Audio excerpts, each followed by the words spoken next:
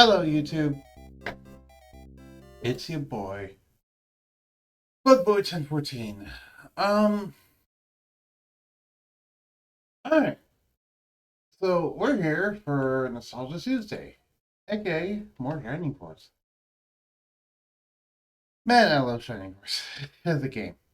Let me send out the stream promos, and then we'll get started.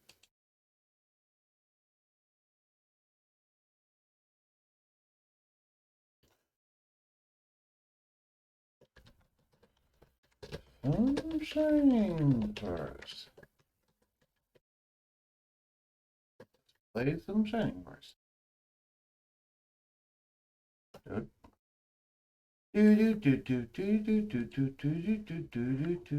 It's muted right now because I don't have the window in focus. And when the window's not in focus for Shining Force, it mutes. So yeah, that's the thing. That's pretty much the case for no matter how you emulate it.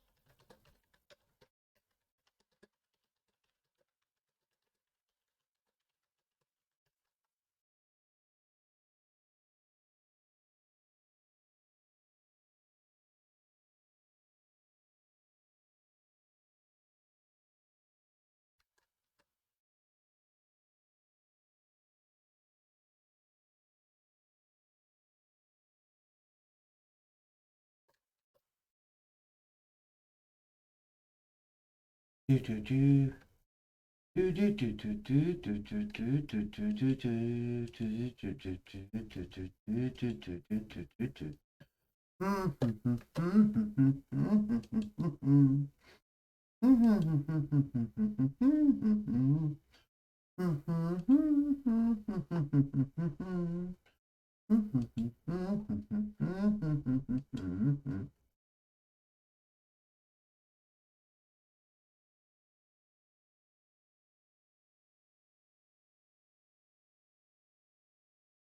All right, gaming.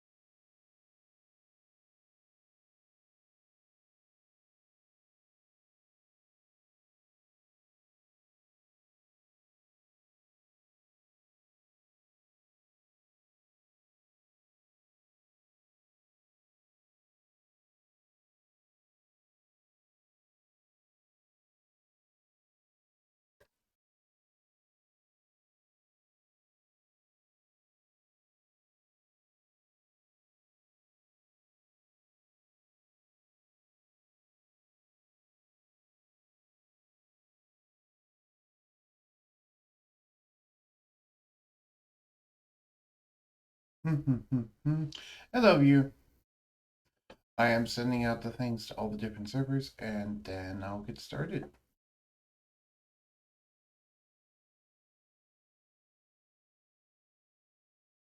How you doing? Hey, it's as Death again. Hello, Ethan Death. Sorry, Ethan.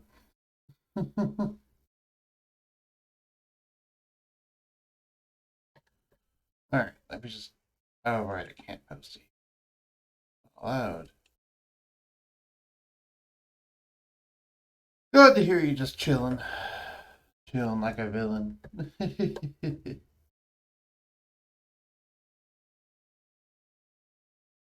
Mm-hmm. Do do do do do do do do do do do do do. I have Metal Gear Rising Revengeance music going through my head right now. Sorry. I'm doing pretty well. Got my water. Ready to do some Shining Force, nostalgic gameplay, etc. etc. Alright, now I got everything sent out. Let me send one final message to people.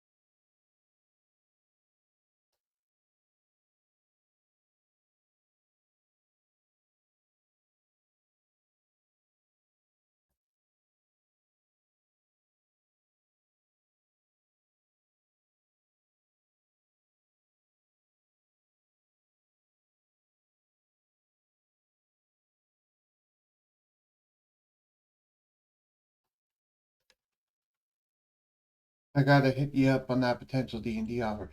Oh, right. We can talk about that in a moment, actually. Let me just finish this up real quick.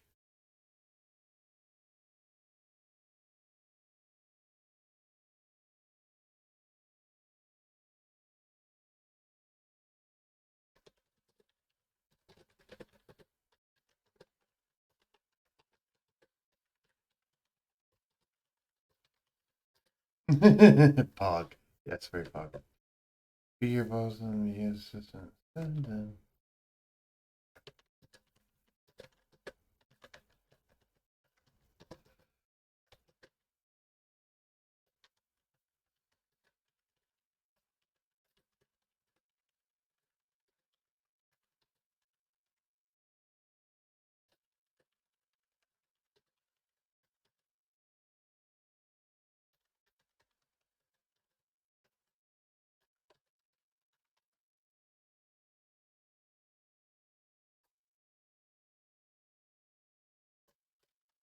Alright, cool.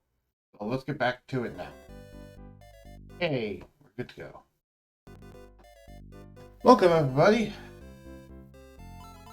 I see we now have 3 viewers. Welcome. Okay, no one's okay. Yes, welcome to Shining Force, a game that was very near and dear to my heart as a child. Currently, we are fighting in the Cavern of Light to try and get the Orb of Light. I forget if it's the Orb of Time or the Orb of Light. I'm pretty sure it's the Orb of Light. Behold, the dreaded Cavern of Darkness. You must defeat the monsters to gain the Orb. Yes. It doesn't look like Dead Cells, and it's Tuesday, not Monday. Didn't I change the stream title? Ugh, I forgot to change the stream title. Boo. Ugh. Well, I just changed it now. It should be fixed now. I thought I read... Because I had typed it out, but I forgot to click done. Was the issue. Sorry if you came here looking for Dead Cells. It's not Dead Cells. Oh, please.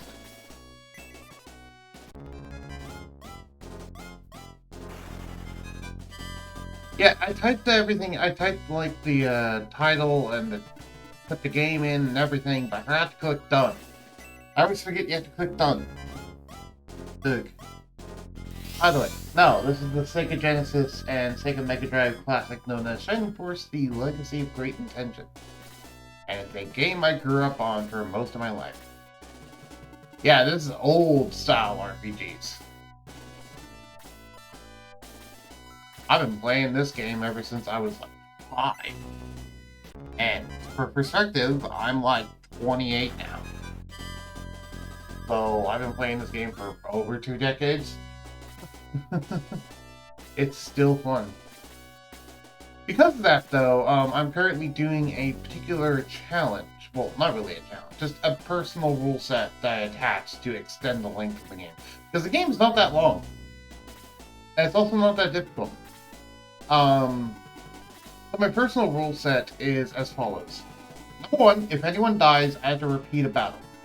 Number 2, if anyone levels up, I have to repeat a battle. And then number 3, try to get all items and characters. That's pretty much it. I don't need to get them all into my inventory at once. It's more just I need to get them, period.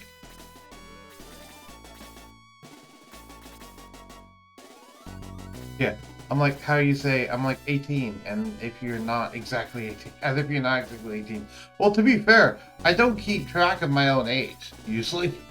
It largely doesn't matter to me what my own age is. I just know I'm roughly between the ages of like 26 to 29 or something like that. I know I'm older than 26, so like 27, 29, around there. I'm not 30 yet. Getting there. Yeah.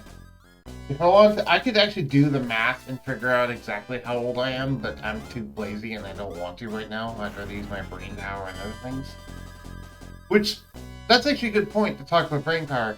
Most of what I do in this game is entirely muscle memory based, just because I've played this game so many times that I have it practically memorized. So a lot of the times I can just very easily talk while playing this because I'm not even thinking about half the things I do in the game. And that's just because I've got myself so down to like, okay, what is it I need to do? As long as you know the year you're born, you're good. Yeah, I was born in 1993. Oh.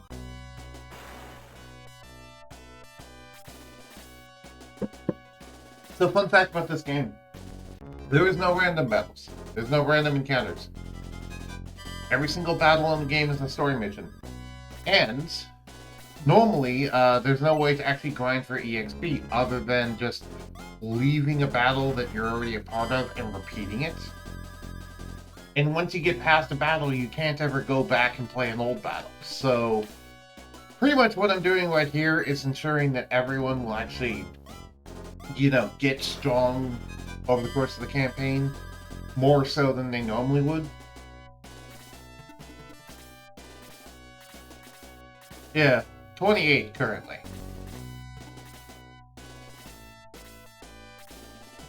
You can give him my username, you can guess what month it is.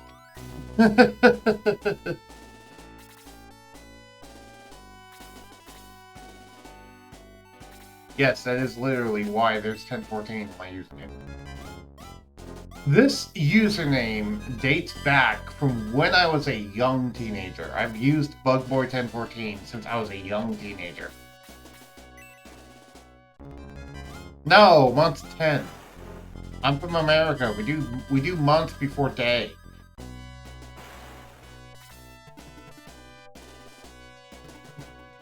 I know that's not the case everywhere, but in America we do it that way, or at least in the places I grew up in.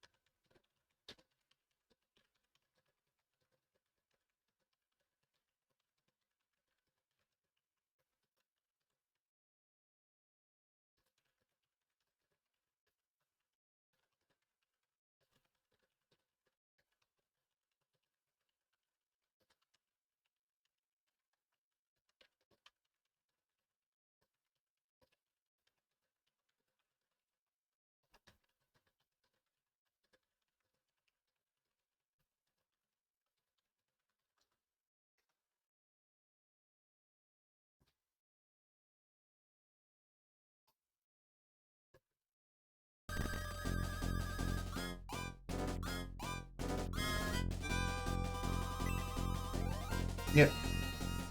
Power 10.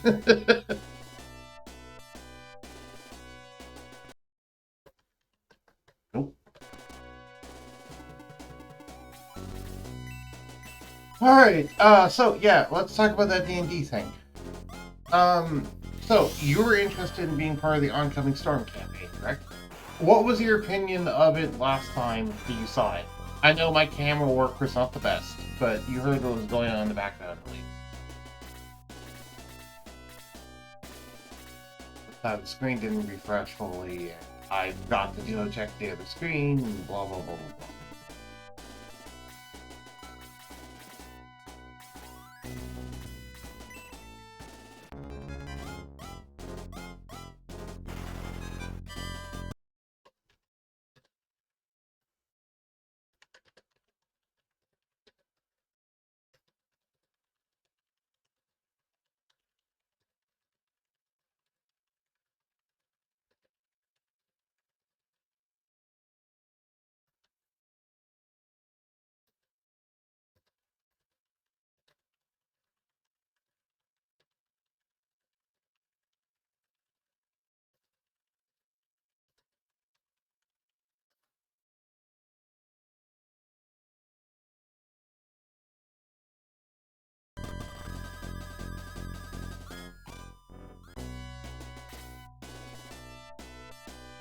Ah, okay. All I know is dice pool and custom characters, indeed. Was interested in listening to it, although, again, I don't know. Okay, well, if you're interested in listening to it, why don't you join the Discord? You know I have a Discord? If not, I believe there's a link to it in my Twitch profile, but if it's not there, I can always just send you one. Even if you don't want to be a direct part of it, if you just want to listen to it, there's a role-playing channel specifically for the campaign stuff in my Discord.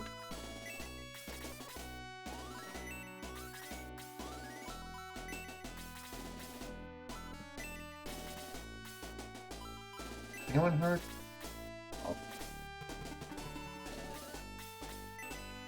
Yeah, check my Twitch profile. It should be there. If it's not, I can just send you a link, but I'm pretty sure that is in my Twitch profile. I know I don't have Nightbot, otherwise I'd set up a Nightbot command.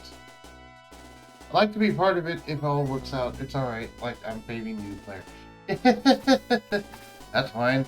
We have a couple of new players on the team. Hold on. Let me do this and this. Boom. There you go. You want to join Discord? There you go.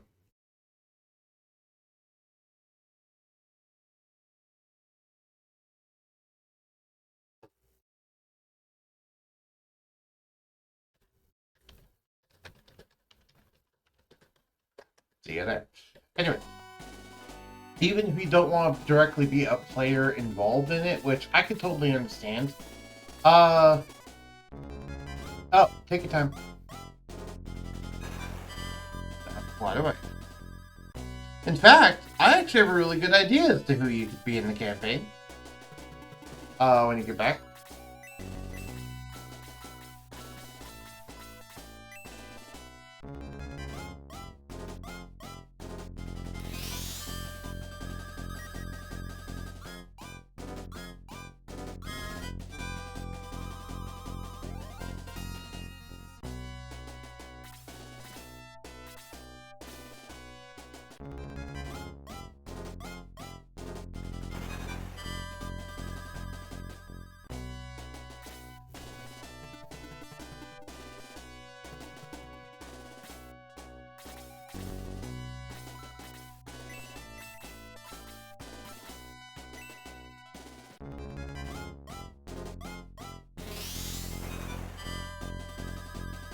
Yeah, I know exactly who you could be.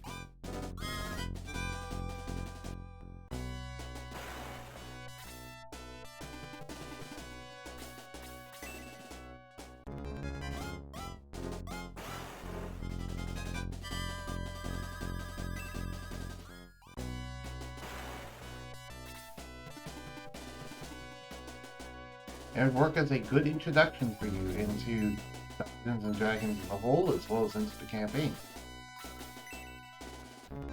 Alright, so we're healing this person up, and we're gonna just get through this fight.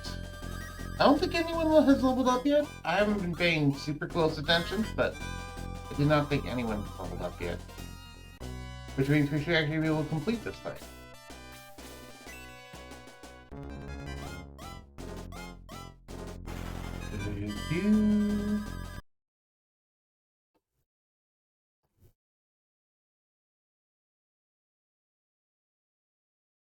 Alright. Welcome back. Welcome back in. Nice to have you back in.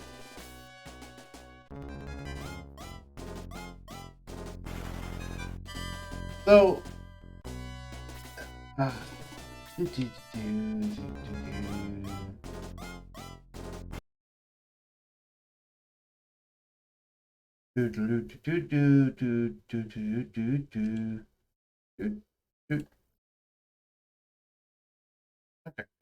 I went ahead and gave you the oncoming storm move. Hello, Surtur. How you doing?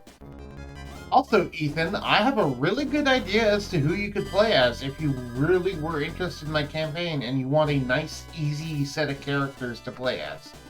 Because I already have certain characters in my campaign kind of looking for a pilot, and it needs to be super easy to understand.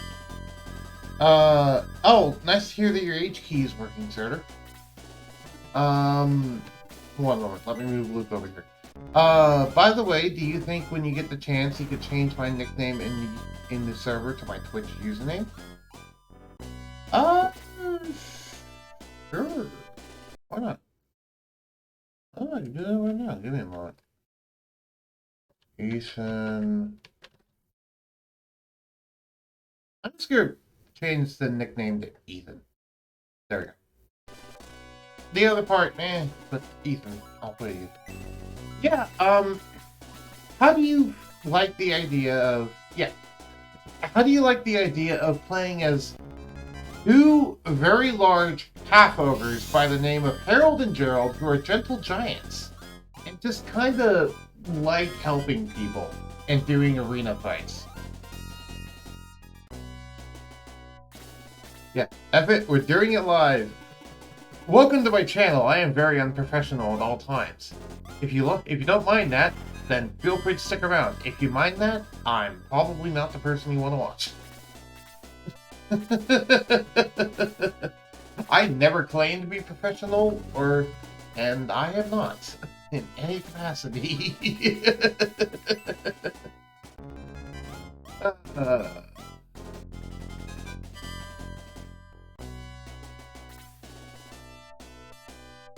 Yep. They're kind of easy to understand, kind of easy to play, and kind of easy to roleplay too, because pretty much their entire personality is, hey, they're big, kinda as smart as an average person, but aren't super good at alliterating their words, and they're gentle giants that like to put on a show in an arena fight. Yep. Basically, I thought they were good, like, tutorial characters. They're pretty simple to understand tutorial characters, is what I was thinking. Plus, they're actually pretty strong with how simple they are. And currently, I'm piloting them as a DM, because they used to be NPCs, but the party's thinking of recruiting them, and I'm like, do I want to be permanently doing this? But you can now do it if you want to, you know? If you want to be part of the campaign, I think that's a perfect place for you to be, just piloting Harold and Gerald. So, if you want to, you can go ahead and let others know on Discord that that's what I'm planning. There's the oncoming storm chat in the more specific channels.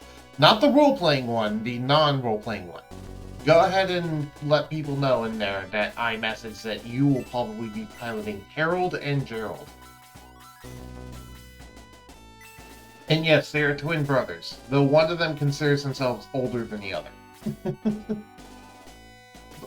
Harold is the slightly older of the two, as well as the slightly smarter of the two, and Gerald tends to just prefer hitting things that he doesn't like.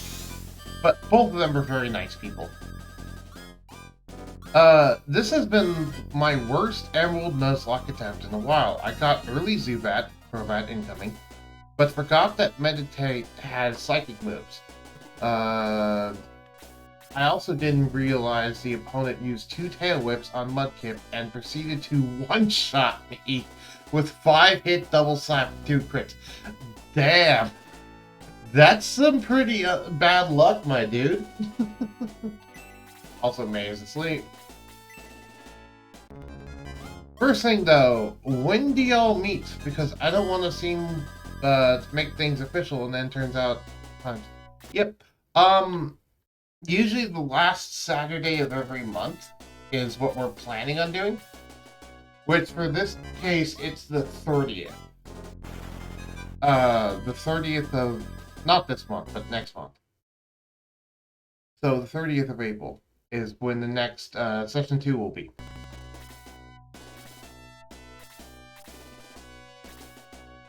Does that sound good?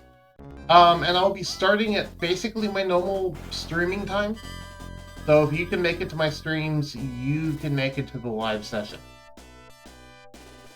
Also, I want to point out, I will be live streaming the campaign. And there will be a group voice call that we're all in. You don't have to speak out loud if you don't want to. You can just type, and that's okay. It's up to you. Because there's a couple of people in the campaign currently that don't want to speak out loud on a live stream, and I'm totally fine with that. That's because last time I got in the stream about 3.5 hours in. Well, okay, but you managed to catch my stream this time at the start of it, correct? If you can catch that, basically, if you can be there, yeah, and that's when I woke up. Okay. Well, if you can make sure to wake up early enough on April 30th, you should be good. Yeah, if you go to the event listed at the top of my server, it will tell you what the starting time will be for your time zone. The events in the server auto-adjust for your time zone. Ah, okay. Well, you know.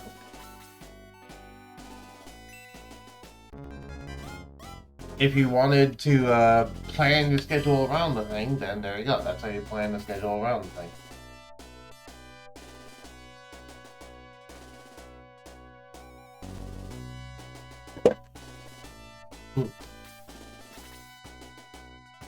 May is asleep. For those who forget, by the way, what this egg is that's in Gong's inventory, he has the Domingo egg. Meaning that, and this is a side item that we got earlier in this chapter that is not useful right now, but it's a secret tool for later, to use a pop culture reference. And now, speaking of which, it's time for my class. Okay, take care. Yeah.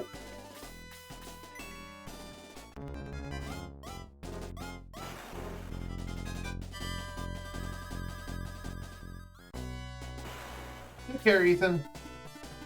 See you later.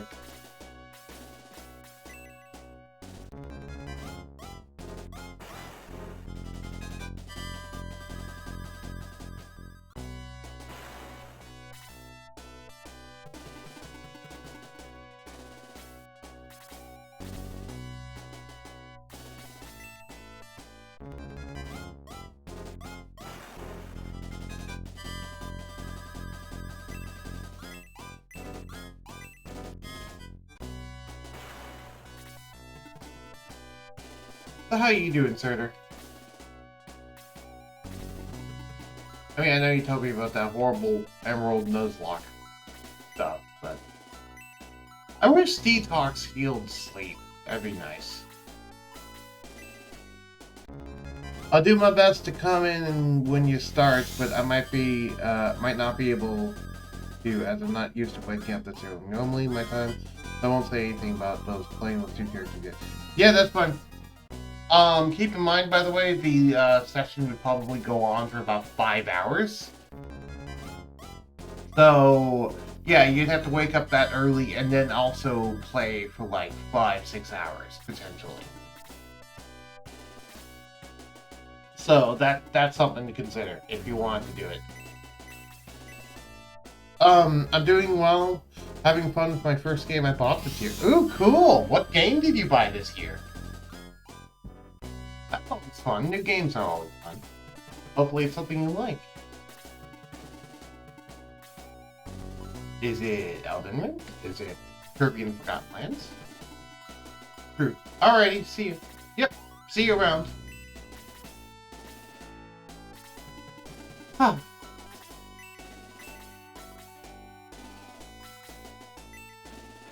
Play the Spire. Oh, that's a game I have not tried, but I've wanted to try. It looks a lot of fun, from what I have seen. It reminds... That and Darkest Dungeon are two games I really want to try at some point, but I've never gotten a chance to try, and I've never gotten the motivation to get them. It's a card-based roguelike, yeah. From what I've seen, that's what it is, and it's very interesting. Also, Inscription. I want to try and get Inscription at some point. That's another game.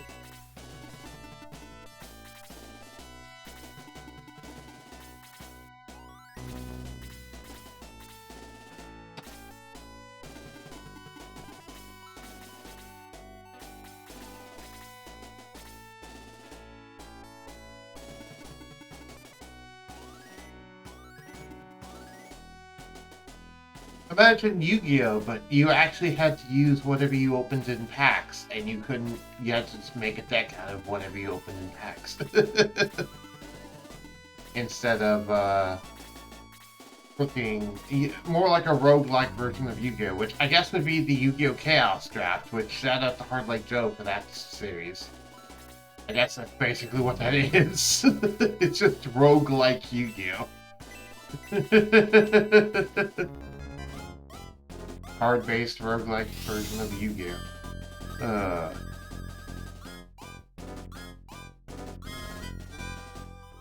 I'd love it if they ever made that in an official format. That'd be funny. The Yu-Gi-Oh! Chaos Draft formats.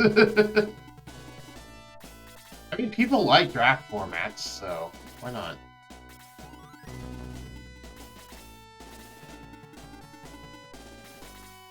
Anywho, I don't think anyone has leveled up yet. I have not been paying super close attention. We're about to come to the Gauntlet of Mages. First one person has entered the Gauntlet.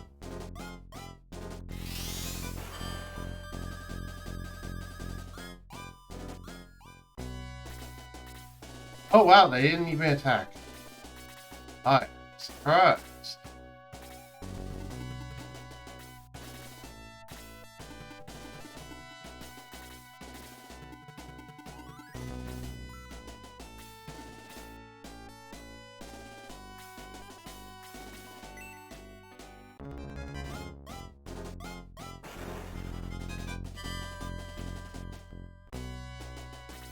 Do do do do do do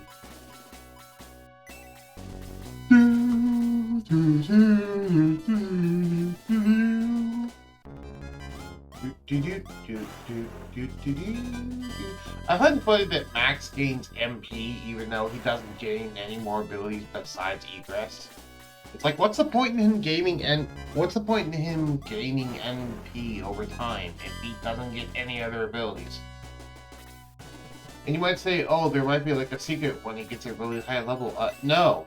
I've gone into the code of the game. I've gone into like the data of the game. There is no ability he ever gets. It's just egress, and it's not like it ever costs more for any reason. It's not even like he gets egress 2 or something. Oh god. Oh lord. Oh. Okay. Ouchie. Hello, Lemur. How you doing? I was just chatting away with Surtur. And Ethan as well, before he actually left for his class. Or they, before they actually left for their class. Yeah, you run away, Use a healer. Okay, good. You just smack it with your stick instead of using magic. I'm glad. Because that's a lot less threatening. How you doing, Lemur? Oh, you don't have enough MP. I didn't even notice that.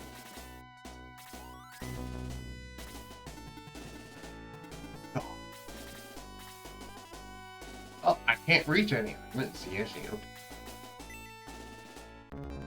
Do do do do do. That reminds me, I need to plug in my freaking I need to plug in my tablet. Oh, May just leveled up. Now we need to repeat this fight. There's the official level up. I saw it this time. Okay. Oh, that's fine, because so many people when you're dead, we're probably going to have to repeat it anyway. Let's egress that. Before someone dies.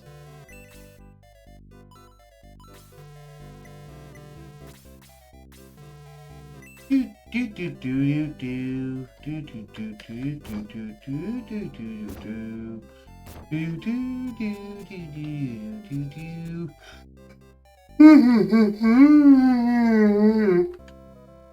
So yeah, this is a thing that we need the Orb of Light for. We can't get into here without it. We need to go get it. But, as I said, if we level up, we have to repeat a fight. So, that is now a thing. I am hungry. I forgot to grab lunch. Sorry, I forgot to grab breakfast. Yes, I forgot to grab lunch too. I wasn't trying to grab lunch. Punch him in the face.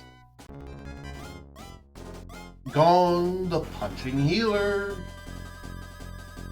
Hack him in the face. The Way of Mercy Monk. AKA Gong. Gongy boy. The Gonkster. Oh hey, you're actually Earth scanning. Okay, I'll go ahead and lurk in your chat as well.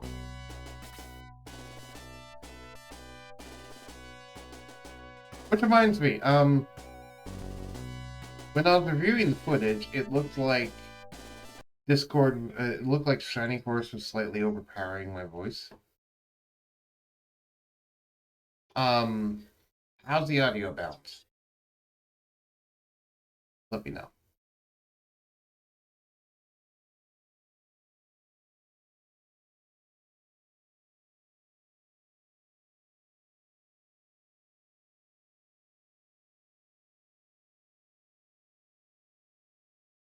Okay.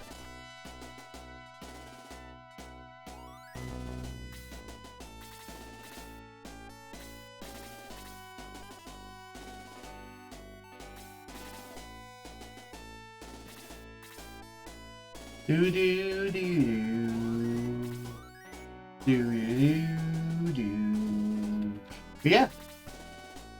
Music is a bit loud, but I didn't have trouble understanding what you're saying. Okay. I'll turn down the music a little bit. There we go. Yeah. Okay, turned it down a little bit. Is it any better for you? I hope so.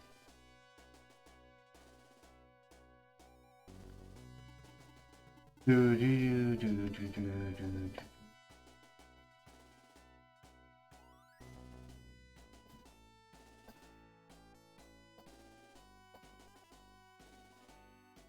Do, do, do, do. So honestly, I think the campaign was a resounding success so far.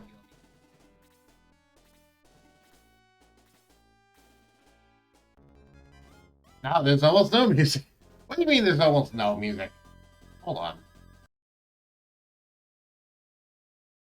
Alright, then turn it back up.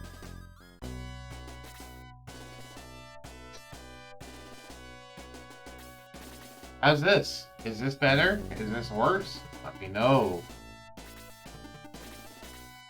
Also, let me readjust my microphone. That might actually help. Okay. Did that help me be louder? I moved the microphone to be more pointing towards my face. Yes. I need to shove it more directly in my face.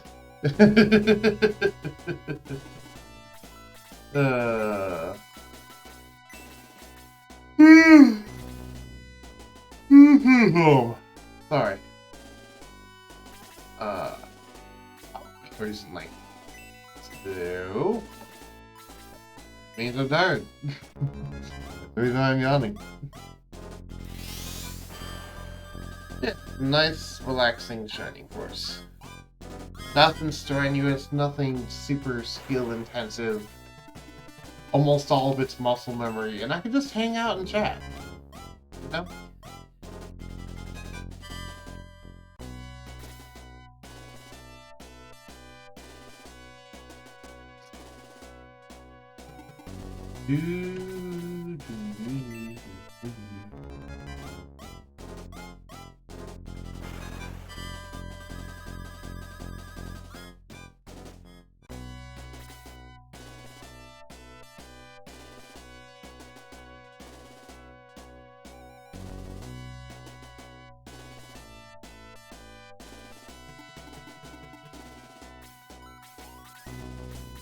Alright.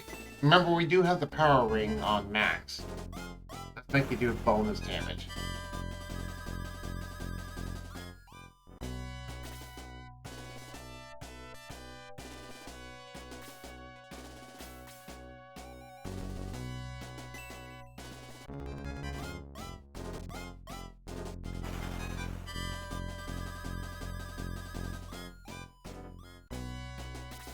Hey.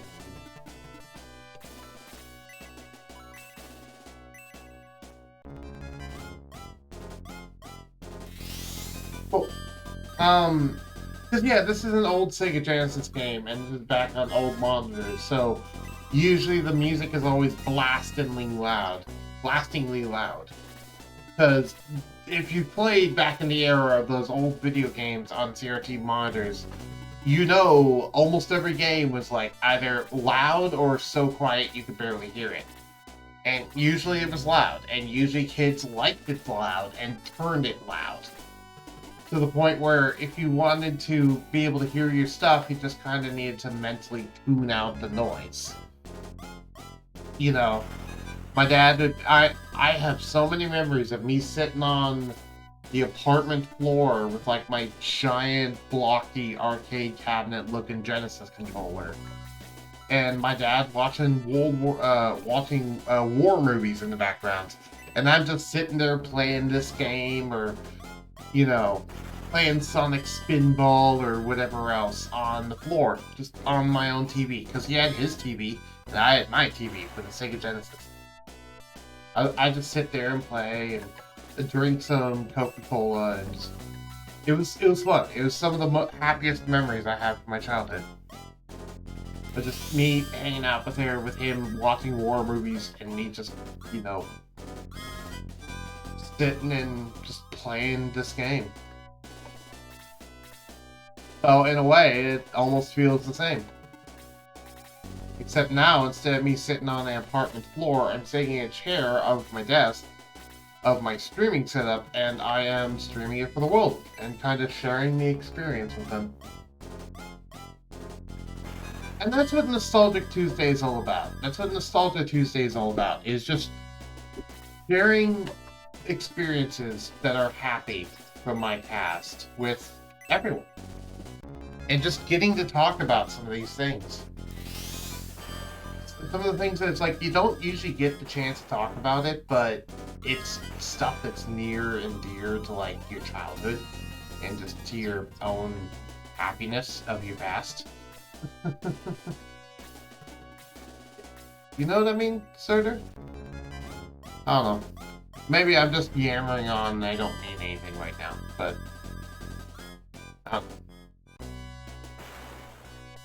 Oh, out of water already.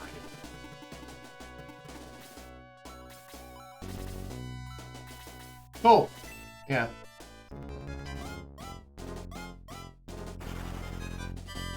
I mean, to be fair, I'm also nostalgic about Yu-Gi-Oh, but I can't exactly experience that because it's not like I can do like schoolyard uh childhood deck Yu-Gi-Oh against someone because I mean how exactly would I be able to do that in any capacity?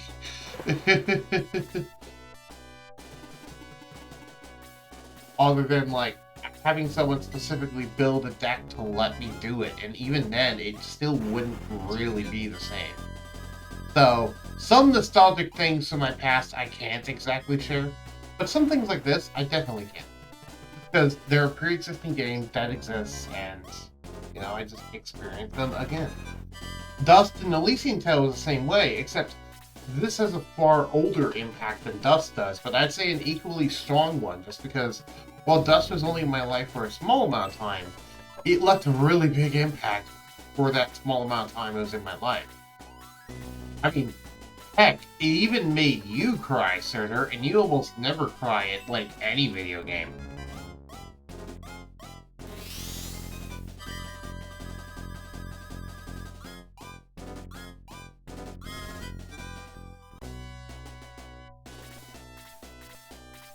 But even then, it was still a really happy ending. And that's why, I don't know. I'm just rambling on. I guess that's kind of the entire point of Nostalgia Tuesday. Oh, I do cry after. Oh! I was not aware of. I was not actually aware of that. After Nostalgia Tuesday, the plans I have for the future, because there's a few definite games I want to do from my childhood on Nostalgia Tuesday. So I guess I can kind of talk about the plans for the future for this time slot. Okay. So there is this video game, obviously, but this is only going to last so long. Then there is also Gladius, which is a game I want to play on stream. However, I need to find a way to get that to actually run well. Which, I don't know how exactly to get that to run well.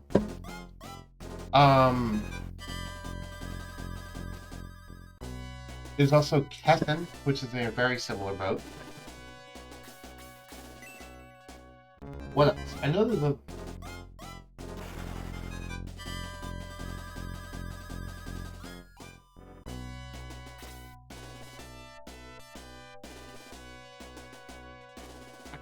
I can't think of them right now. Darn. I don't know why I can think of them. Ah! Hello, Grochek. The battle goes good. The battle goes good. How you doing? I was just yammering on about Nostalgia Tuesday and stuff. And I did not mean to heal them. My bad. Yep. Today is Nostalgia Tuesday, so I just share games I am nostalgic for my past for, and this is definitely one of them. I'm doing fine. I'm just taking a break from my own Shining Force 1 playthrough. Cool! What are you doing, like, specifically for yours? I'm currently at the Laser Eye battle. Ah, yeah, that's fun. That's definitely a fun battle. The Laser Eyes are probably my favorite enemy in the game, just in terms of uniqueness, because they deal exactly 20 damage. Regardless of who they attack, they just deal exactly 20 damage. Which is a very unique thing compared to most enemies in this game.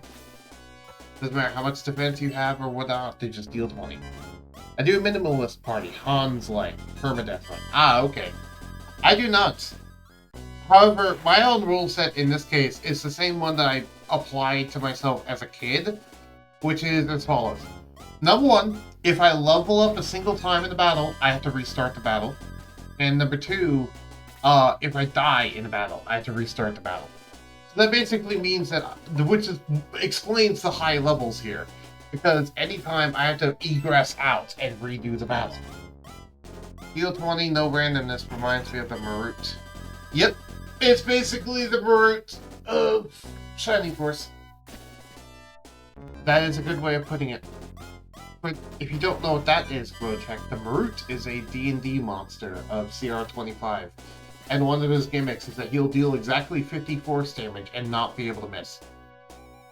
Well, if Max dies, then you would have to redo battles. Yeah, fair. But yeah, the reason why I'm doing this is because this game is relatively short, and I want to extend its length. And also, as a kid, I did that just because of, you know, wanting to... As a kid, I did it because I wanted to see what some of the higher levels had. Take your time. Go check. There's other rules, but I'll go over them in a second when he comes back. Third already knows the other rules. You know the rules, and so do I. Sorry, that randomly popped in my head when I was saying that.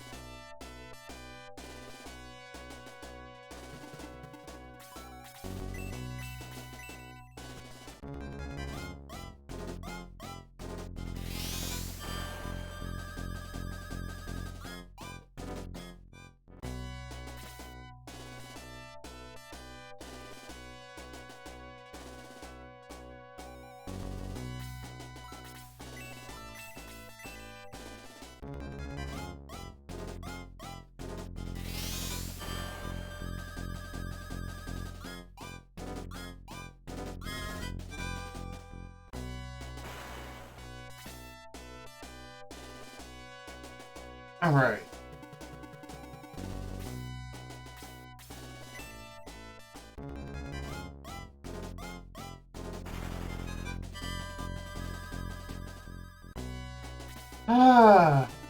How to do. You know, after this battle, I'm gonna go grab some more water because I am thirsty.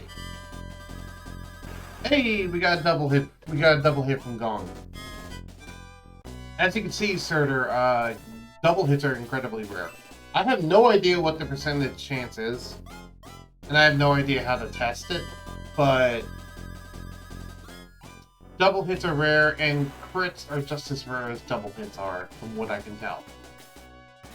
So I don't think anyone has leveled up yet.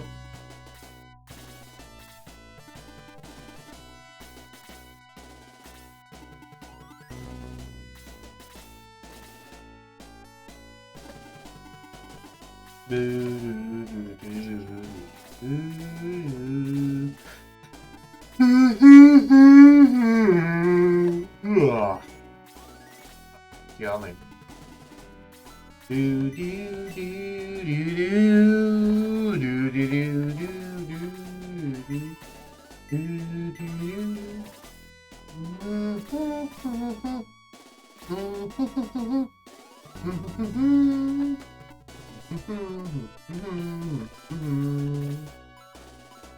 Oh, you actually have med blurb on you. I'm surprised.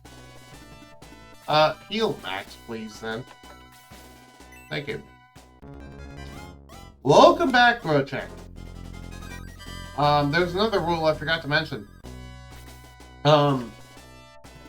The other rule is the fact that if we get a new team member and I don't actually have enough room for them, I have to swap out whoever the strongest member of my team is with a new team member, ignoring Max, obviously. Yeah. It is what it is. Oh, you stressing over something you can't control, right? Advice my dad always gives me.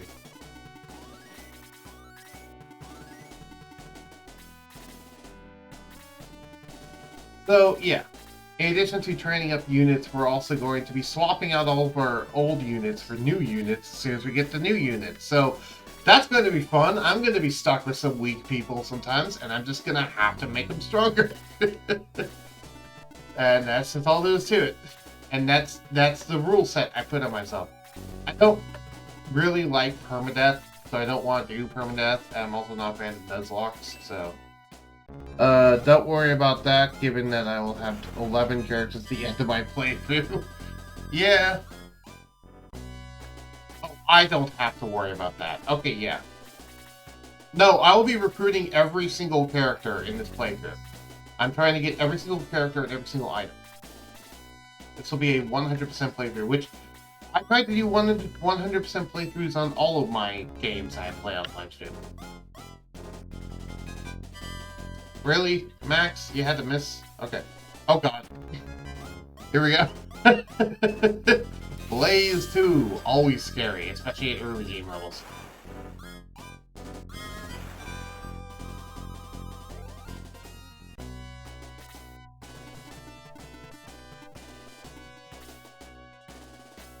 I'll do this and read. I remember when I was a teenager, I tried to do a special playthrough. My goal was to get level 20, 99 with every character in the game. Oh god, that sounds horrifying. I'm not necessarily going for that, but I mean, don't even know how you would do that. I mean, what mission would you grind specifically just to level up characters? Do you just do the same one over and over and over again? Also, someone died, so now we have to repeat the fight. 2 people died, but still, my point being, as per my rules, I must repeat this battle again.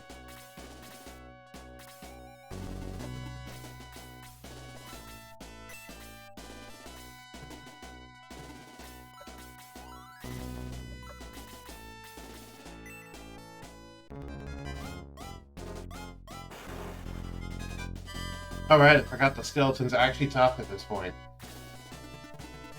Let me get someone... Okay. I was fairly far on that goal. My initial team was all level 20. At the same time, Lo and Gong were fully maxed out in the first battle. Oh hey, they killed Max, so that's convenient. Now I can just warp out. Yeah, these wizards are no joke, because they deal set damage. And the amount of damage they heal... the amount of damage that they deal, quote unquote, is quite a bit more than my current... it's about halfway through my HP, so they can two-shot me.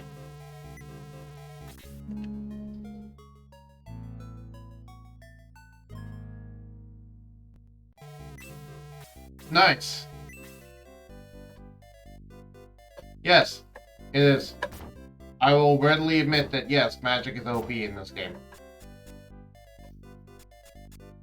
Too bad Max doesn't get access to any in this game. And again, there's a lot of weird design choices in this game. That's just my opinion. It adds a lot of charm. Oh right, I said I was going to go get some water, so I will be back. Also, I will state, I am playing, too bad Max doesn't learn bolts like he has in the Final Conflict. Yeah. I know when I made a ROM hack of this game, I gave him bolts, because I did some ROM hacking in the game. Which, I can point out, I'm playing this on the, I'm playing this officially, this is not emulated. This is on the Sega Master Collection thing on Steam. So, yeah, this is an officially bought version of Shiny Point. Anyway, I'm gonna go get some more water. I will be back.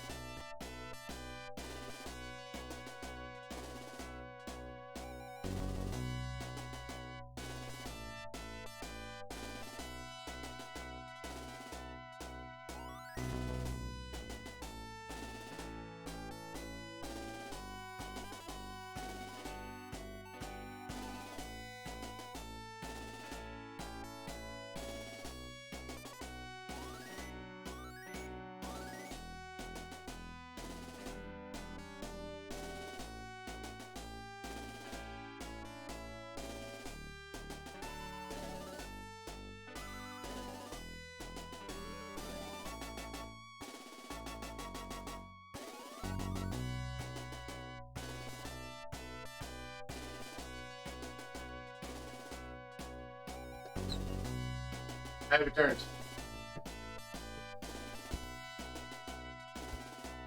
I went and got a banana, ate a banana, came back with some flavored water. Interesting. I still have my cartridge, but I now play emulators. I also have SF2 cartridge in 24 CD.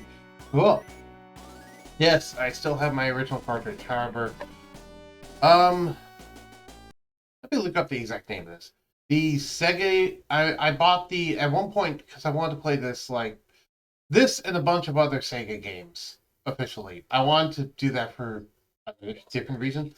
So I bought the Sega Mega Drive and Genesis Classics pack for Steam. And that's what this is currently running on. By the way, if you ever want to use that, run the simple launcher. Don't run the default launcher. And you'll thank me, because the default launcher is horrible and will lag you to hell. But the simple launcher actually runs well. Oh god, I forgot your quick was that Lance and not the other Lance. This is running on the simple launcher. This runs fine. If I run the quote-unquote default launcher for this, it loads up an entirely highly detailed bedroom to have this all in, and it lags the game to no end. It would be like 3 frames per second if I was trying to do that, which is very annoying. So yeah, this runs simple one. But yeah, it includes lots of things. I think it has only Genesis games, not Sega CD games. That's one of the issues with the content. Yeah.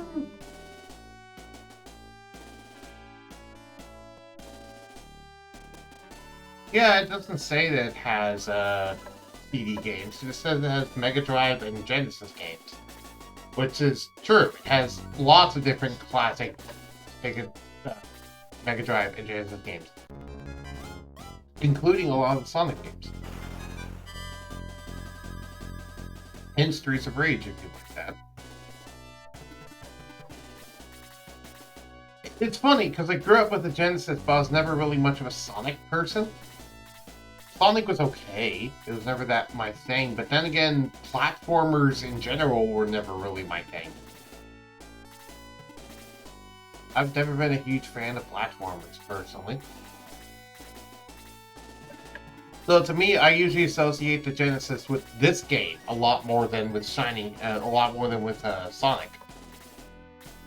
I would think it would be a great collection it would be great if a collection of all the Camelot games was released. I am not familiar with all the Camelot games. I'm going to not lie. Also, remember to actually equip the spear this time. Thank you. The only bad part about this mission is this opening area where you just walked in by 2 zombies. Besides that, it's honestly not that bad. Hey, Grocheck, are you part of Shining Force 1 Central? The SF1 Central forums? Because I know that's a big thing, and I perused around there before, and that's where I got the SF1 editor.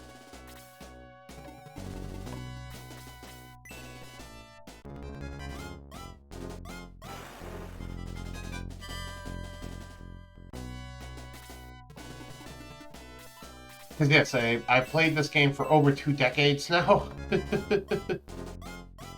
Camelot is the designer who made Shining Force 1, Shining Force 2, Shining Force CD, Shining Force 3, Shining in the Darkness, Shining Wisdom, Shining into the Holy Ark, and Shining Force Final Conflict.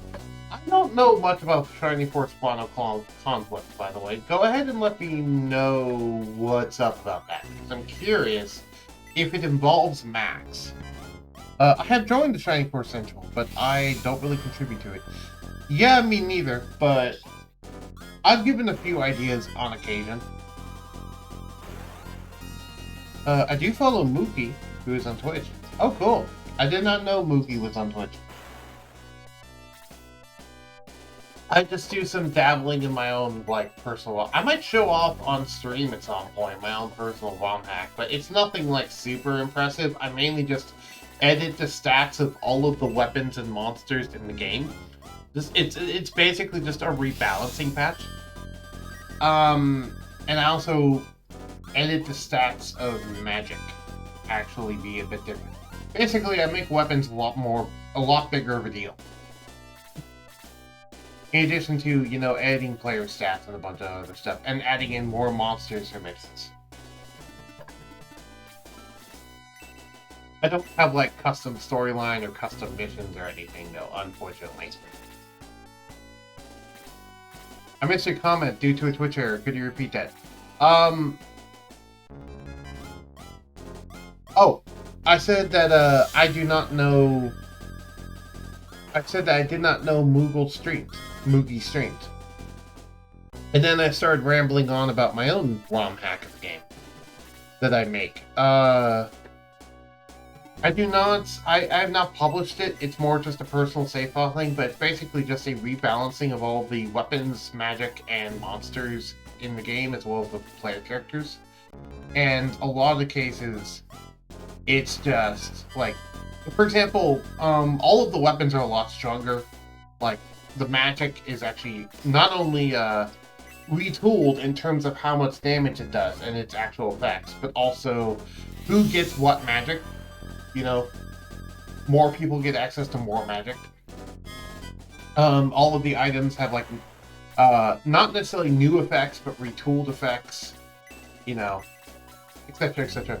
Also, magic is made a lot cheaper, so it's actually spammable instead of how it currently is, where it's like, oh hey, Fire 4 takes 20 MP, you might be able to use it, like, once. Her Twitch name is Shining Moogie. She streams Shining Force once per week. She should be streaming in about 45 minutes. Okay, cool. Alright.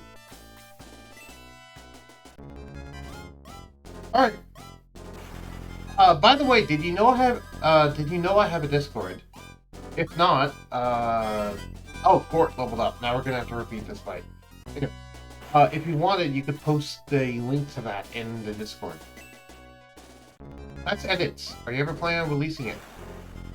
I'm more worried that no one's gonna care.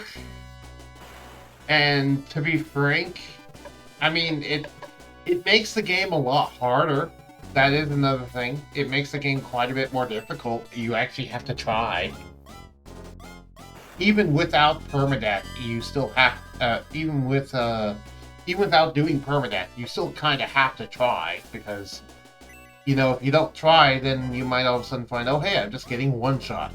It's like, yeah, because you did this.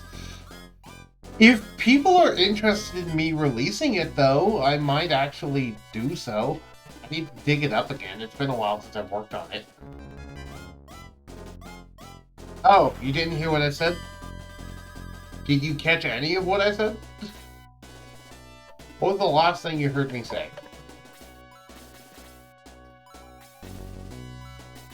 Everyone hurt.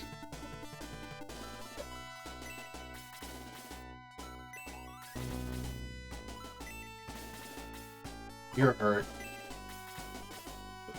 And you're hurt. Okay. Use... Oh. Not... Don't use the bronze lance on Gort. Use the Metachlorif on Gort. Oh, that's silly. You were talking about asking me during Discord. Ah, okay. Well, I was talking about the... You asked me about, am I planning on releasing it? And I said, I kinda don't think anyone would care about my edit because it seems pretty basic for the most part, just in terms of, like, all I'm doing is adding numbers. It's not like I'm adding in story or new characters or anything. I'm just adding all the pre-existing stuff and rebalancing it. The only major thing I do that's actually game-changing... Oh god, Andrew died. Okay, that's another reason why I had to repeat this fight. Anyway, the only major thing I do that's, like, actually game-changing... Well, okay, there's lots of things I do that are game-changing, but my point is, the only, like, really noticeable thing at first, besides difficulty, is the fact that you will have pretty much every item available from the shop from the beginning of the game. They have their price tags that they always have, but they're available to be bought from the beginning of the game. So if you wanted to buy some, like, for example, endgame gear early on, you can do so, if you just save a bunch of money. I love rebalances that make the game harder. Yeah, this is a rebalance that makes the game harder. Definitely. Basically, one of the things I do is I increase a lot of the weapon's actual attack power boosts and damage. And I also give the enemies better quality equipment in a lot of cases. Like, for example, almost every single enemy has not only a weapon, but also a ring on them of some kind. And the rings boost stats quite a bit more than they normally do. Also, you can now buy rings. That's another thing, too. So, for example, instead of, like, a goblin just being equipped with a short sword, it's like, no, now the goblin's equipped with, like, a middle sword and a speed ring. And it's like, oh, okay. It's like, oh, hey, the middle sword does, like, double the damage compared to what you're normally expecting, and the speed ring boosts speed by 20 instead of boosting it by 4. Oh, okay. You know, that sort of thing. And it's not even like a certain enemy type has a consistent what ring they have. It will vary from enemy to enemy. Certain enemies might have like speed rings or mobility rings or power rings or whatever. You don't know. You're going to have to inspect their inventory if you want to know. That's one of the gimmicks, is that it's more or less randomized rings. Now, granted, it's not true randomized, because it's more just, when I'm editing the mission, I just do a system that randomizes it, but it's still set in stone, sort of thing. Yeah. That's some of the difficulty stuff I'm talking about. Though, as I said, every single item that is usable by the player characters in the game is available to buy from the store, including stat boosting items. So if you wanted to, for example, just buy a bunch of defense potions or something, you could do that. It would cost a lot of money. It would cost an arm and a leg, but you could do it. I would like to change the fact. Yeah. I also change magic quite a bit. Also, I give Max a unique ability called Savior. Would you like to know what the Savior ability does? What about the special weapons like the Sword of Light? Those also have their damage increased as well. No, you cannot buy those, though. You cannot buy unique or special story-related weapons. So, Sword of Light's off limits, Sword of Darkness is off limits, the Chaos Breaker's off limits, etc. Yeah, okay, so Savior is a pretty expensive magic, and there's only 4 levels, and unlike most magic, all 4 levels have a different effect, but also all 4 levels affect the entire party when they're used. Okay, so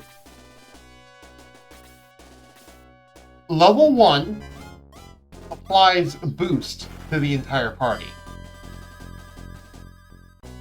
And if you don't remember what boost does, I know most magic is 4 levels, but my point is the fact that each level does a different effect, instead of it just being an escalating effect, like is normally in the game.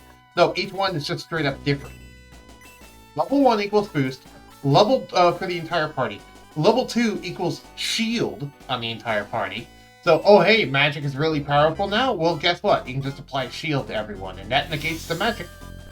Which, ideally in mind, if you're if you're actually like doing missions properly, then you'll have shield by the time of the desert mission in Chapter 2. Meaning that you'll be able to survive that onslaught of mages. Yep. Level 3 equals speed, which is the plus 10 speed, plus 10 defense one. Or quicken, I believe it's actually called. Quicken. And then level 4 is just a full party heal. It's basically the same as a shower of cure.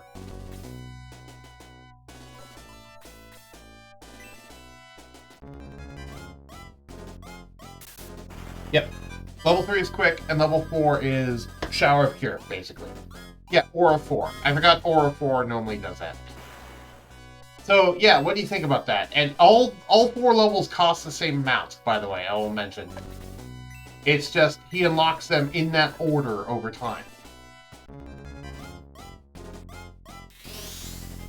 Also, I changed egress to cost 0 MP, so you can still egress out regardless.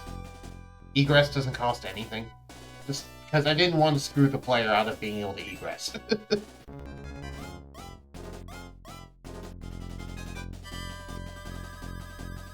So now Max's MP bar actually has a purpose. Yeah. And I figure, like, okay, because now you actually have the opportunity to be tactical with your things. You know, you actually have to be like, okay, so, you know, should I apply a damage boost to everybody? Should I apply, you know, a shield because there's a lot of magic users, you know, etc. And you also have to kind of figure out what it does. Because again, it just says Savior, and it shows a picture of a dude pulling a sword from a stone. That doesn't tell you what that does. Is learn to you need to grind out levels. You don't get the spell immediately. You actually have to level up Max a bit before he unlocks Savior 1. And then he'll unlock Savior 1, and then over time you have to level him up more, and then he'll unlock Savior 2. And then over time he'll unlock Savior 3, and then Savior 4, etc. You learn them in that order that I listed. Yep. Exactly. You actually have to level up Max to get them. Which, it gives Max's MP bar an actual freaking purpose. Yeah, it runs like normal magic. Exactly. Speaking of, pretty much every mage has access to all 3 elemental types of magic. It's just the order that they get them that's different. They usually have, like, all 3 types of elemental magic and then a 4th unique thing for them. Oh, yeah. Like, for example, Toe unlocks her level 4 fire magic first, Anri, which is dead, unlocks her level 4 freeze magic first, and then the other one unlocks their level 4 thunder damage first. But either way, all of them can eventually get to level 4 in each element, if you just grind them high enough. Also, that's another thing I should mention. Every single magic in the game now has 4 levels to it. There's no, like, you know, oh hey, it's sleep, and it's just kind of stuck there forever at level 1. No, there's now a sleep 4. Yep, Aleph. That's the one, Aleph. I always forget their name because I almost never use them outside of this specific rule set that I'm doing.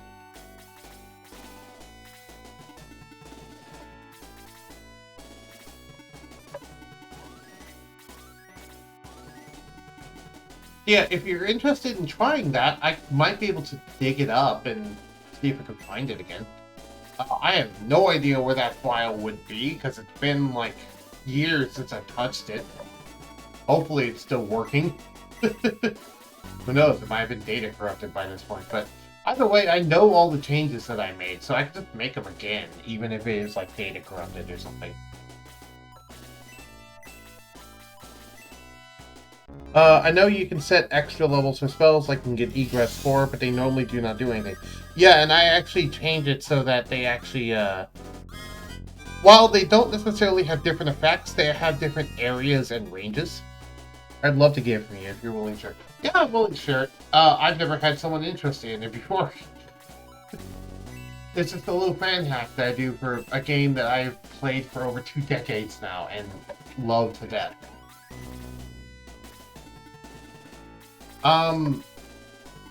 For example, you want to know one of the changes in this mission specifically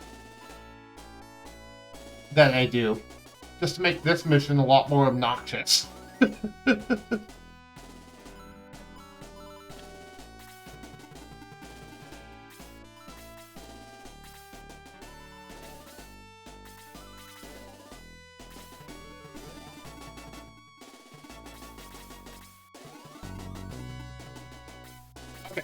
So, one thing I'll mention is that enemy mages, they won't always have blaze. They will have a random elemental magic. So sometimes it's blaze, sometimes it's freeze, sometimes it's bolt, sometimes it's like sleep or something. But anyway, so you know the 2 zombies that are here blocking the path? Yeah, no, in my hack there's 8 of them, just all standing in a block here. blocking your path. There's 8 of them standing here. And also the bats that are over here, yeah, there's like a lot more bats than normal over here. Yeah, you thought it was annoying getting through 2 of them. There's now 8. Good luck. And remember, zombies hit harder now. So yeah. Also, it would be hard if you overload zombies in the previous one. Yeah, I don't do that though, because the desert battle's already enough. Actually, I removed the zombies entirely from the desert battle. You want to know what I do for the desert battle? That's actually a really... That's one where I just went incredibly mean. So, you remember how I mentioned that that I plan on the player having shield, having Savior 2 by the time of the desert battle? There's a very specific reason, because I replaced all of the zombies up there with mages. So they are literally just like 12 or 13 mages that all have like Blaze 4, Freeze 4, Bolt 4, or various other things like that. Yeah, you're gonna need shield. Or else you're just gonna be blasted into the ground by magic. And there's nothing that you can do. I mean, granted, you can tank it if you really try without shield, but yeah, good luck. I've done that before. I tanked and finished that fight without shield before. It was hard, but I've done it, so it can be done.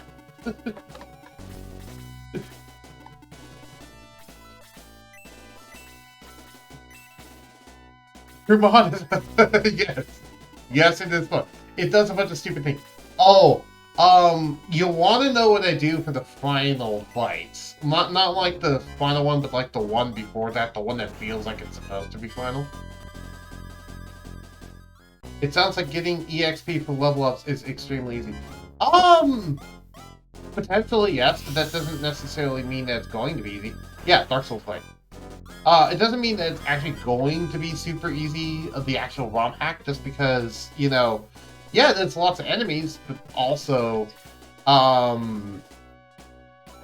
they're also hitting hard, and also necessarily, the enemy stats are going up at a faster rate than, like, a lot of the normal player characters, so... no, the main protagonist of the game, sorry, the main antagonist of the game is the evil wizard dude known as Dark Soul. Literally, he's called Dark Soul, and spelled exactly the way Grochek did. Or the way Grochek just spelled it.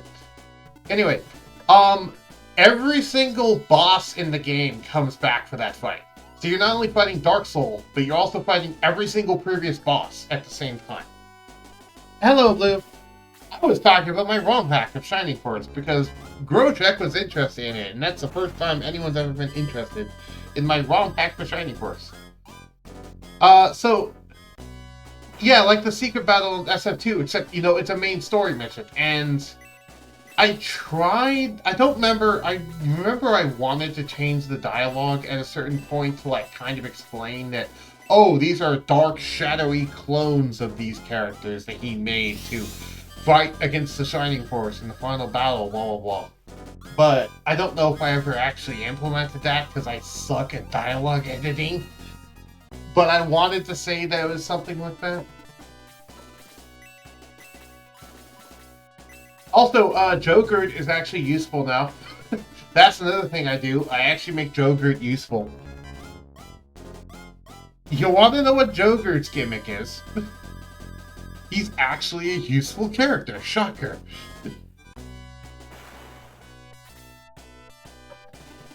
Hello, Blue Draconics.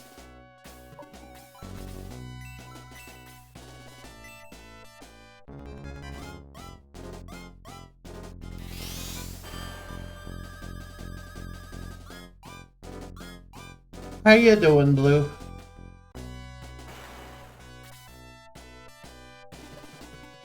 Jogurt is always useful. I needed a sacrifice. Oh, I mean he's useful for more than just a sacrifice now. Doing well, eating breakfast. Cool, what you eating? I'm curious.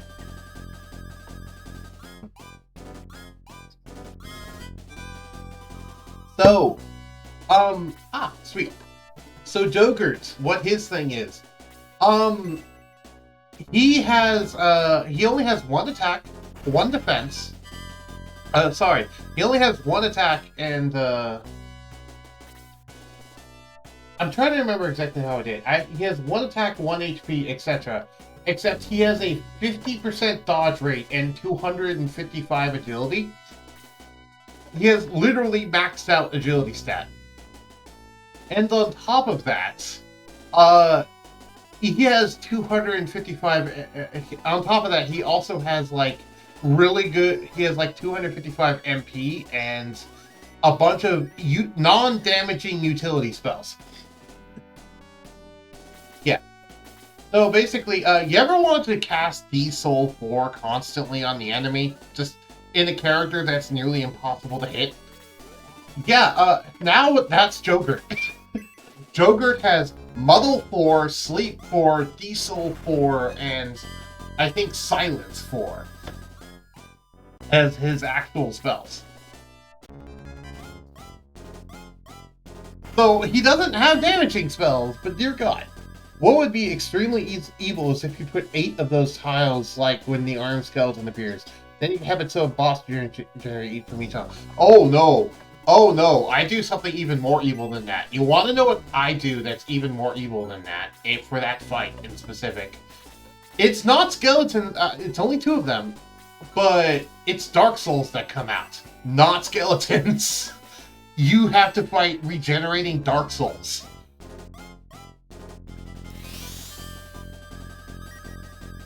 How's that for more evil? You have to fight the regenerating versions of the previous antagonist on top of the big bad at the same time.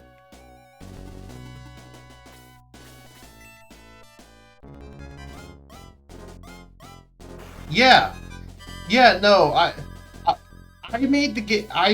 my specific hack makes the game a lot harder, and I do some just completely ridiculous things in it, just because budget, I might as well. That is what I mean. Each tile regenerates a different boss, so you have a... Oh, I didn't actually think of that. That's interesting. You know, that's actually a more interesting way to do it. I think I might actually do that. Thanks for giving me that idea. I don't know how to set up that tile, though. That's the thing. I don't know how to set up those tiles, because I don't know exactly how they work in the code. Anyway, we got to egress out, because multiple people died. Also, I have 5 viewers now, which is awesome. But yeah, if you're interested in this ROM hack, I'll try to dig it up and finalize it and then publish it on the actual buckets. Because I never actually ended up fully finishing it, just because of the fact that I didn't really feel motivated to finish it and no one really cared about it. So I was like, why even bother? But I'll dig it up and finish it up. And if it doesn't work anymore, then I'll just make a new one. That's easy for me to do. I have the original, I have the Shining Force ROM. I can just easily do it again, because I have memorized exactly what I did, so. Yeah, I'm glad you love the idea. I'd love to have you playtest it, because, you know, I've never had someone playtest it other than myself. And so I always appreciate playtesters. Oh, hey, Blue, by the way, there was someone... You remember that person last time that was interested in trying out Dungeons and Dragons? They're still interested in it, and they contacted me on this stream, and, depending on scheduling, they might be playing as Harold and Gerald, if you guys end up recruiting them. Because I figured, hey, that'd be nice, those would be nice, simple characters for a newbie to play. But we're currently still figuring out scheduling. We're figuring out if they can actually show up on the 30th of April or not. Yep. Well, as I said, I pinned it down to the 30th of April. So, that could be plenty of time for people to adjust their schedules and stuff, I would feel.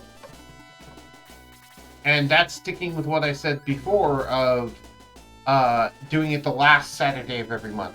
By the way, Grocheck, if you do not know, I actually am a DM in a Dungeons and Dragons campaign known as the Oncoming Storm, taking place in the world of Kishraka. I premiered my first episode of it last Saturday. And that was a lot of fun, and it went very well, I would say. Yep. You could probably find it in my recent vids.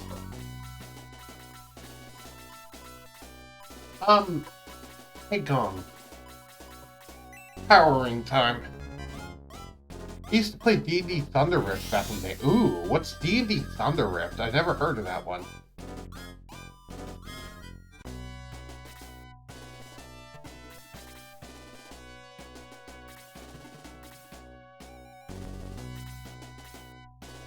But yeah, welcome to Nostalgia Tuesday, where I just kind of muscle... Well, I know what D&D is. I just don't know what Thunder Rift is. Anyway, welcome to Nostalgia Tuesday, where I just kind of muscle memory play games that are nostalgic from the past and just kind of hang out and do a nice casual stream talking with people. And this is Shining Force, a game that I have played for over 2 decades and has a near and dear place to my heart. I remember being on my apartment floor, not my apartment, my dad's apartment floor while he watched war movies in the background. I just sat there with my giant brick of a arcade cabinet Genesis controller and with like the whole joystick and everything and just playing this game constantly over and over. I just love this game. I remember how much joy, I remember how much surprise I had when I finally found Musashi as a character, and I'm like, wait, there's actually a character in this game I don't know about? At the time, I hadn't found him. So like, wait a minute, there's actually a game that I don't know about? You know, there's actually a character I don't know about? What? And I was like, and then reinvigorated my spark of like, wait, there's actually things in this game I might not know yet. And that's when I found that, and then soon after that is when I first started getting access to internet, and that's when I first started looking things up, and I found out, oh hey, there's also this samurai guy that I could get, and I didn't ever know about. Thunder Rift was the last attempt by Wizards of the Coast to revamp the original D&D rather than the advanced D&D. After it didn't take off, advanced D&D version 3 took over, and it's all they focus on. Ah, okay. Wow, so you've been playing D&D for longer than I have, because I've been playing for it ever since the 3.5 era. That's when I first got into D&D, was back in version 3.5. I played a lot of 3.5, I really didn't like 4, and I've been playing a lot of 5, and I've been playing 5 ever since, because... take your time, Blue Draconics. Well, let's be real, Dungeons & Dragons 5th edition is probably the best version of it to come out of all of them. And I know it has its flaws, but it has a lot less flaws than the previous versions do. I do have a soft spot for 3.5 though, just because I love the whole mid-maxy nature of 3.5.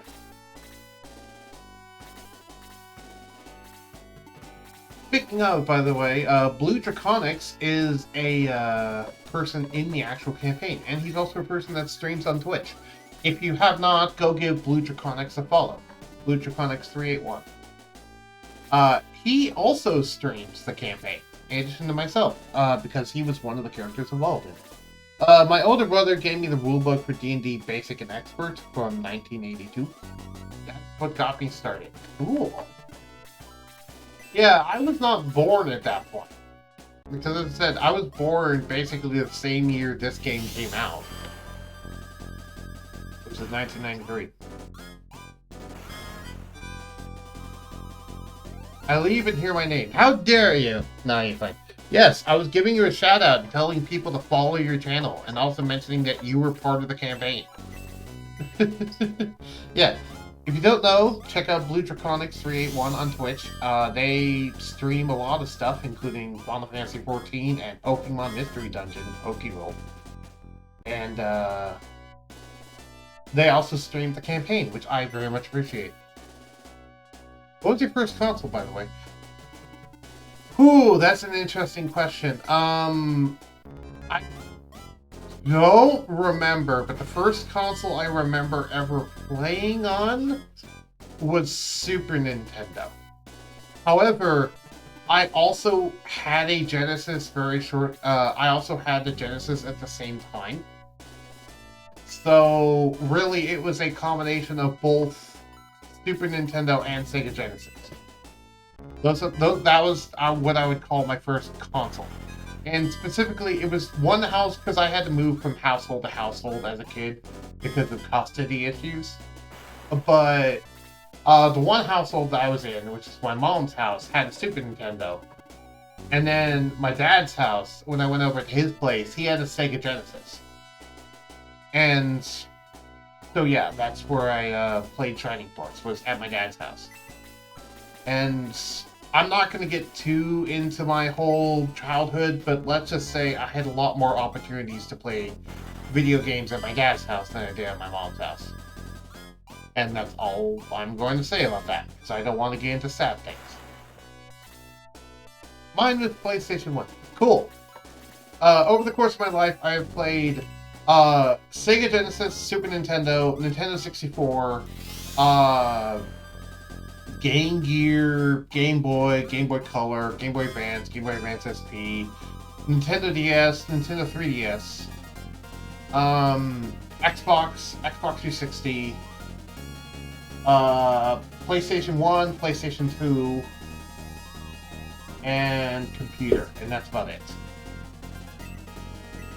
I still actually own a Sega Genesis in the back of my room right now. Oh, also GameCube. GameCube is another one I forgot about. That's definitely one. Oh, and Wii. I also played Wii. I talked about Wii the other day because I was talking about Kirby's Epic Yarn, which is another game near and dear to my heart. I wish there was a way I could play Kirby's Epic Yarn on the stream. That'd be awesome. I don't think it's on PC though. I generally stopped playing consoles around the time the GameCube came out. Oh, that reminds me. Yu-Gi-Oh! False-Bound Kingdom is another game I want to play on Tuesday at some point, because, man, that's a nostalgia game for me. I just need to get it running well. Yeah. I generally stopped playing consoles. Yeah, I stopped playing consoles around the time of PlayStation 2, Xbox 360, and GameCube, definitely.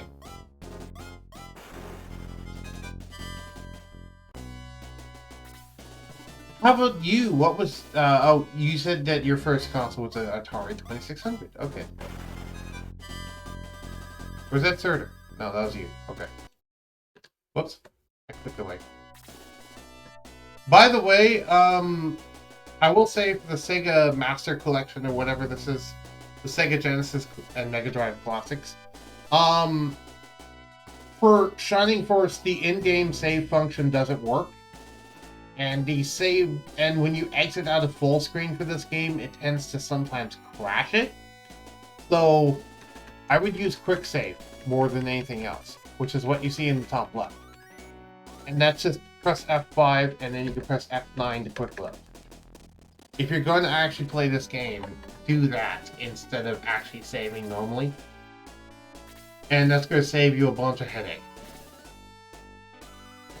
That's my pro tip for if you buy this game. You can buy this game on Steam, by the way. It's only like, I believe, like $5 for this. And they also have Shining Force, they have Shining in the Darkness, they have Shining Force 2. Yeah. I also own a Sega Genesis collector. I also own a Sega Genesis emulator as well. I just figured since I'm live streaming, I probably should play the quote-unquote official way. That's the reason why I'm not playing this on emulator. I'm playing this on this just because of, I guess, good PR reasons. I don't know. Oh, hey, here's something else, Grotech. Have you ever wanted arrows to have a range of you ever wanted, like, arrows to have a range of, 3 to 5? In this game? Or, rather, in a range of 2 to 5? Yep. Well, basic arrows are a range of 2 to 3 in my actual version of the game. And then the more advanced arrows are a range of 2 to 5. I can see that being possible with the Buster Shot. Yeah, I have to say. Some of the more advanced versions of arrows are 2 to 5. And that's important because that actually outranges the magic in this game. In particular, the farthest you can reach with magic in my actual thing is, let's see. 2, 3... It's 4. The farthest you can actually reach with magic in my thing is 4.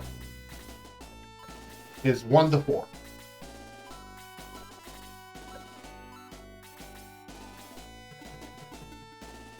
Actually, no, I'll just send you this one over here. You can see it up, so the advanced technology also has incredible range. Also, by the way, the Buster Shot specifically hits in a range. It doesn't just hit a single target, it hits in a 5-person spread. The cross pattern. Yeah, so the Buster Shot actually hits multiple people, and it's not magical. It can just do that as part of its normal attack. Because I want to actually make the Buster Shot relevant. Of course, you can only wield the Buster Shot on an actually promoted archer, but still. A 10 range torch eye would be extremely evil. Yeah, torch eyes have a range of 1 to 5. They don't exactly have 1 to 10, but they have 1 to 5.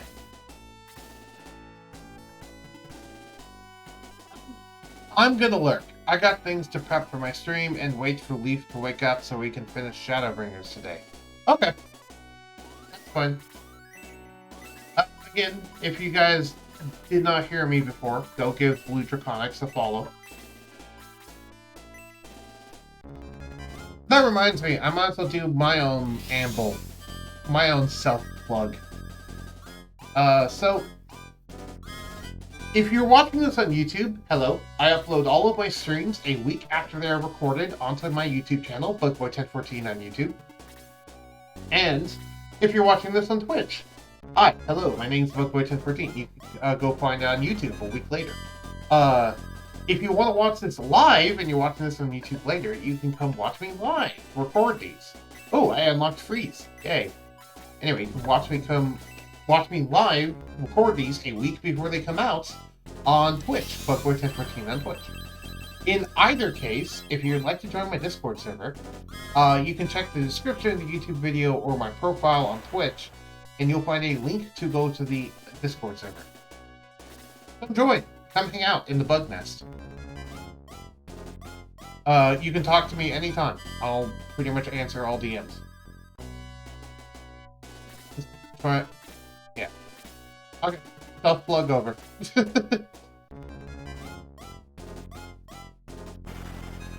I just figured since I'm shouting out Blue Draconics, I'll just do that. I'll whisper you the link to Mookie, so you can also give her a follow. Okay. You don't need to whisper it if you want the entire chat to know. I don't believe I block links, at least not right now. They haven't really been an issue, so I haven't had a reason to block them.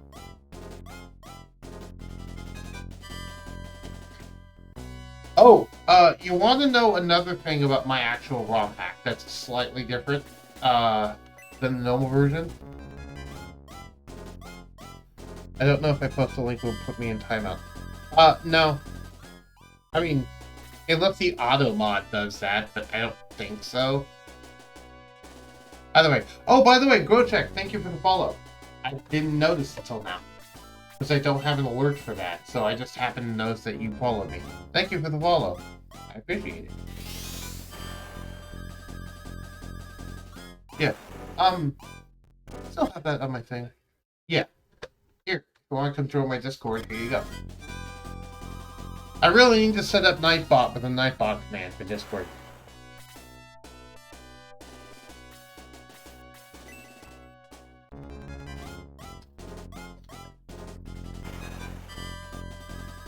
Yep.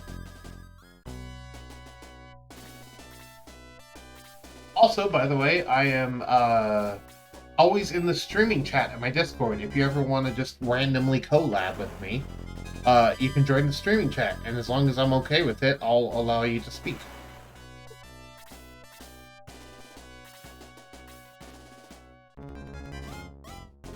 There's a specific role I give people that are just always allowed to.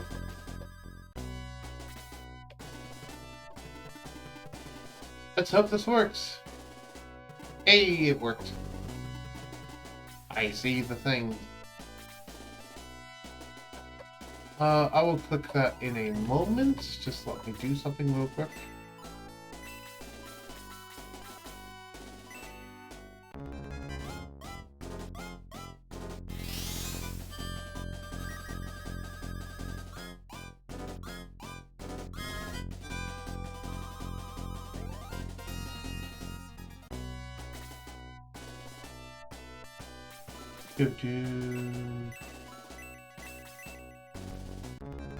She is really fun to chat with and really engaged with her students.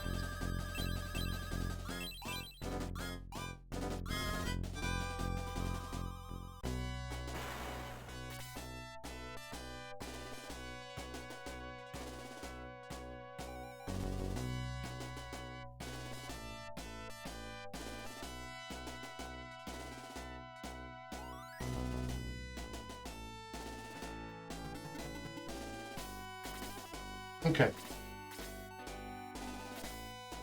You can also really connect with the SF community here on Twitch with your channel. Cool. Oh, that sounds fine to me. I don't mind.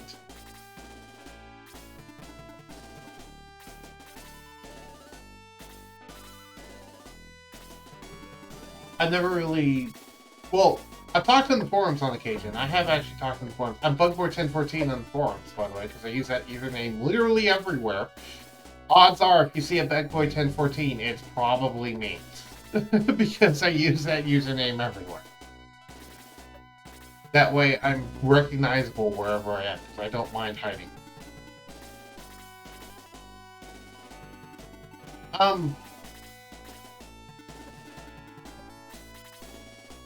But yeah. I will also mention something else I do edit that might be slightly annoying, but is whatever. Is I edit the resistances and weaknesses of certain monsters and player characters. So that, for example, like, every enemy now has a weakness of some kind and something that they're strong against. So it's not just, oh, hey, I'll spam fire on everything, you know? No, magic might actually be, you know, more usable on this guy and less usable on that guy. Yeah. She has an interesting function. You can spend points on her channel to choose members of her final party as she plays through the game. Oh, cool. Well, if I had an affiliate, I would have something like that. I love the idea of resistances and weaknesses. Yep. Also, a lot more units have dodge rates now. Including your own units. You know how annoying bats are? Imagine that for your own flying units.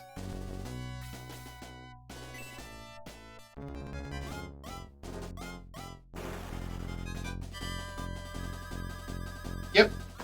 Now it's actually fair, you know?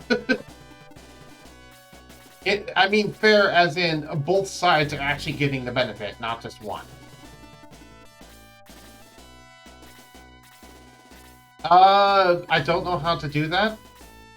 So no, I did not.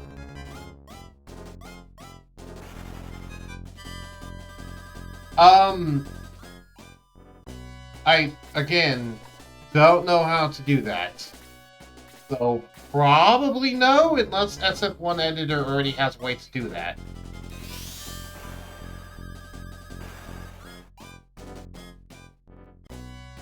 Again, I'm limited by what SF1 Editor lets me do.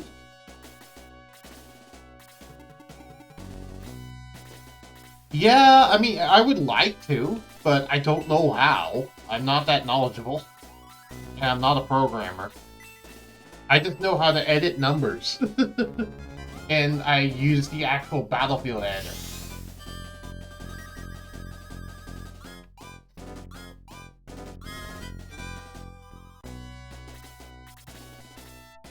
Didn't mean to just end my turn there.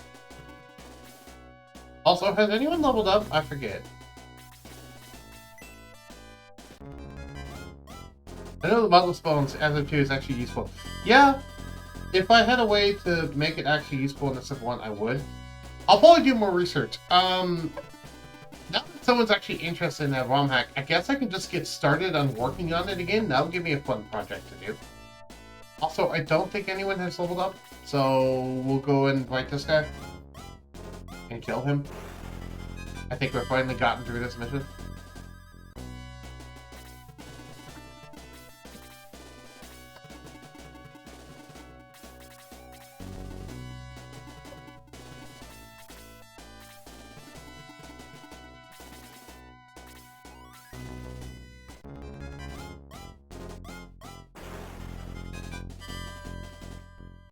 Oh, I will say though, you mentioned before whether the side of light or darkness is actually viable.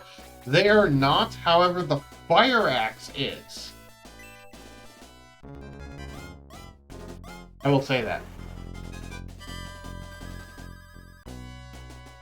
Also, the healing seed is no longer nearly as much of a ripoff in my ROM hack. It's actually only 40 gold instead of 200. Which is always dumb to me.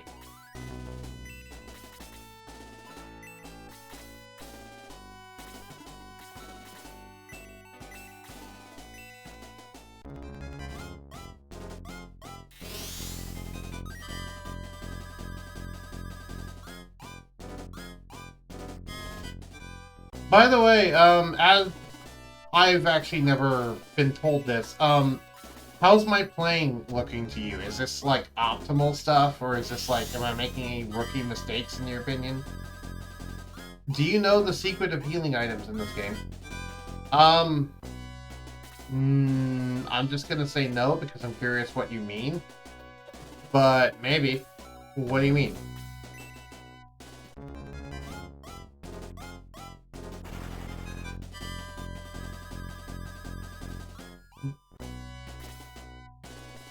Okay. I figured I was doing fine, but I just thought I'd ask for a second opinion since... Yeah. Oh! Someone levels up right at the end of the battle. Well, oh well.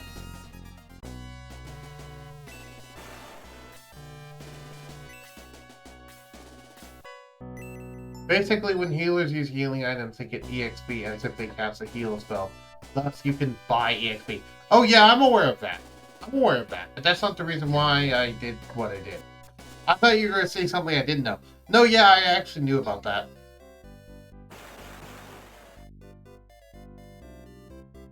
Alright. More lore and story. Also, by the way, I will be reading out every single cutscene. How long have I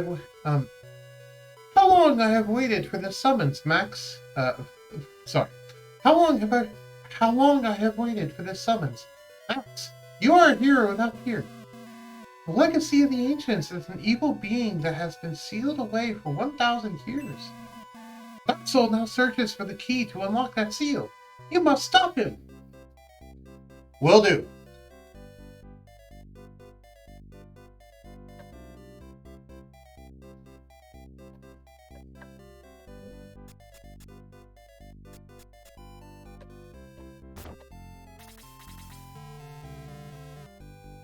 The Orb of Light has chosen you, Max, to battle the evil that threatens Earth. You are truly the servants of the powers of light, the Shining Force. Cross the sea from Rindo and go to the eastern continent. You must stop Cain. I wish Cain was recruitable in this game. I know there's a project to make him recruitable, but I wish I knew how to do that, and I wish I could implement that into my ROM hack just because I'd like to make him recruitable, but whatever. Also, yeah, we are not going to level up right now. We're going to wait for them to be level 20.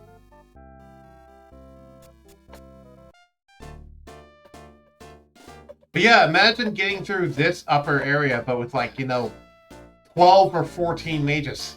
They each have various elemental magics. Hello, I am here.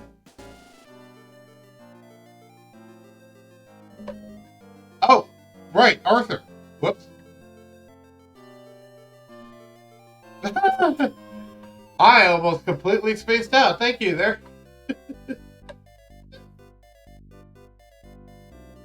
I already got the Mingo.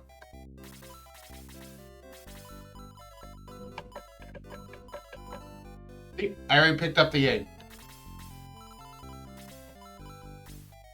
But I forgot that you can go back to Arthur right now. I thought you had to go back to Arthur after the next mission.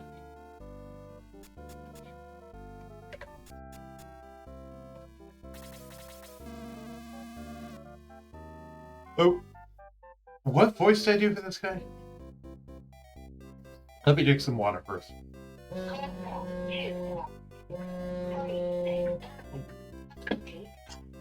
One moment.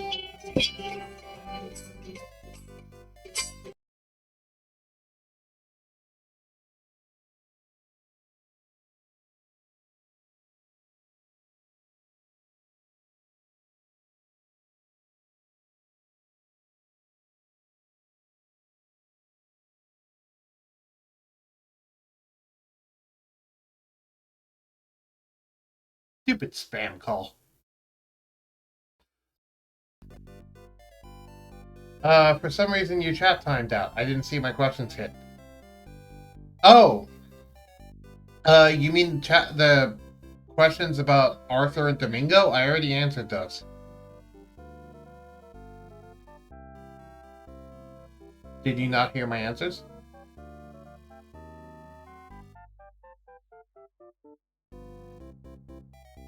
I want to fight. I want to fight again. I can help against Runefist. I'm coming with you.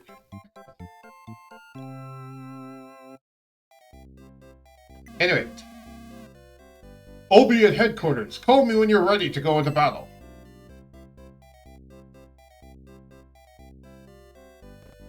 Oh wait, stupid spam bot.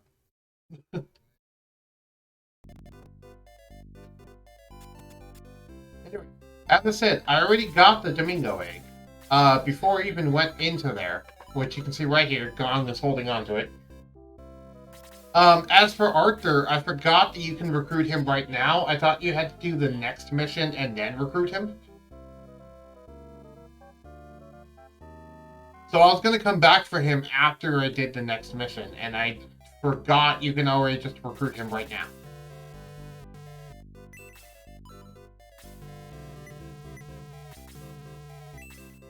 Alright.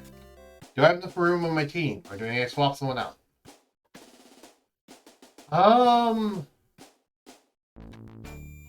It looks like barely? Is that one sitting back here?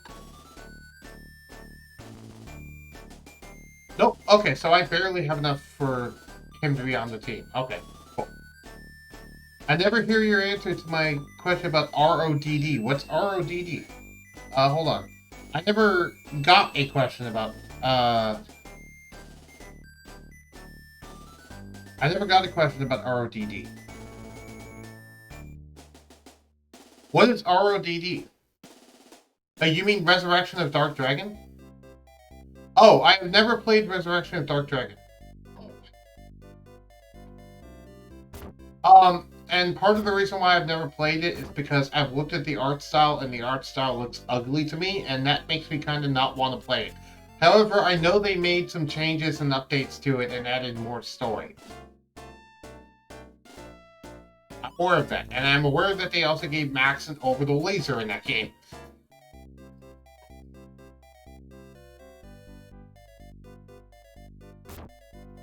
The opticals are horrible. Yeah, I agree. The visuals are horrible.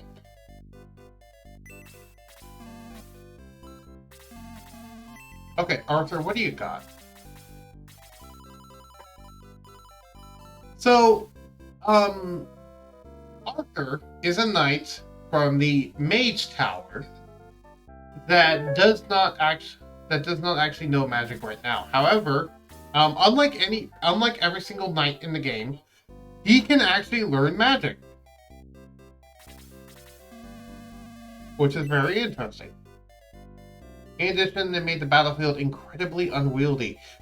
Yeah, that's even more reason for me to not even be interested in that game one tiny minuscule.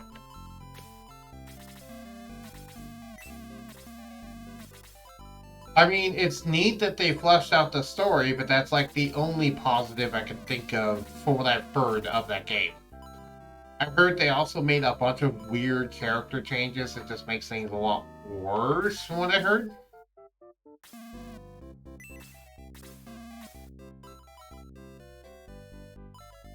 Also, yeah, in this menu, you could scroll down a bunch of times in my actual ROM hack and get, like, every weapon in the game available to buy from the beginning. And they're all organized by, like, type. So, for example, all the swords are first, and then all the lances, and then all the axes, and all the staves, etc. They increased your sprite size by 3 times, but they compressed the squares vertically by 1/2. Imagine trying to get people to be next to each other when their sprites overlap the boxes in the battlefield. Oh god, that sounds horrifying.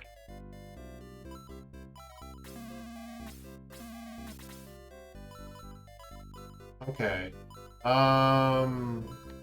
Arthur, you need a ranged weapon. Also, the carnival's in town. Also, it's that guy, the reoccurring traveler dude. Oh, that reminds me. Do I not have core temp on here? One moment.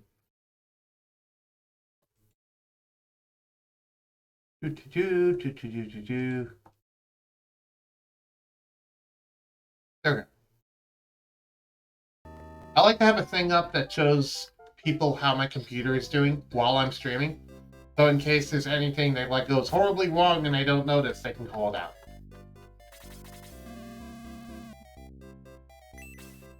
Boken needs to be recruitable. Yeah, I agree. But what about cursed items? Hold on. What about cursed items and weapons? Devil Lance, Demon Rod. What about them? What do you want to know about them? Are you asking, like, what do I change about them?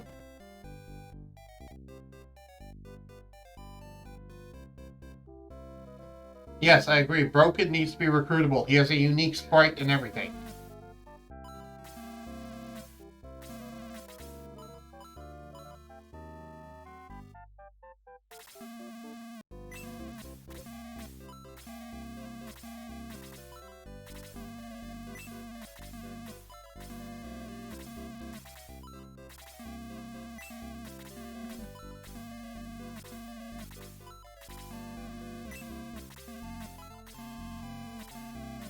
Oh, I will say there is one change very early on in the game. And that, just reload the tab. I didn't mean to give that to him.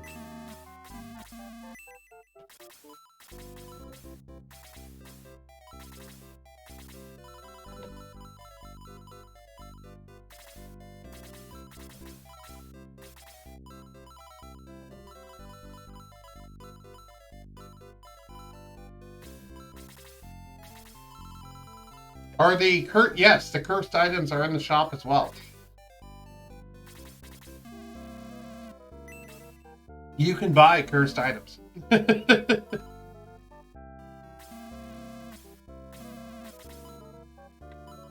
And they are still cursed.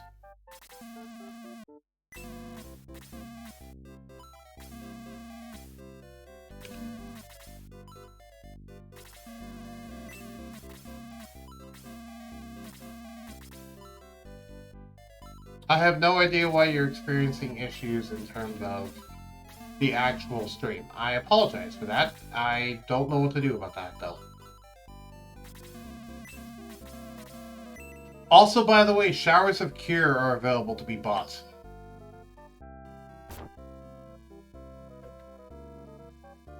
That's interesting.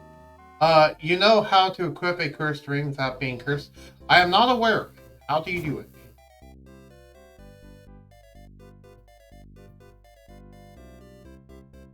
Yes, you missed progress, Surtur. Welcome back. We got done with that battle and we recruited Arthur the Knight, which is a knight from the Mage Academy. Even though he cannot use magic currently, as he levels up, he'll eventually start to gain MP and start to learn some basic spells.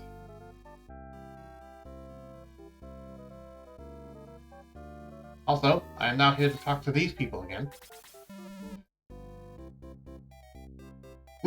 It's heavy.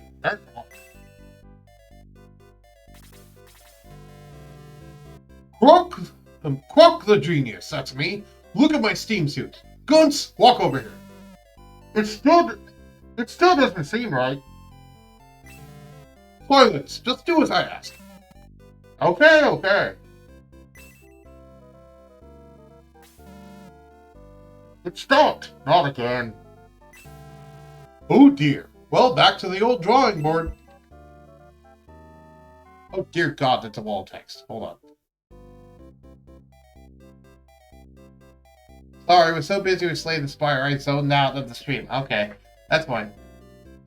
When you are going to make the Chaos Breaker, you equip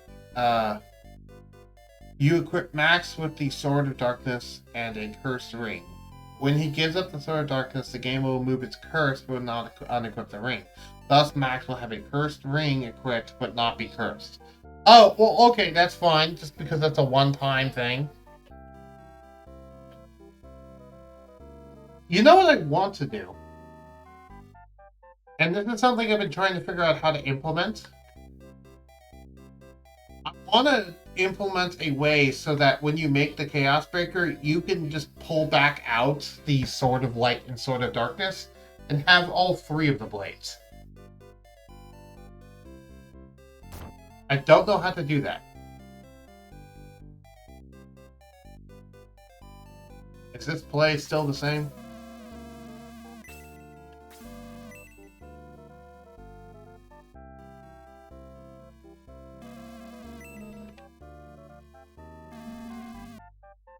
Yeah, it's still the same. Okay, so it has not changed yet.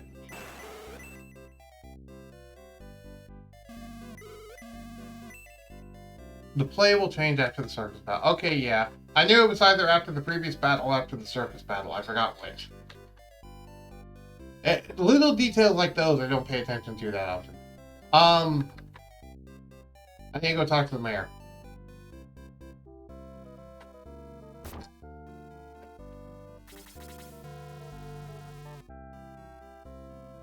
I have a favor to ask of you. Granted, and the ship is all yours. What do you say? Sure. My grandson is missing. If you find him and bring him back, my ship is yours. So Max, please help find my grandson. Will do. Basically, after you save the mayor's grandson, you are a hero to the town, does the theater change. Ah, yeah, okay.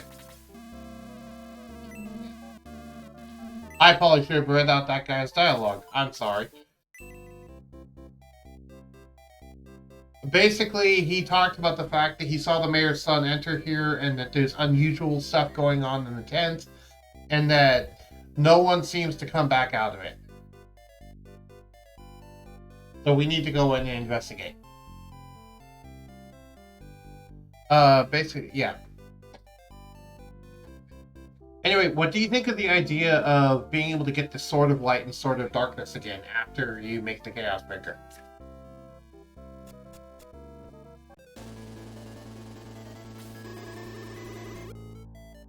Technically, yes, this is my first boss battle.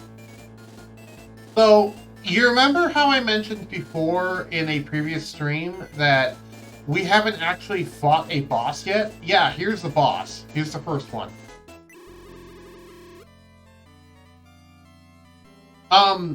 Well, in my actual ROM hack, part of the reason why getting the Sword of Light and the Sword of Darkness back is important is because Unlike the Chaos Breaker, the Sword of Light and Sword of Darkness can actually be used by someone other than Max.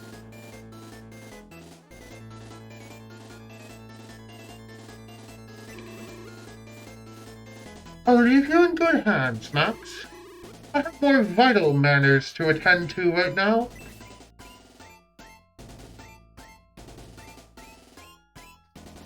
Yep. So yeah, this mission. Okay, so this will be our first boss. And I'll admit, it's been a while since I've checked this boss's stats outside of my ROM hack. I know I amped them up quite a bit in my ROM hack. Okay, that's a lot less impressive than I remember, but that's because I'm remembering my ROM hack. Yeah, in my ROM hack, it has question mark HP. It also has, like, 75 attack, if I remember correctly. Also, I think the soul can be equipped, I think the Sword of Light can only be equipped by Max, but the Sword of Darkness can be equipped by Furman. Yes, and I changed it so that, any swordsman can wield either the Sword of Light or Sword of Darkness, not just Max, in my own ROM hack of it. Which means even, like, Gort and Luke can wield the Sword of Light and Sword of Darkness. Now, I've been trying to figure out how to implement sprites for that. I don't know if there is any, but it's a thing.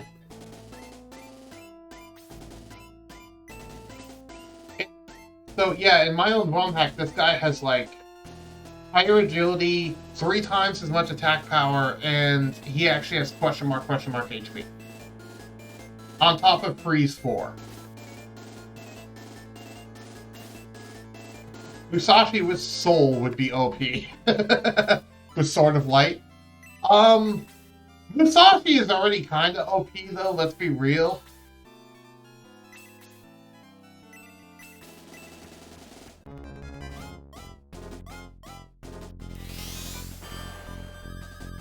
I don't think that's a controversial opinion. Wow, Tao leveled up immediately. Okay.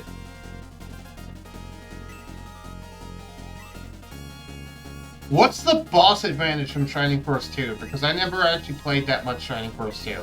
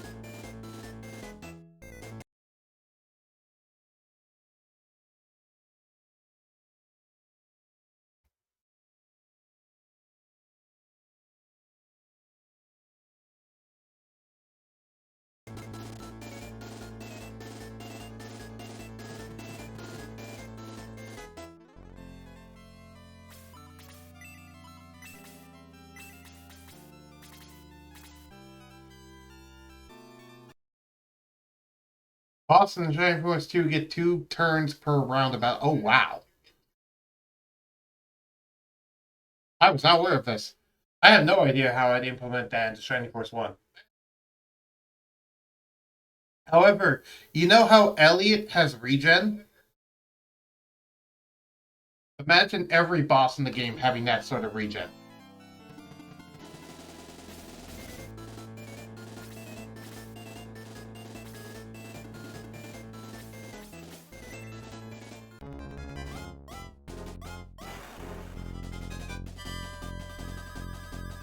Yes, in my ROM hack, Marionette has regen. I mean, granted, I know normal Marionette does too, but normal Marionette doesn't have question mark HP.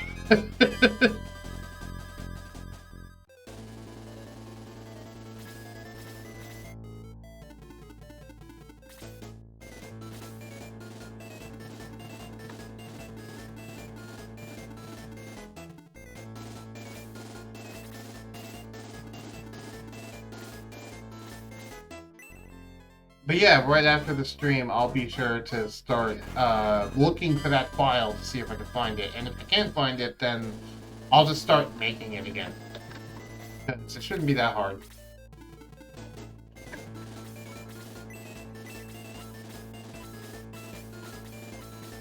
I still have the ROM in the game.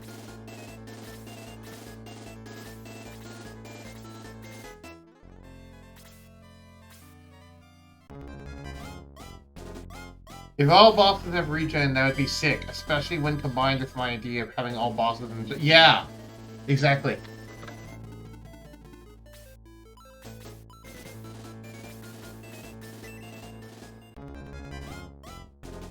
Also, Dark Dragon himself has regen.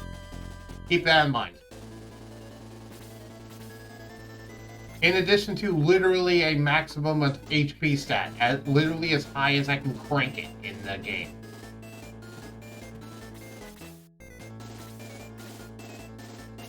And I've actually, if I remember correctly, I've actually crashed the game trying to do that fight sometimes.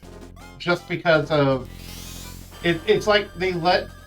The Shining Force 1 editor lets you crank the number higher than the game can actually handle. So I have to try and find what's like the actual maximum.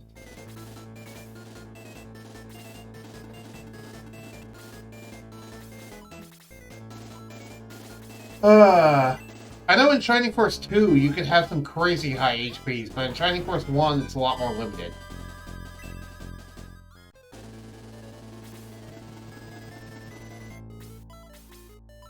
Also, that's another thing. As you level up your own player characters, you can potentially get them high enough to where they actually do have question mark in terms of HP or MP.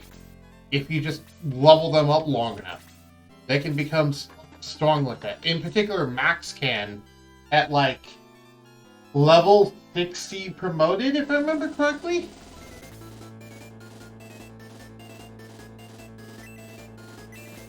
I mean, yes, but when I tried to load one that anywhere near that high, it just entirely crashed.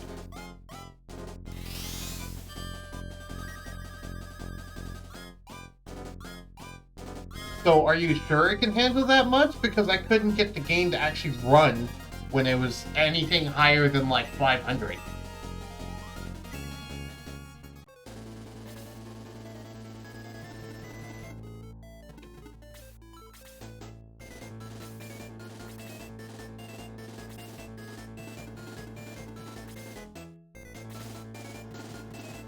Oh, okay. Well, I'll look into it again. It might have just been something weird happening on my end then.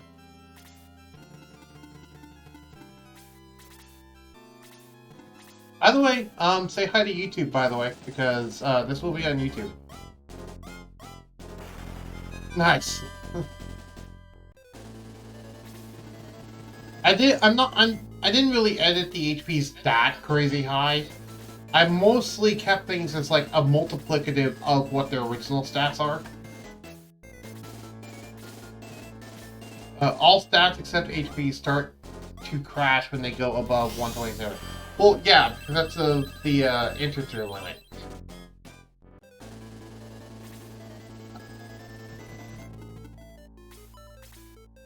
Because the limit for 2 digits is 255, and stats can go negative. So, because of how the way that they actually implemented it, it only has a max of 127, because it needs to also have 127 negative.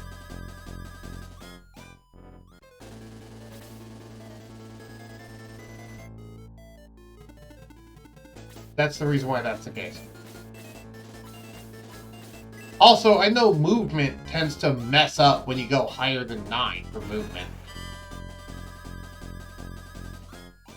Which is incredibly weird to me. On the other hand, whenever MP is question mark, the game does not reduce NP when spells are used. Thus, the marionette has unlimited NP. That one I actually knew about.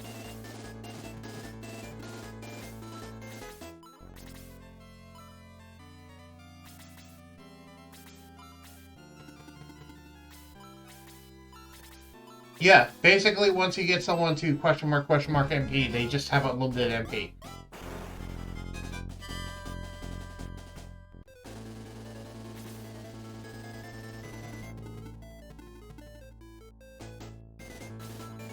Oh, also, by the way, I will mention, you remember that Savior ability that I said Max has?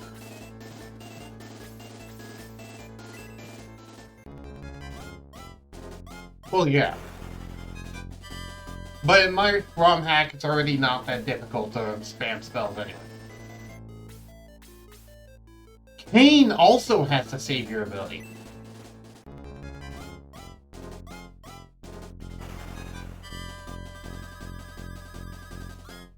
Now, the AI is not super good at using it, but he has it.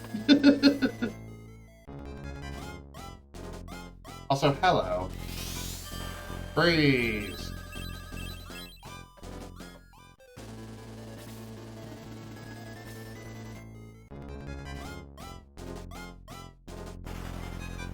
Yep, spoiler alert, Kane is Max's brother.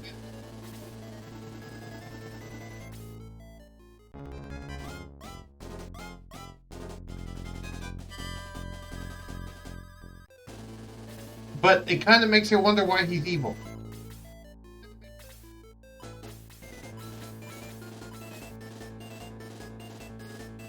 And granted, I know why he's evil, but my point is, at this point in the story, for this point in the playthrough, people do not know why he is evil. So. Well, I guess now they know, because you just said it.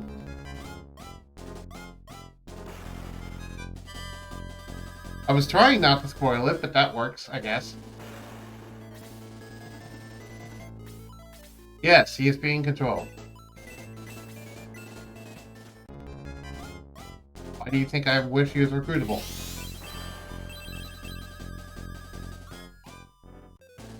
I don't really care about spoilers, it's more just for the sake of the audience back home, that's all. But either way, it's done now. I already warned people that I know this game basically inside and out, so if I randomly mention plot details, that's just gonna happen. I don't think it really is really that much of a secret, given the game celebrated its 30th year birthday 10 days ago. Oh, it did? I was not aware. That's funny. Given the fact that I think I started my playthrough of this game like 2 weeks ago, so I started like 4 days before the birthday.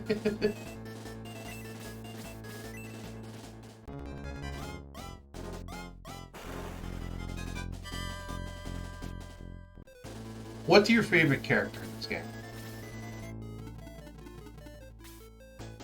It can be a player character or a boss, I don't care.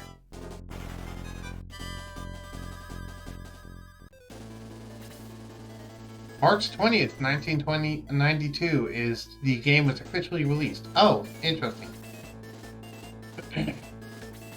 Yeah, Blue, the dragon.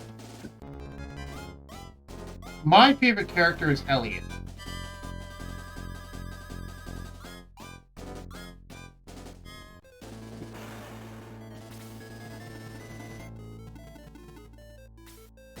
Yes.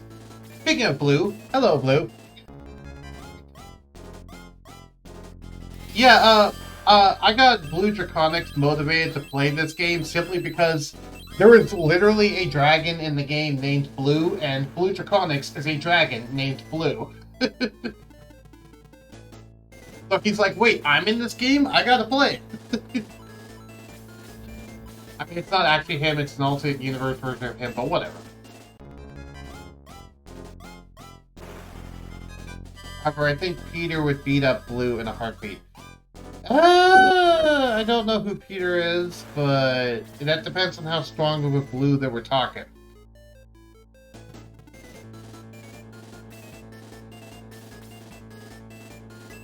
There are also blue dragons. Ah, okay. But yeah, as I said, my favorite character in this game is Elliot. Is the OP Phoenix in the Shining Force 2. Ah, again, I have not played that much Shining Force 2. So I do not know. because I never really, as a kid, I never owned Shining Force 2, so the only times I got to play it is when I was a lot older and I can get the ROM of Shining Force 2, and at that point I never really felt motivated to play it. I mean, it's not because the media is old that it doesn't mean people won't come for the first time. I'm sure there are children right now that might be interested in Star Wars. Good luck not knowing the family relationship between two specific characters. Well, yeah.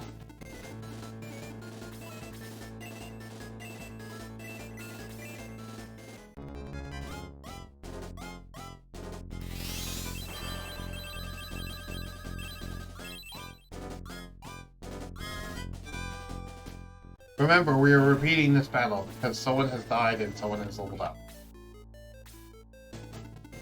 Speaking of dying, Luke, you need lots of healing. Anyone else?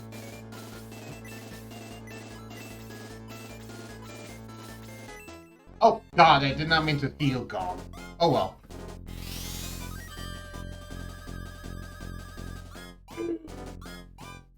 Stretching! Stretching. There we go.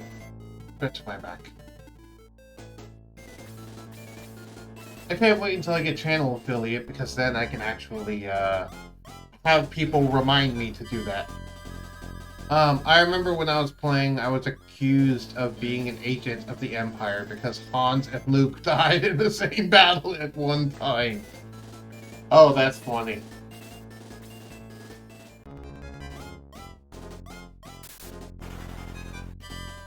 Wow, okay. Just crit Arthur, why don't you?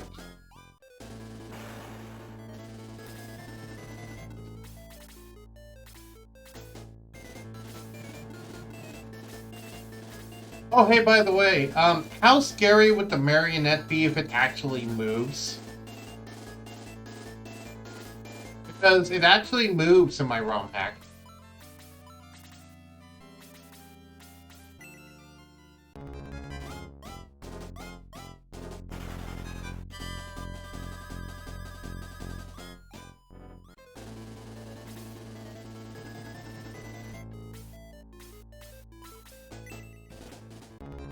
Yeah, there's a little funny thing for you to wrap your head around, Surtur. A lot of boss enemies in this game don't normally move. The marionette would be horrible to fight if the AI was not completely garbage. I mean, to be fair, I said he moves. I didn't say that he had a good AI.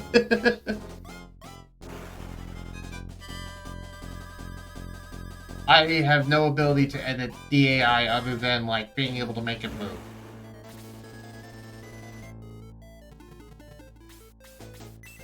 Oh, actually, loot this chest.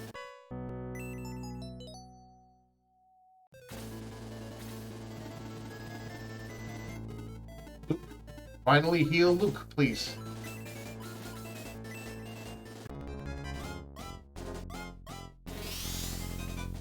Yeah. That actually sounds like a cool thing. It'd be nice if they did like a ROM hack where it was like, oh hey, Shining Force, but a second player controls the enemies. Imagine that. We had to do every single battle in Shining Force except another player was controlling all of the enemy units. That'd be neat. Let's raise some dead. You can do that in vanilla Shining Force 2. Oh, interesting. But you cannot do that in vanilla Shining Force 1, I do not believe. That reminds me, do you ever play Shining, just not Shining Force, do you ever play Fire Emblem?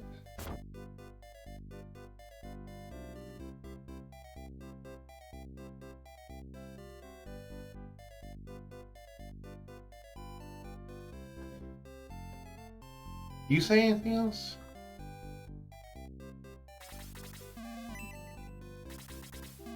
Be careful in there. I never got into Fire Emblem, nor Final Fantasy. Oh! Okay. I thought that you would like Fire Emblem, given how similar it is to Shining Force in a lot of ways. And in particular, the Game Boy Advance era of games.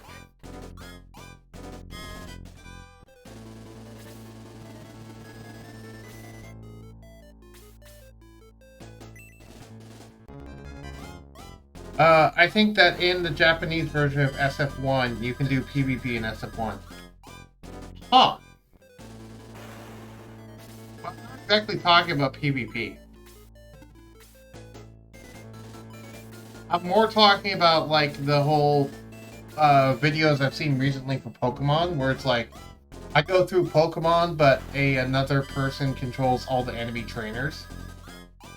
Thirder could probably give you more information about that video, because I don't remember who made that or what the details were. But he tends to know a lot more about Pokemon stuff than I do.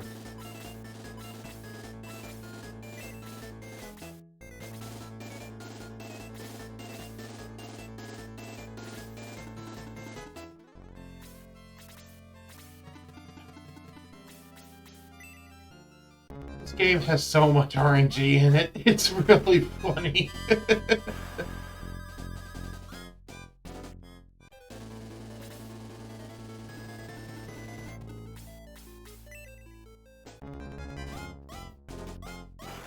By the way, Brocheck, did you know that the crit rate is determined by the character stat and not as a flat number? I was talking about having a person play the Forces of RuneQuest. In the Japanese cartridge, you can input a code to control the RuneQuest. Oh! I was not aware. Yeah. I did not know if you knew that. So, how scary would it be if a lot of monsters had increased chances to double or crit?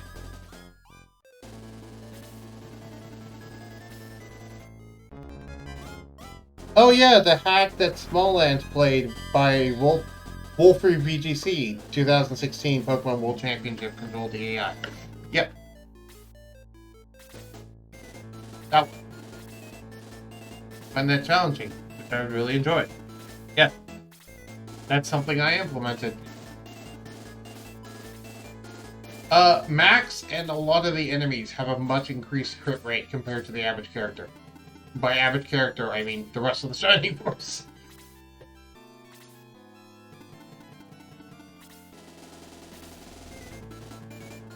Bosses also, I will say, there's a lot of features that bosses have that Max also has, because I consider him kind of the boss of your force. In particular, Max has regeneration, just like the bosses do.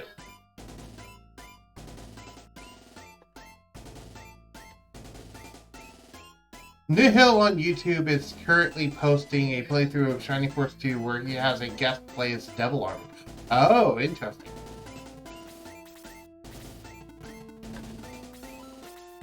Anyway, so yeah, bosses have a really high crit rate, and also bosses have regeneration amongst other abilities, and those are all abilities that Max himself also has.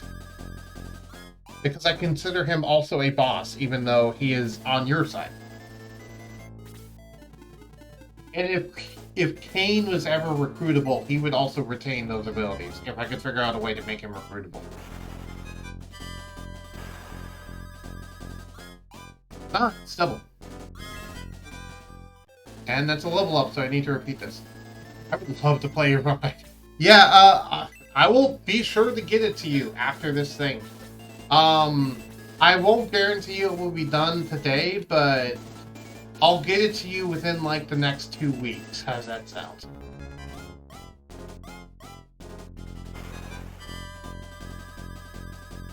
Now I actually have motivation to work on it, so... Because the only reason why I stopped before was just because I lost motivation to work on it, because no one cared about it besides me. I have nothing but time. Okay. By the way, are you interested in Dungeons and Dragons?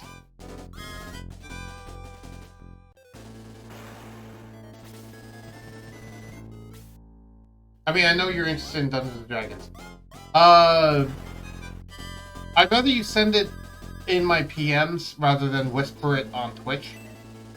So you can find me on Discord if you want to. Remember, I gave you a link to my Discord server before, if you want to message me.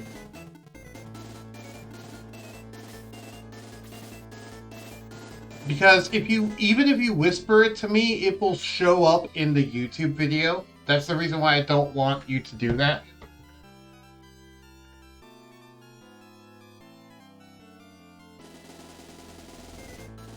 Oh, that's unfortunate.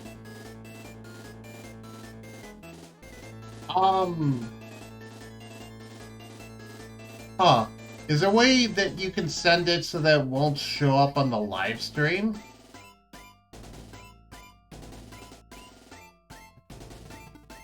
That's my question.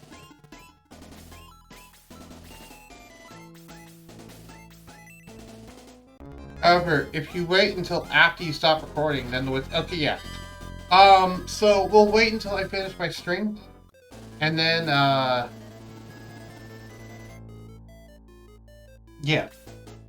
And then after that, we can do it while we're going to go raid somebody. Okay, probably I'm going to be ending my stream in 3.5 hours.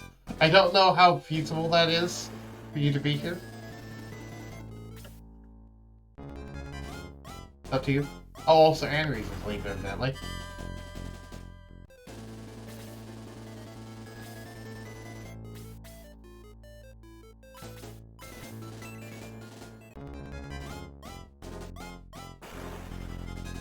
Also, I made poison be a lot more common in my ROM hack as well. It's not more deadly, it's just more common. I did like D&D, but could never get find a group to join, so I never got a chance to actually play. Well, if you would like to try out D&D in the oncoming Storm campaign, I have some beginner characters that you could play as. Part of the problem being an army brat. Ah. I don't know what you mean by an army brat, but okay. I assume that means that you're in the military?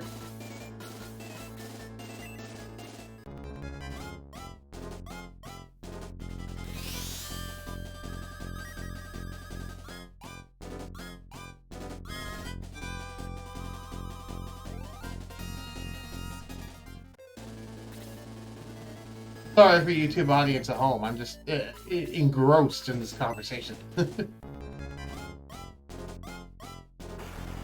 Let me drink some water.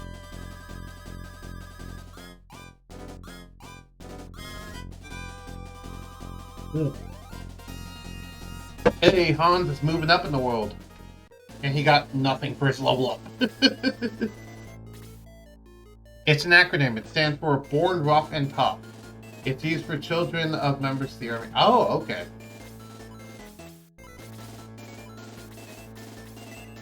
Yeah, well, if you wanted to, well, okay. If you can get a Discord, you can be part of the oncoming Storm campaign if you wanted to. I have some beginner characters that you can play as that are pretty simple to understand. How does playing as a half-orc, how does playing as a large, giant half-ogre who is a gentle giant sound? And it's simple and doesn't have many mechanics behind it.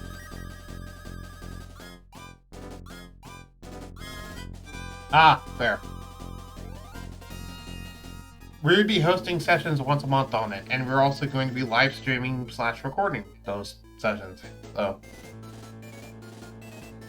it's once a month.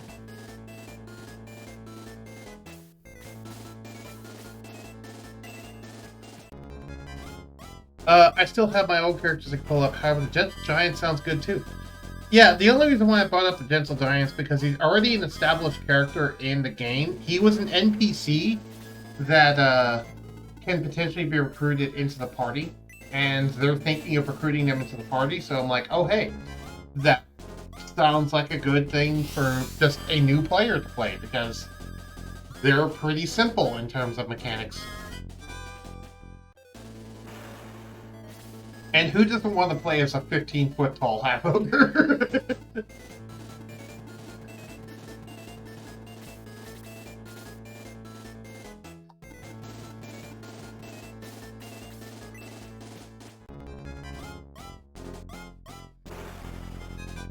It would help show you the ropes and you can actually help the party. However, I am currently working in India, so my schedule is literally the opposite of that in the US. Alright, well, it would be my normal streaming time. So it would be, so for me, it would be recording at, I believe, 10 a.m.? What do I have it listed as? 9 a.m. So yeah, for me, I have it recording at 9 a.m. And so for you, it'd be 9 p.m. and it would go on for about 5 hours. So it'd go from like 9 p.m. to, let's say, 1 in the morning.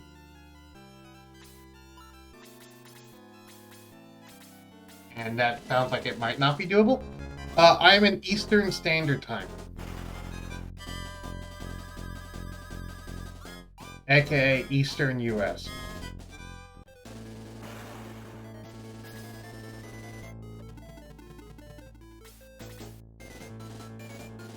EST.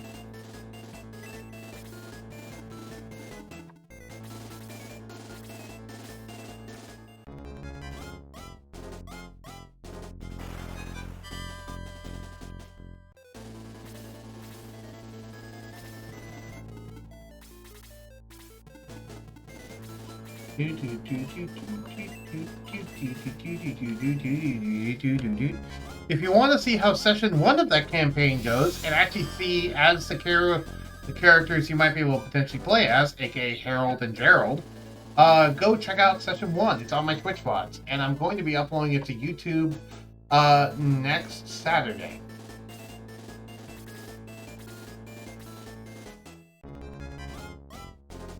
India is opposite of PST, so 9 a.m. EST would be 6:30 p.m. IST. Okay. Oh, wow. I'm surprised.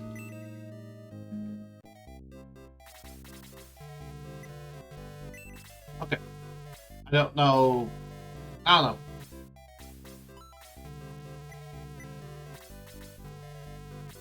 That's generally the time I'd want to start with it, though. Because that's like an hour before my typical start time, and that's specifically because of other people's schedules to make sure that everyone goes well. I will try to catch up a YouTube play to see if I can pick up the ropes. Yeah, I streamed it and Blue Draconics streamed it, so you can pick either of our streams. Honestly, I'd suggest Blue Draconics' just because my camera work was a lot worse than his, but that's just my opinion. Darth Raid! Thank you, Darth Charon, for the raid. Welcome, everybody. I am Bugboy1014, and we are currently playing Shining Force on Nostalgia Tuesday, which is a game I have played for 2 decades now, and I love this game. Yeah. I sucked at the camera work, Blue. I am sorry. To be honest, I'm half tempted just to upload your stream of it onto my channel, if that's okay. I think my YouTube video comes... Oh, okay, yeah, cool. Yeah, because you did it a lot better than I did.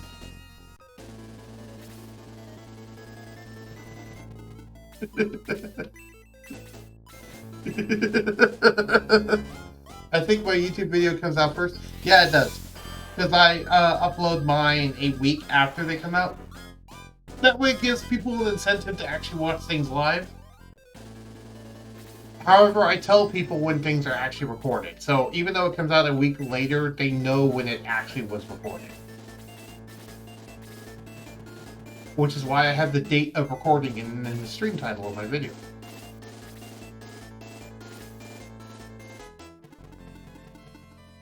Yep.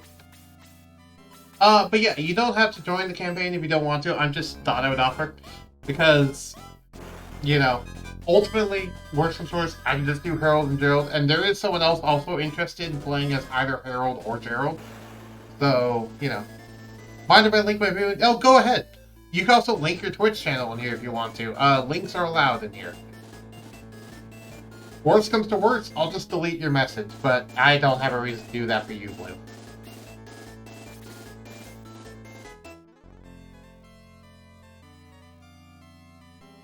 Ah, my eye keeps itching. Sorry about that. But yes, welcome Raiders. Here is session 1 of the oncoming storm. Yes. I am really proud of that title, by the way.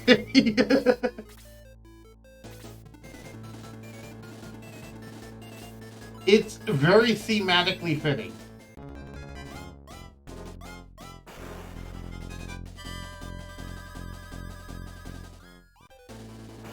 Wow. I'm Twitch finally caught up. It says I'm at 10 viewers, which is the most I've ever had. I've yet to see the viewer thing become double digits before. Welcome, everybody. So yeah, this is Shiny Force. This is a Sega Genesis game from back in 1993 is when this specific copy of it was released. It's called Shiny Force: Legacy of Great Intention. This is the game I grew up with as a kid. Ever since I was 5, I've been playing this game, and it's really fun. So, on Tuesdays, which is Nostalgia Tuesday, I'm playing this game. 5-hour playthrough. That sounds like a lot of time to talk with other people in this post-COVID world. Well, yeah. I usually do 6-hour sessions whenever I stream. And almost all of them are video games. I have a schedule that I do every week. I stream Monday through Friday, and I stream a different game each day. You can check my Twitch schedule, or on my Discord server, you can check my schedule there.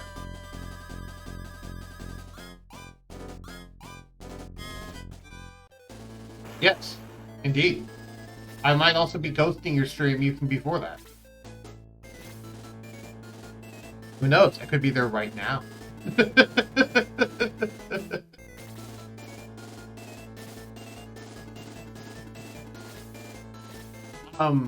But yeah, the reason why I do a 5-hour session is that way we can actually get enough accomplished during the session. We can actually get a reasonable amount accomplished. And also, I like to do time skips between sessions. I don't know if we're going to keep that up, but currently there's like a 3-day time skip between session 1 and session 2. Where people just have downtime and they can just do things.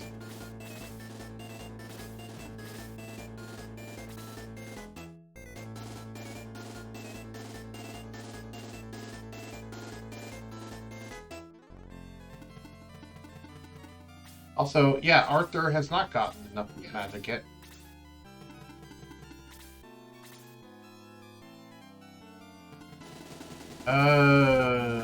You need to be healed? You? Oh. Then go smack this bird in the face.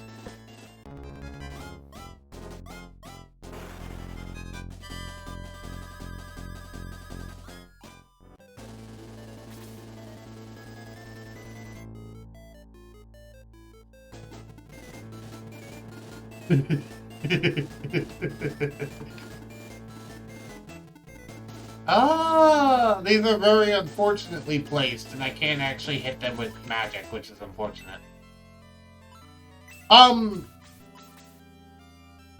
Chris needs some love as well. Indeed. Horsehead Girl is quite nice. Which is actually interesting to point out that, yes, there's multiple different races in this game. In particular, you see those knights on horseback? Yeah, these are not knights on horseback. These are straight up centaurs. Which is awesome, in my opinion. Because centaurs deserve more love in fictional media. Yep, they are horse people. They're not people riding horses. It took me an embarrassingly long amount of time to realize that was the case as a kid. It wasn't until I was like 10 that I actually realized they were centaurs and not just people riding horses. I just assumed I couldn't see their legs. Mike Chris is level 71 in the laser eye battle. Nice.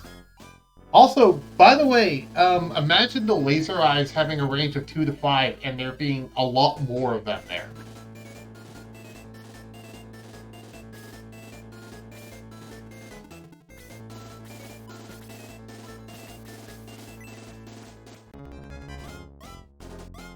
Eight viewers. Okay.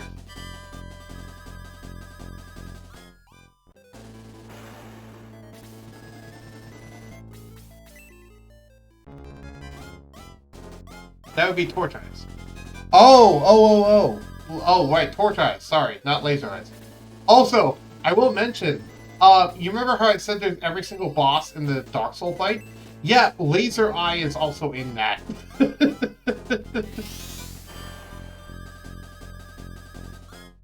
Laser eye is also one of the bosses that are there. And he will just shoot, he will pretty much just shoot everyone. The range on Laser Eye is incredibly weird because it's made specifically for that bridge, but it is interesting with how, I can imagine the Laser Eye being a boss. Yeah, I considered it a boss. It just has a very specifically weird firing pattern. Also, you want to know what else I did to make Laser Eye a lot more dangerous?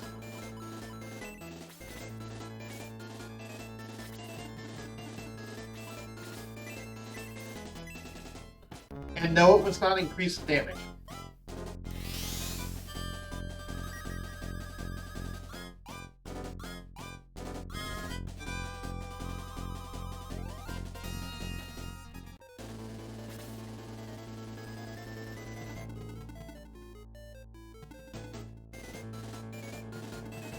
Well, I mean, yes, but it also has a very fixed range where it will only ever fire on a specific section of the map. If you load it into a new map, it will fire on the coordinates of wherever the bridge would be on that new map. You can't actually edit where it fires, which is unfortunate. No, I didn't reduce its cooldown. I gave it max agility, so it gets turns a lot more often.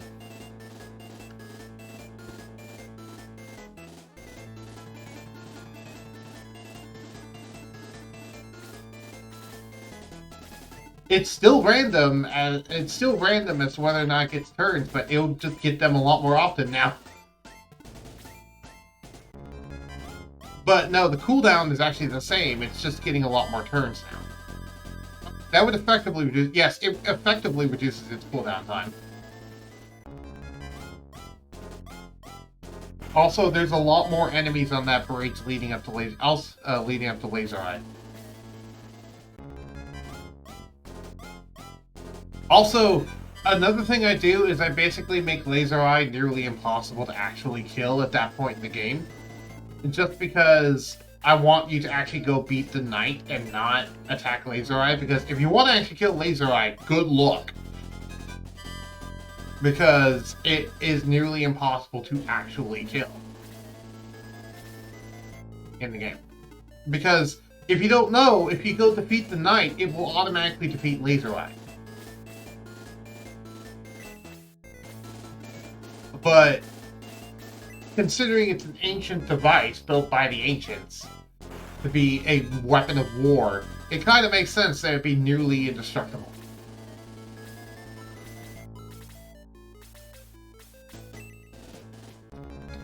I would put a lot more flyers in the Laser Eye battle, so you cannot simply wait for the Laser Eye to kill all the enemies on the bridge. My solution is, well, yeah, there is more flyers, but my solution is basically just to flood the bridge full of enemies, so that,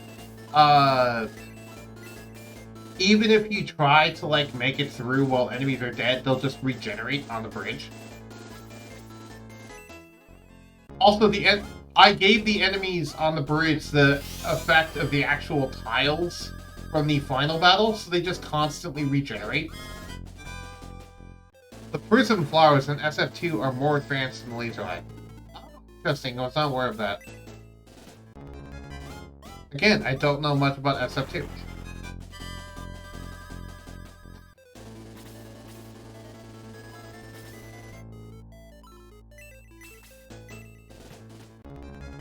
Also, I forget, has anyone leveled up? I'm barely paying attention. This game I can play so muscle memory that I almost never remember. I mean, I'm barely paying attention to the actual game while I'm doing it. Just because this game is so muscle memory for me.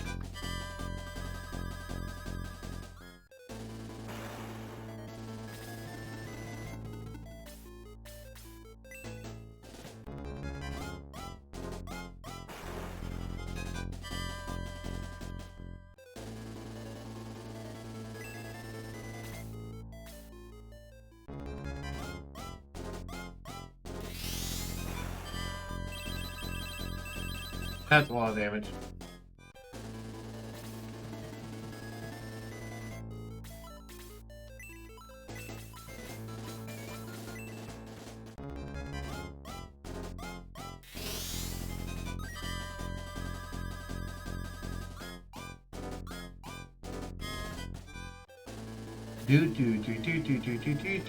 Hey, Blue, do you want to just cameo in the stream and randomly hop in? I don't mind if you want to. Before you do your stream, obviously. I don't know if you're even still here.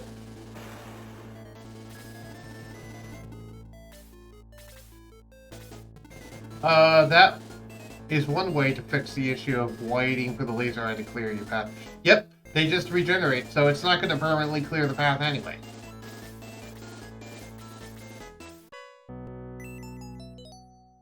Also, since we're on the subject of laser eye, I will mention that heat axe is buyable in the vendor, so you don't need to grind that one lizard for the heat axe.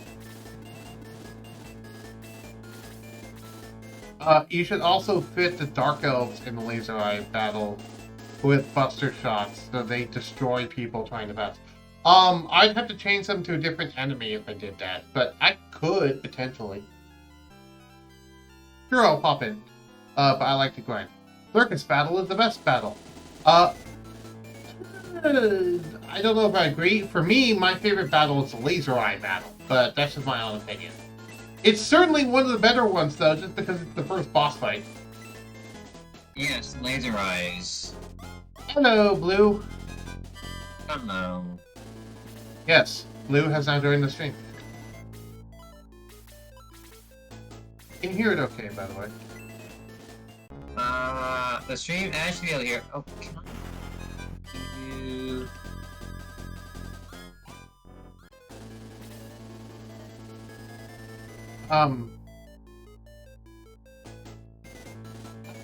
Alright. You know what? My computer's running... No, actually, my computer just got up to like 81C at this point. Okay, never mind. I was about to say, my computer's running fine. I'll just share my screen. But it's like, well... Then I just noticed... recommend not. It's like, I have your stream up and such. I'm also, like, prepping myself, doing some daily stuff over in Final Fantasy XIV. Yeah, that works. Also, stream was, I could hear you fine over when I was watching the stream. You could hear me what? I could have heard you well. Okay, cool. Because I've been working on the audio balance, because I watched my one episode of Shining Force, and for some reason the game was a lot louder than I was. That was weird. It's not a bit, has the best music. I mean, a lot of the music in this game is samey, but yeah, the music in this game is great, I will say. I'm actually trying to develop a strategy so I can try to get the laser eye before it gets a chance to fire. My favorite battle is the Michelle battle. Oh, right, that lightning battle is very nice. Where you show, oh hey, this mysterious woman that's been giving you prophecies throughout the entire day. Yeah, she's actually not a pushover. She's a secret, very powerful witch.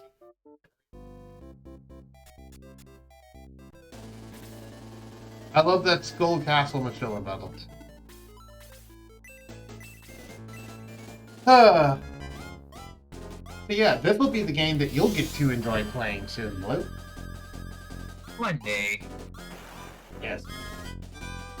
One day, beyond the rainbow. I was trying to think of song lyrics that fit that. I couldn't think create. Well, looks like you gotta fix it.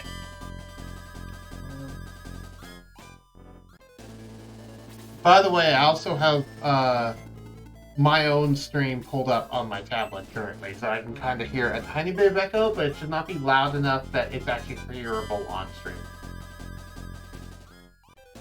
No, I haven't heard it when I was listening. Yep. I just do that so I can hear, like, the actual audio balance myself, but also the sound of my own voice. Because, obviously, your voice sounds different to yourself than it does to what other people hear. Indeed.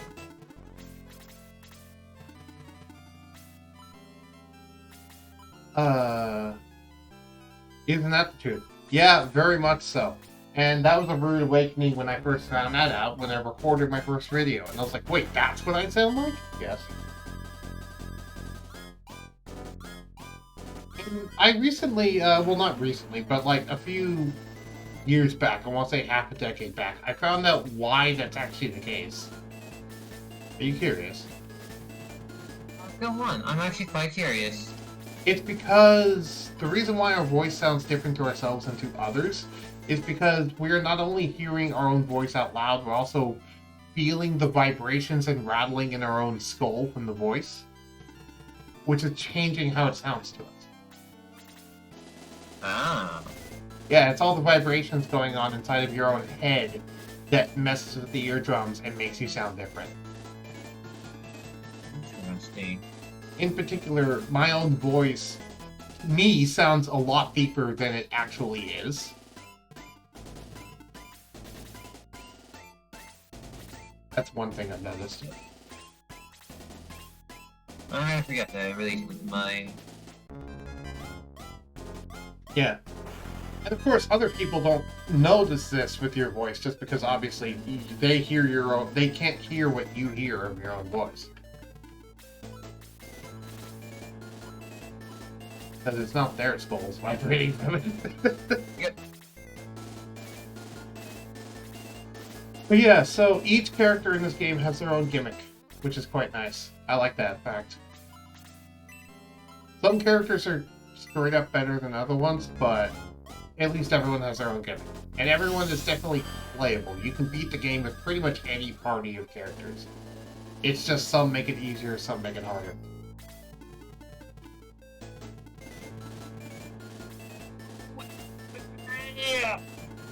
Skull vibrations are real, yep. We also have an adaptation in our inner ear that closes our ears whenever we chew, so we don't hear ourselves chewing all the time.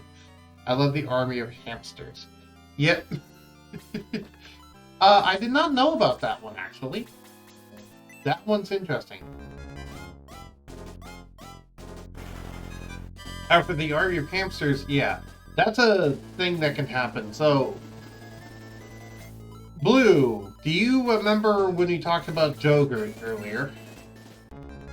A little bit. And how he's like, extremely linked by a bunch of utility. That's in my ROM hack. The normal version of him is a Joe character with 1 in every single stat, including HP. Huh. He is literally a Joe character. He is a giant hamster wearing a helmet. Alright, and then you something about like get to become him eventually or something. I don't know, something like that. Yeah, if you actually manage to level him up, he doesn't actually level up, but he gains an item called a Jogurt Ring, which you can then equip onto someone else, and when you do, their battle animations are replaced with Jogurt's battle animations. So basically, you can have an entire team of hamsters if you want to. Despite leveling up this character that is incredibly frail and easy to level, hard to level up. And he can be a mobile healer, yeah. That's the only utility of him is the fact that he actually has a decent movement speed, so you can use him to carry around healing items to heal people. He gets a Joker ring when he kills. Oh, when he kills an enemy, not when he levels up. My bad.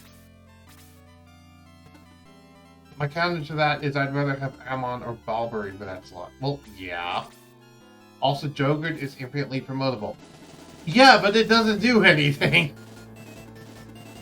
You can promote Jogurt into Jogurt all you want to, and it doesn't actually do anything. It doesn't cost you anything.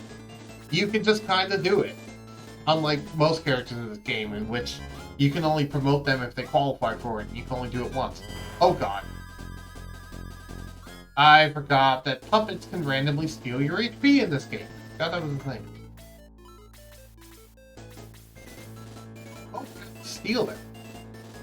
Hold on. Hans. Here.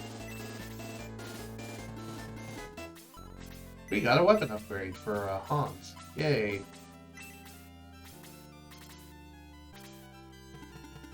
Yogurt to Yogurt is promoted to Yogurt. Yeah, he's already a Yogurt, so you can promote a Yogurt into a Yogurt, into a Yogurt, into a Yogurt, for as much as you want to. And no, I don't know what a class Yogurt is, but it's evidently whatever he is.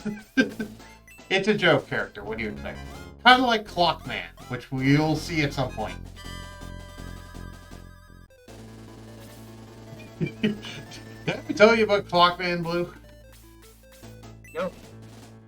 Okay, well, there's a reoccurring multiversal joke character in my campaigns, known as Clockman. He almost always starts out as a villain. Yeah, okay, now I remember him. Yeah, and his slogan is, I am always on time. And he has the weird ability to just randomly show up in situations that there's no way he could have been there for any reason, and he just randomly shows up at the perfect moment to do something because, and I quote, he is always on time.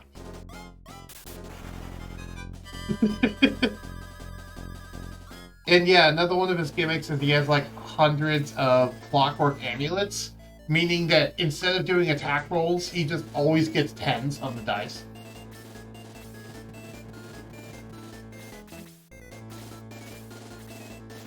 Though that does mean that if you ever actually manage to defeat him, you can get hundreds of clockwork amulets. That's a thing. Whatever that's worth. That's if you manage to defeat him, though, because usually he just kind of plays around with people and then leaves.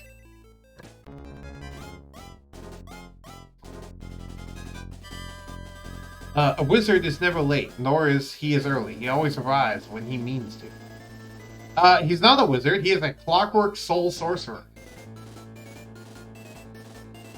Hans needs a weapon upgrade, since he never gets any attack stats. What? Seemingly, yeah.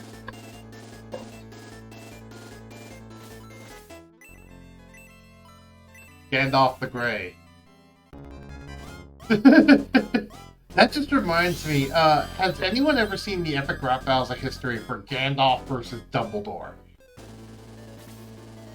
That reminds me of a very specific line from that rap battle.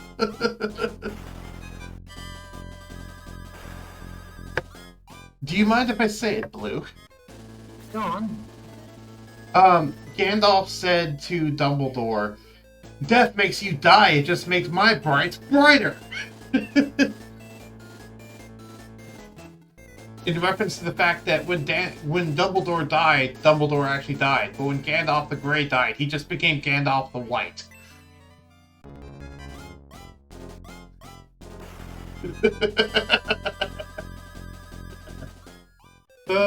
I watched it before, but it was years ago. I watched Death Battle, not Rap Battle. Well, I watched both the Death Battle and Epic Rap Battles of History. They are both hilarious series, for very different reasons. I have a lot of strong opinions about Death Battle, but not all of them are bad. Okay. Oh. I figure you have no investment in it. I don't know. You ever watch Death Battle? Death Battles every now and then. There you go. Oh,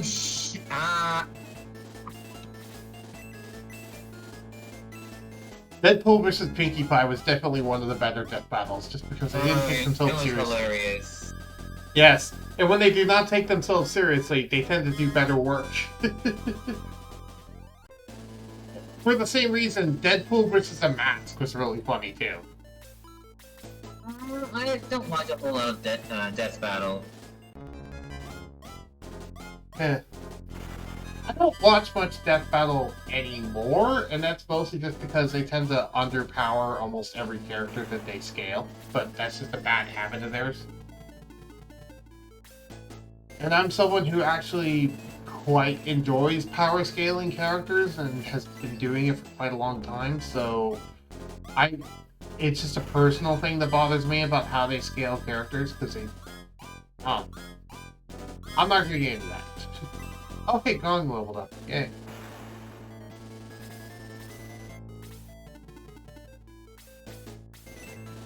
And it's not even like I always disagree with the results. Sometimes their results are right, it's just they underrepresent both characters anyway. In particular, Kirby versus Majin Buu was one that was relatively notorious for that. While I still believe Kirby would win against Majin Buu, that doesn't mean that they didn't completely undersell both characters, because they did. The scaling should be a lot higher than they represented for both Buu and Kirby.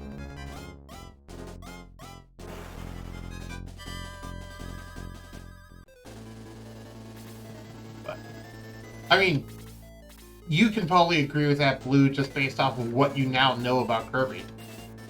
Yep. Blue recently got introduced to Kirby lore.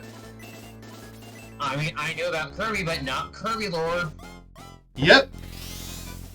Yeah. That was fun. And even then, even with it, he doesn't really care about his own lore, and he's just your friend. He's everyone's friend. He's just Kirby.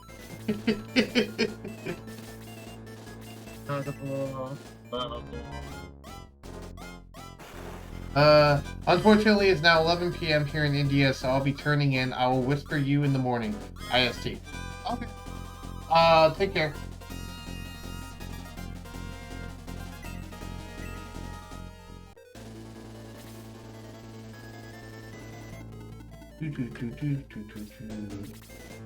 Good luck and have fun. Thank you, you too. Enjoy your sleep. I hope you have pleasant dreams.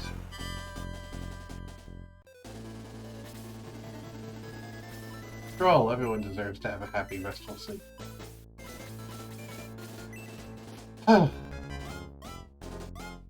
Yep. Oh, I'm not sure if you caught it earlier, Blue, but there was someone, besides Roachek, there was someone interested in trying out D&D and interested in the actual campaign. And I mentioned, hey, if you wanted to, like, try it out, I wouldn't mind if you ran Harold and Gerald as characters, because they're pretty simple characters with simple personalities. So we might have a person who is new to D&D joining in for Session 2, piloting Harold and Gerald. Which should be interesting. Yep. Also, if you guys end up recruiting... well, that's assuming that you guys end up recruiting them. I'm pretty sure you will, but... I mean, Hoonery didn't get a plan on recruiting them. I know other characters that want to recruit them. I have not heard a single character say yet that they don't want to.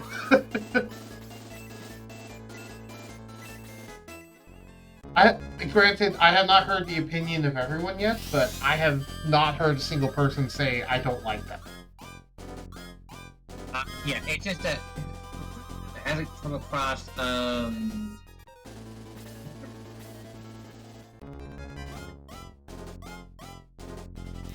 You get Frost. Ow.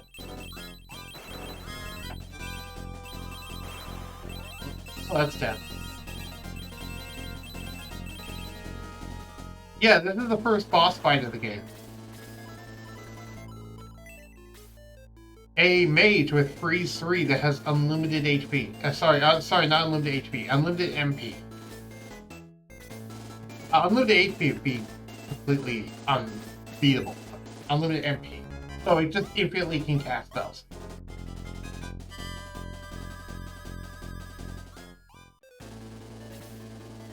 Yeah, that's fun. But yeah, Chapter 3 is my favorite chapter of the game. Of Shining Force, I mean.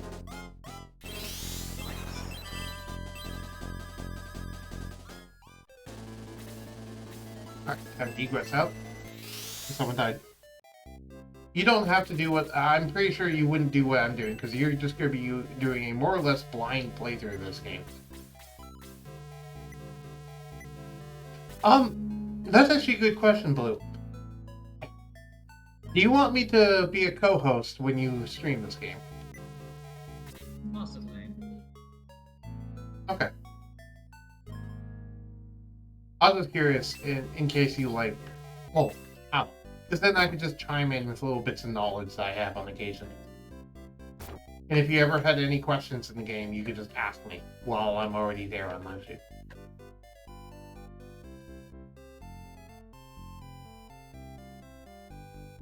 Do my best to just not say a bunch of stuff, though, because it's your stream.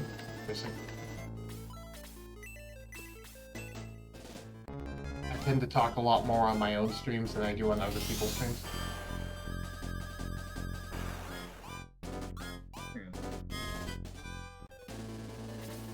You know what? It's actually about 3 hours in. I'm gonna leave this battle, and I'm going to go make some lunch. I will be back.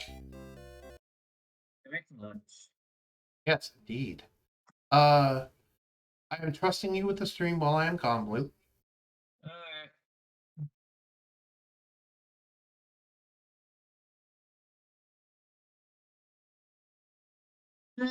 Don't worry, don't worry. They'll just hear me ramble on about, you know, the lawsuit of Amphitheor Hard. It's just, you know, it's a fun one. It's a fun one. It's a...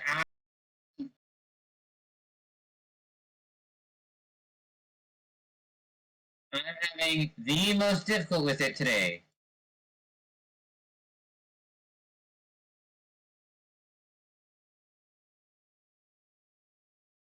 It makes a quesadilla while I suffer. Also, I cannot be reading chat.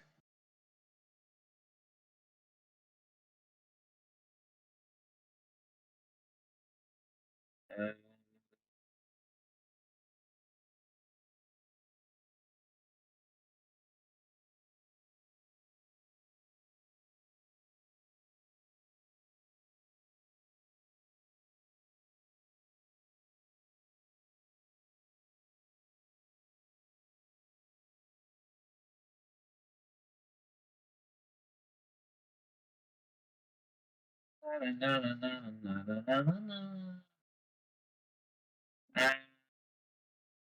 Okay.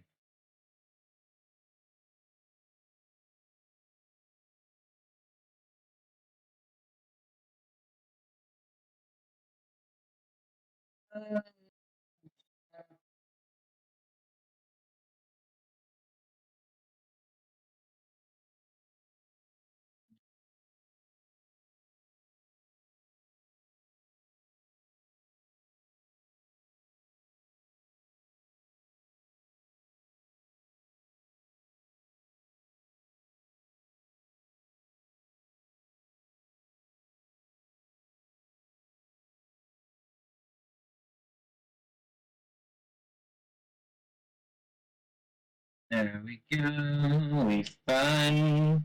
We fun. We fun.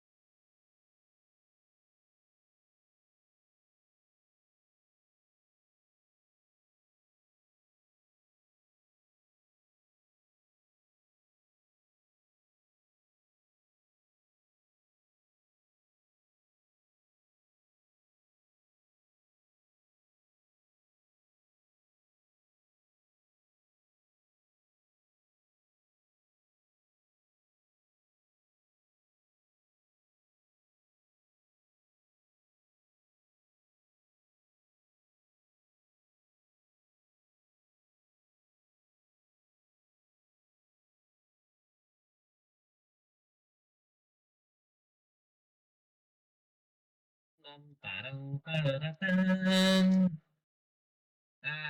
I had my phone open, I don't know if you're reading chat, but I should probably have done that. Oh well.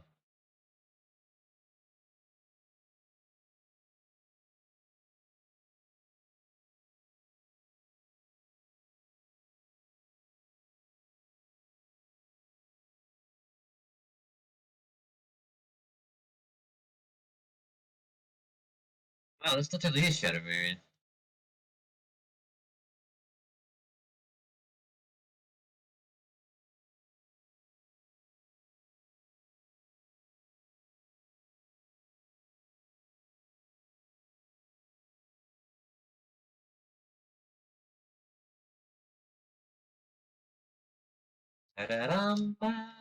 Okay. So yes, I am taking over stream. There's a very little time that's probably left, who knows? Um, pain. Oh wait, Melee needs to get into that, so which means, there we go.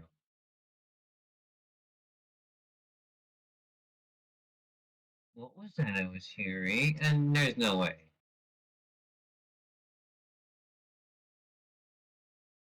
Ah.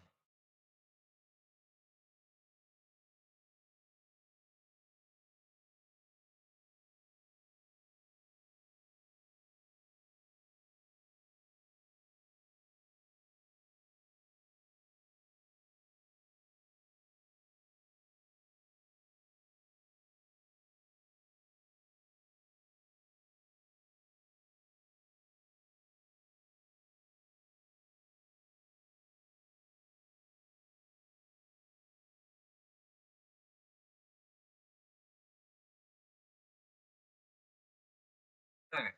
Cool. Cool. What a stream. Oof, rip chat. Is that what something you said, Starter? You hear it. Wow. Yeah. Well, let me actually open up his stream.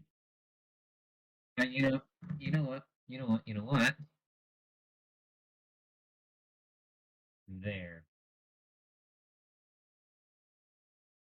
There. Just go read. And go bop. Bop to the music, bop to the dance, bop, bop, bop, bop, bop, bop, bop.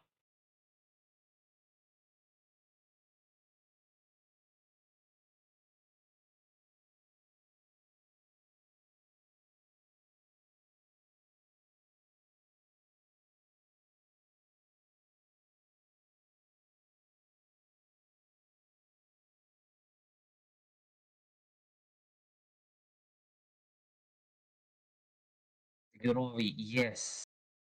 Scree. Re. Breathe.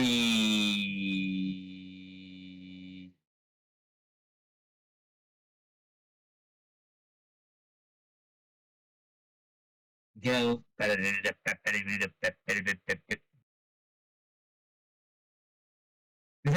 echo. I hear the echo.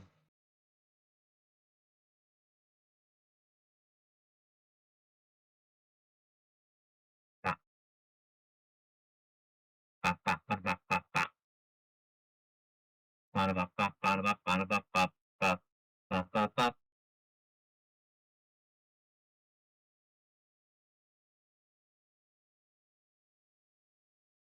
Wow, it's so interesting when I listen back.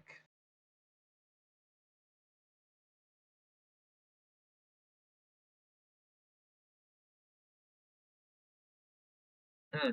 Very, very interesting. I don't have a good mic setup.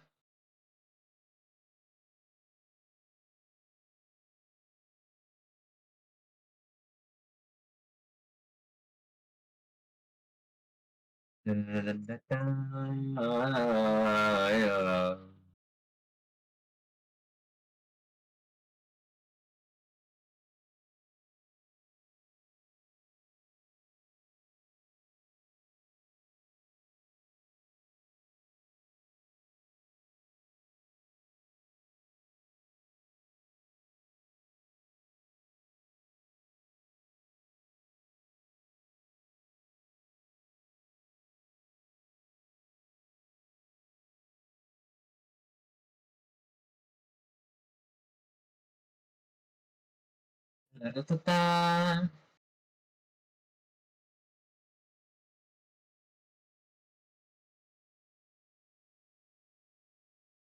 Interesting. Skibbity doo bop. Luda pop pop.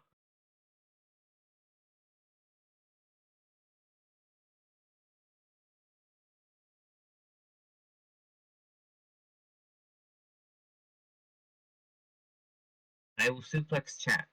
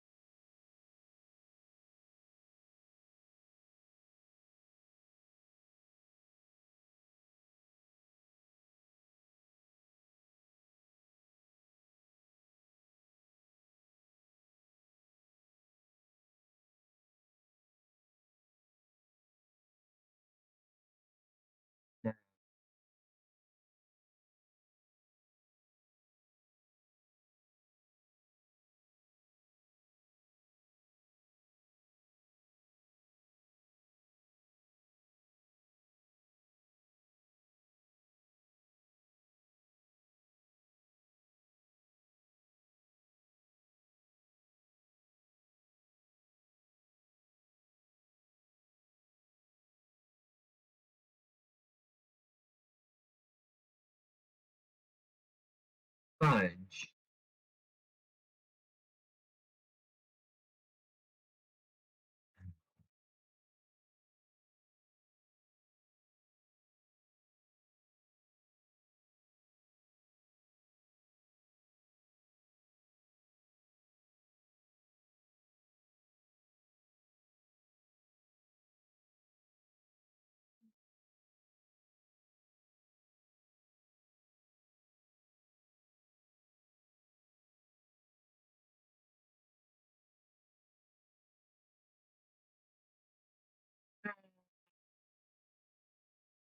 It's fine. It's fine. Everything is fine. Everything is fine.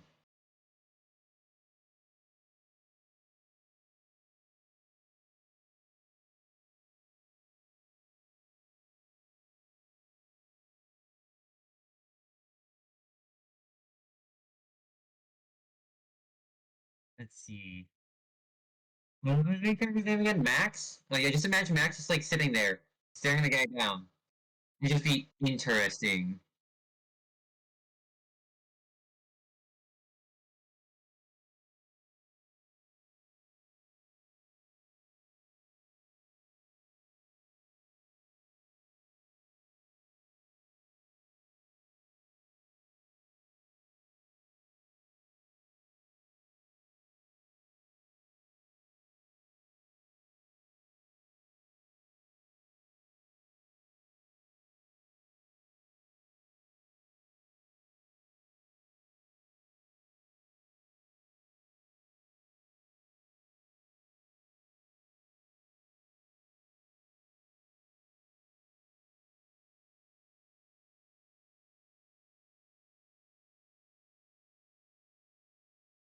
I am waiting for trials.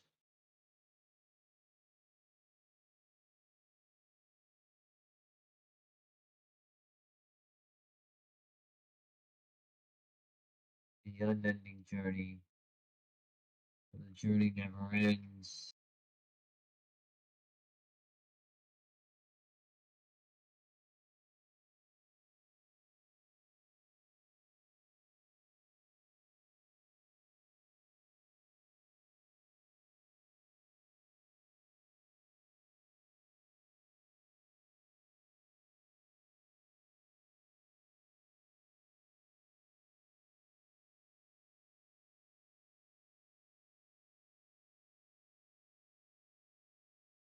The Mac is trying to find hair on the other person's head. Yes, he's counting. He is trying to count.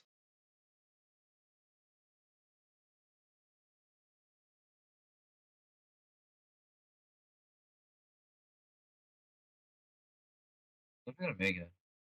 Ah, this one.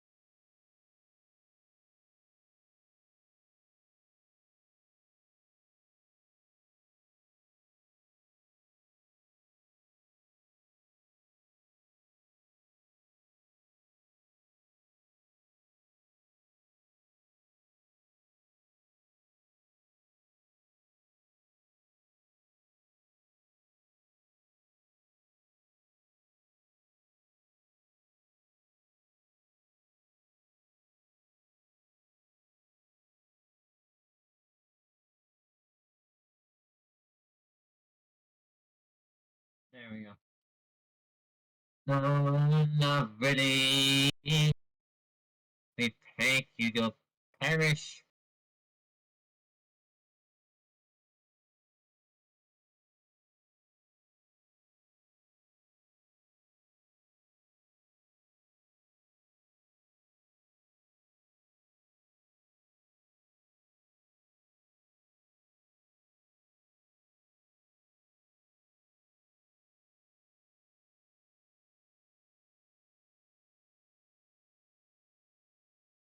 Blue circle, blue circle, blue circle, blue. Where's the blue circle? There we go. Ah, shit.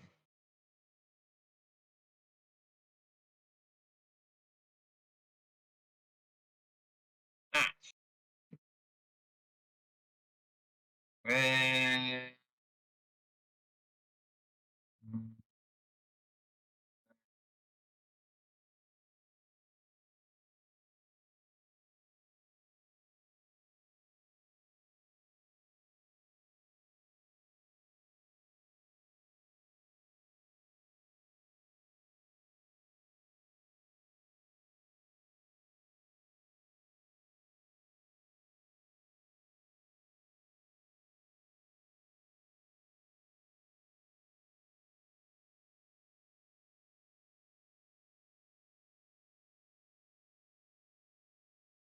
Let's see.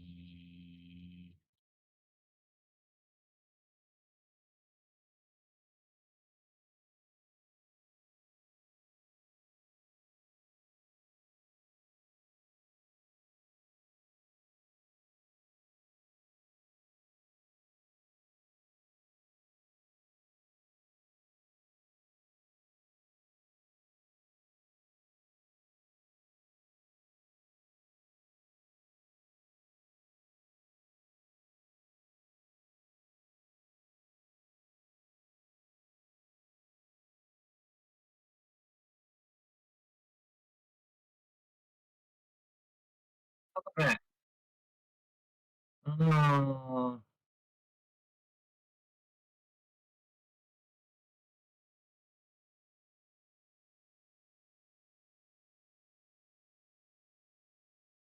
right. Nice. Yep. Come on, computer. You're fine. You saw how much my TV turning off and then back on again caused my computer to spike up.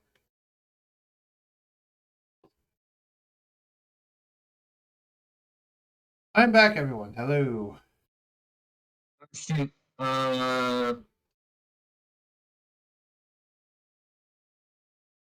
Group chat. Good old Re. Max is trying to find hair in the other person's head. Oh, that's a really funny image of what that is currently happening on the screen. Also there, now I fixed my profile.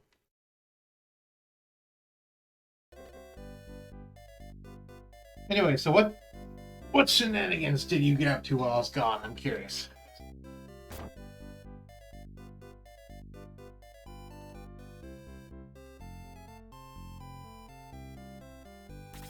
The silent treatment, I see. Sorry. I'm just busy. Ah, okay. Apologies. I will not bother you then.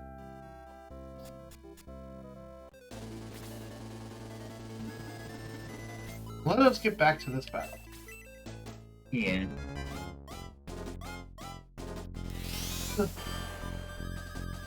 Okay. Do.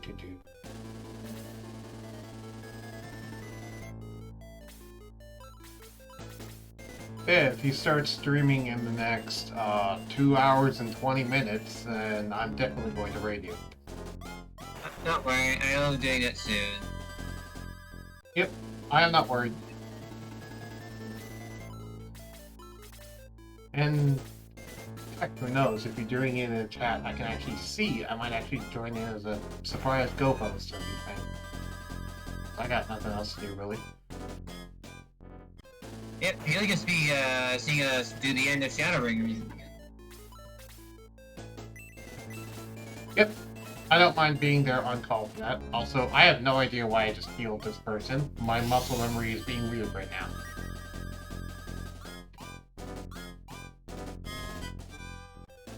Yes, shrugging. Yes. That moment when you vocally say, sure.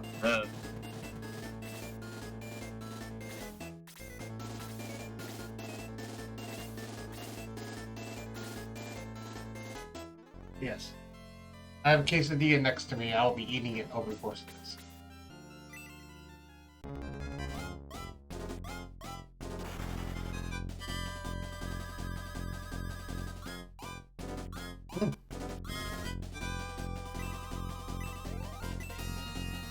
Level up right away.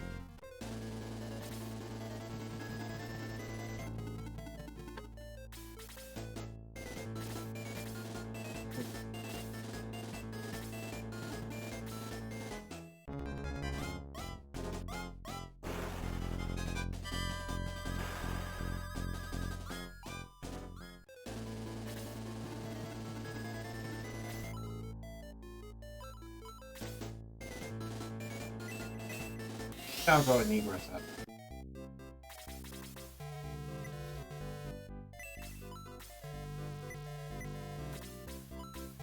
Someone just got poisoned. Feels like Oh no. That's okay, it's just 10 coins.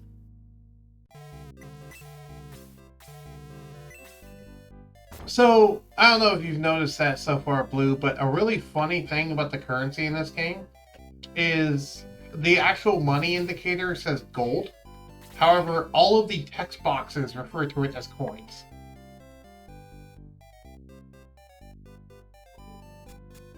It's incredibly strange. Text boxes never refer to it as gold, but the actual like box that shows you how much money you have refers to it as gold. Interesting. Uh-huh.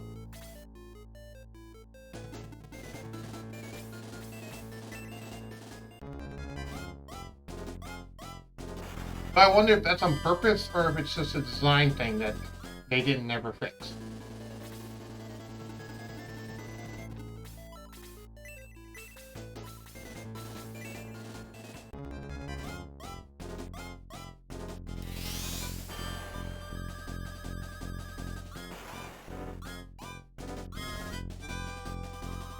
I look over on my phone and I see fire red. Yep, that was the Fire 2 spell. Ah, with fire 4? Got it. No, I do not have Fire 4 unlocked yet. Blaze 2, sorry, not Fire 2.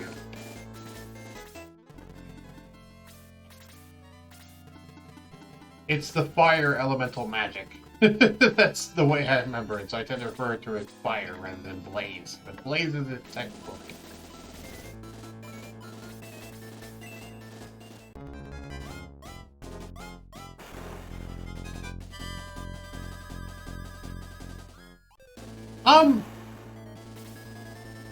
Hey, Surtur, you are here and paying attention, right? Because I wanted to actually ask you a question.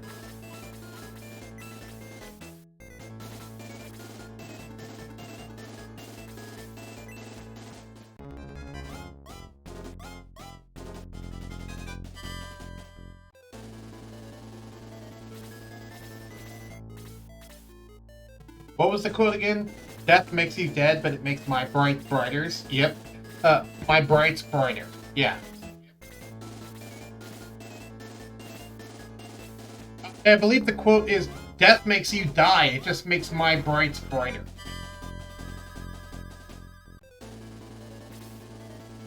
Which also reminds me of the hilarious Superboy Prime quote of, I'm gonna kill you to death. Which is just so dumb.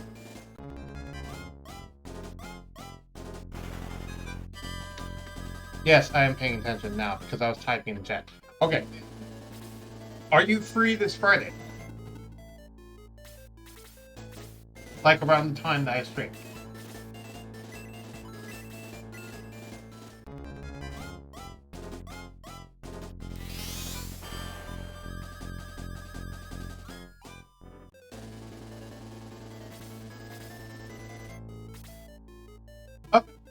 Because I wouldn't mind trying the Ninja Store game on Parsec together and just stream that. And so we could just, like, do that for a Variety Friday this Friday. Because that sounds fun.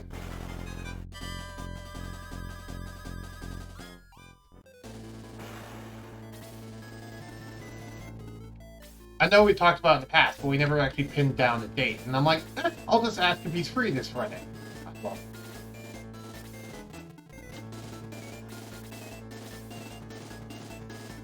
of course, we should probably try it out before then, just to make sure it actually runs well, but tentatively, I'd like to do that this Friday, if we could. Either this Friday or next Friday, whichever.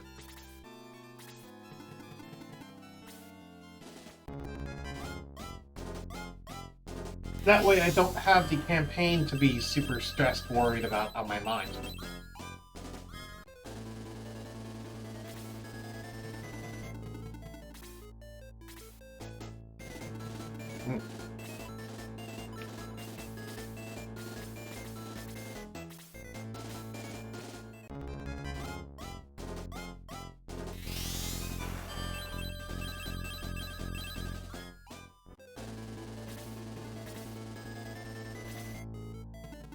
I find it hilarious that Shining Force is bringing a lot more viewers than actually the D&D campaign. And it shocks as well. That's funny. Then again, I did get a raid of like 5 people, so that's part of why, probably. Yeah. Yeah, for the actual stream that... For the actual D&D campaign stream, I had like 3 to 5 viewers throughout the entire thing, and now I'm consistently floating at 8, which is really cool.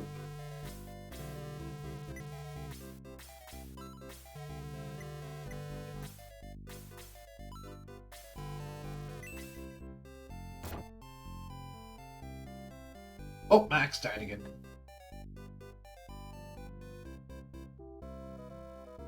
I'm losing a lot of my money. That's fine though. I can make it back pretty easily.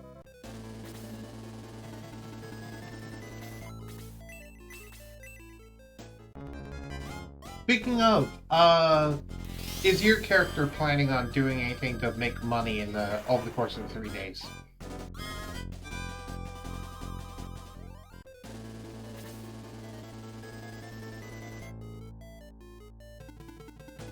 Soon.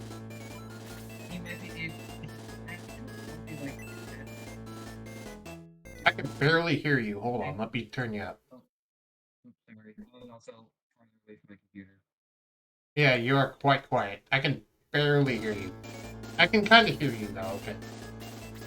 Alright. I don't think Clockman has essentially ran a business before. He just knows how to do the jewelry stuff and the weaving.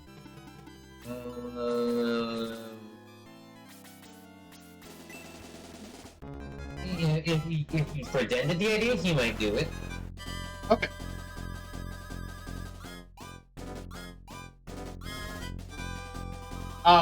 You're skilled in Arcana, right? Yeah. I'm pretty sure, because I remember us talking about that.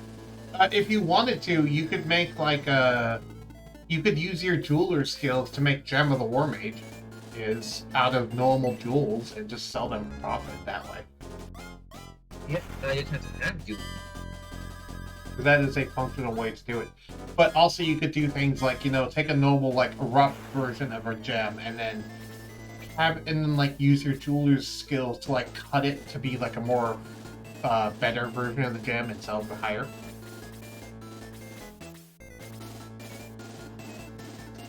Because now instead of it being like a rough one, it's now a finely cut one or a flawless one, depending.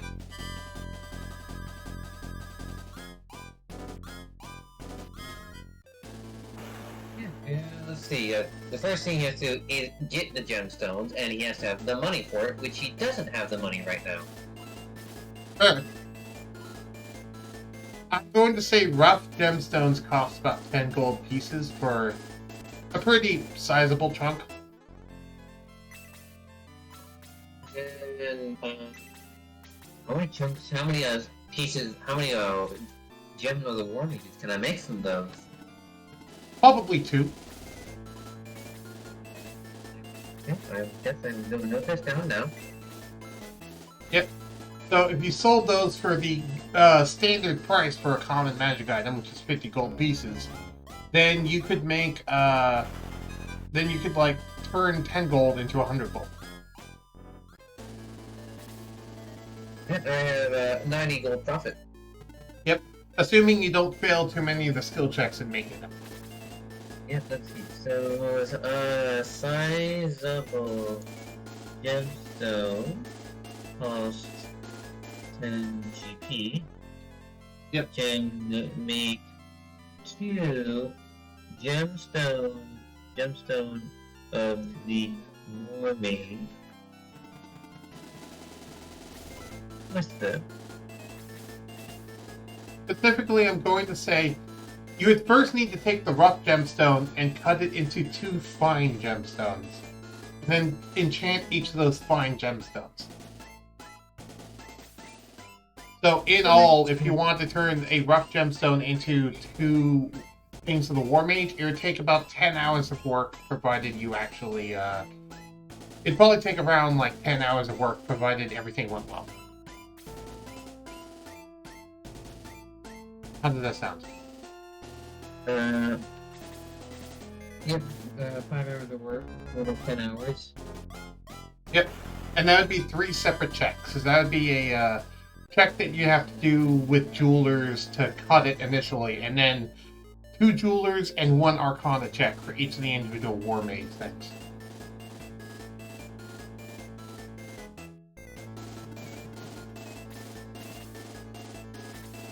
So there you go, there's the numbers. Also, I know it's called Ruby of the War Mage, but I don't mind if you use other gems besides rubies. Some people like it more that way. They don't want a red stone, they might want a green stone. Right? Or a blue stone. Or silver stone. Or stone, you know. Or, you know, just a straight up diamond.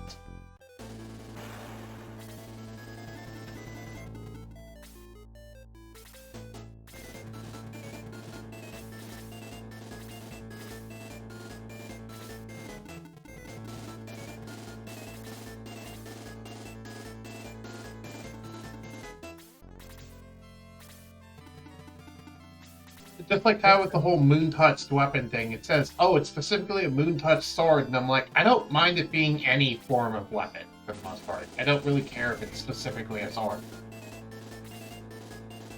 I don't mind if you make, like, a moon-touched great axe, for example.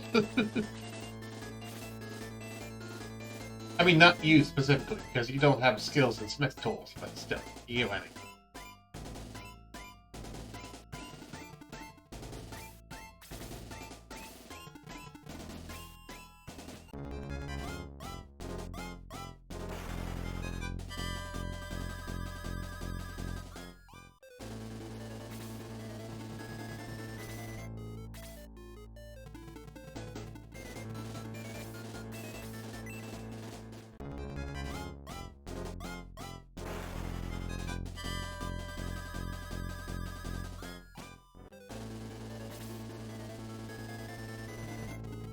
Don't forget, you can also make clockwork amulets. Wait, how can I make them? Oh, right. I need to...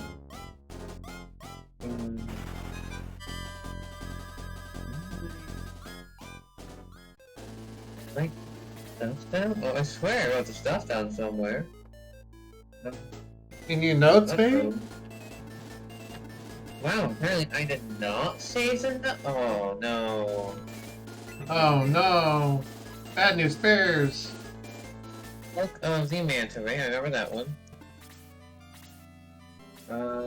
Well... Amulet...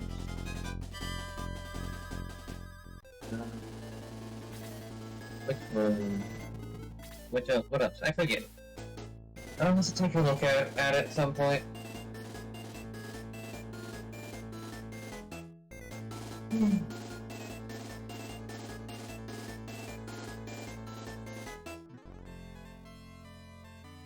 Look, Mansory, Look, Amulet, what else is gonna make Hypercube?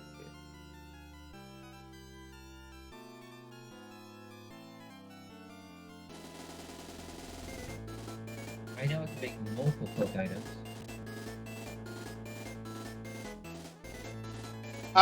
I cannot find a price listed for how much a clock costs, but I'm just gonna say it costs 10 copper pieces. And basically all you're just doing is taking a normal clock and enchanting it. And you just need one to be of the size so you can put... Also, you're just doing the actual string for the amulet, which is weavers. Making a linen string. Then enchant and get string. There we go. Cloak of the Manta Ray. I just need weaving with magic. Weaving imbued with magic is probably what that would be. The Cloak of the Manta Ray would require 4 skill checks, and it would be 3 Weavers pool skill checks, and it would be 1 Arcana check. Alright, yep. I'm simply putting down weaving imbued with magic. Yep. Also, by the way, if you find a pre-existing cloak, you can cut down on one of those skill checks. So you can cut down on one of the weaver's skill checks if you find a pre-existing robe. Oh, because I'm using it as like a base. Yep. And the additional one was just in case, you know, you don't have a robe. You can just turn raw material into a robe. But I figured that you can turn like raw material into a robe with only one skill check. And like, let's say, I guess I didn't say how much time. So like, let's say the Cloak of the Manta Ray can be made in 6 hours. Let's say. All right, I'll note that down. That's gonna be 6 hours. I'm gonna say that you can turn raw materials into a regular mundane cloak in a short rest, which is 1 hour.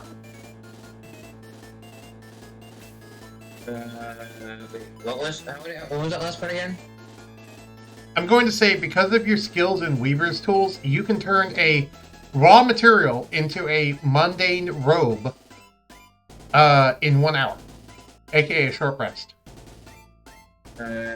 Because of weaving skills, it takes 1 hour to turn material into what again? Into a robe.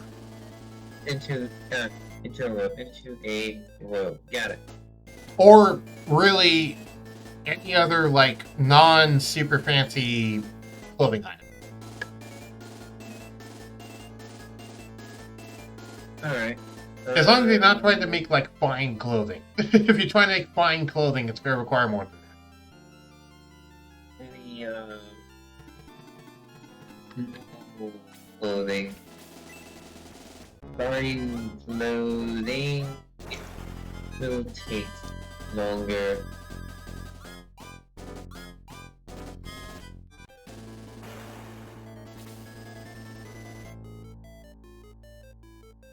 Right.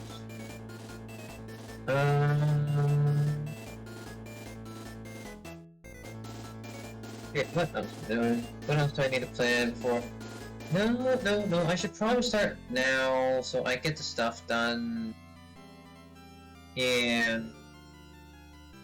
Well, I mean, for example, if you wanted to make a Cloak of the Manta Ray for, let's say, you, Cadmus, and Karsoka, then that would take, at 6 hours each, that would take 18 hours. Yeah, that's like a day that's like a day and then some. That's like.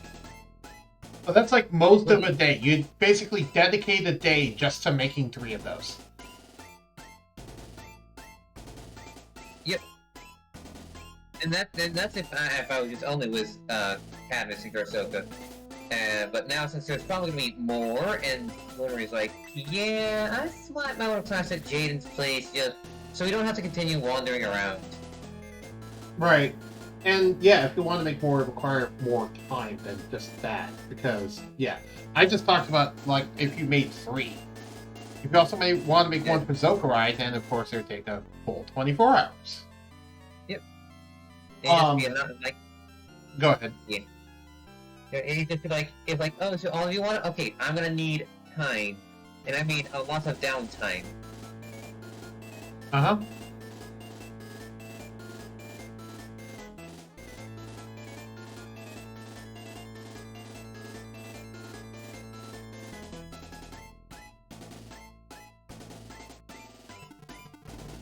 Let's see.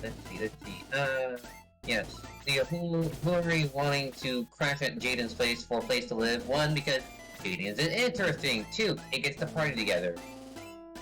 However, Jaden did the whole thing of scaring Zokurai. Right. Also, keep in mind, by the way, that 24 hours is assuming you pass all of your checks. It might take longer if you start failing some checks. Dice, work with me. Dice says no. Gosh darn it. Right. This is where you have to rely on your bonuses. Exactly.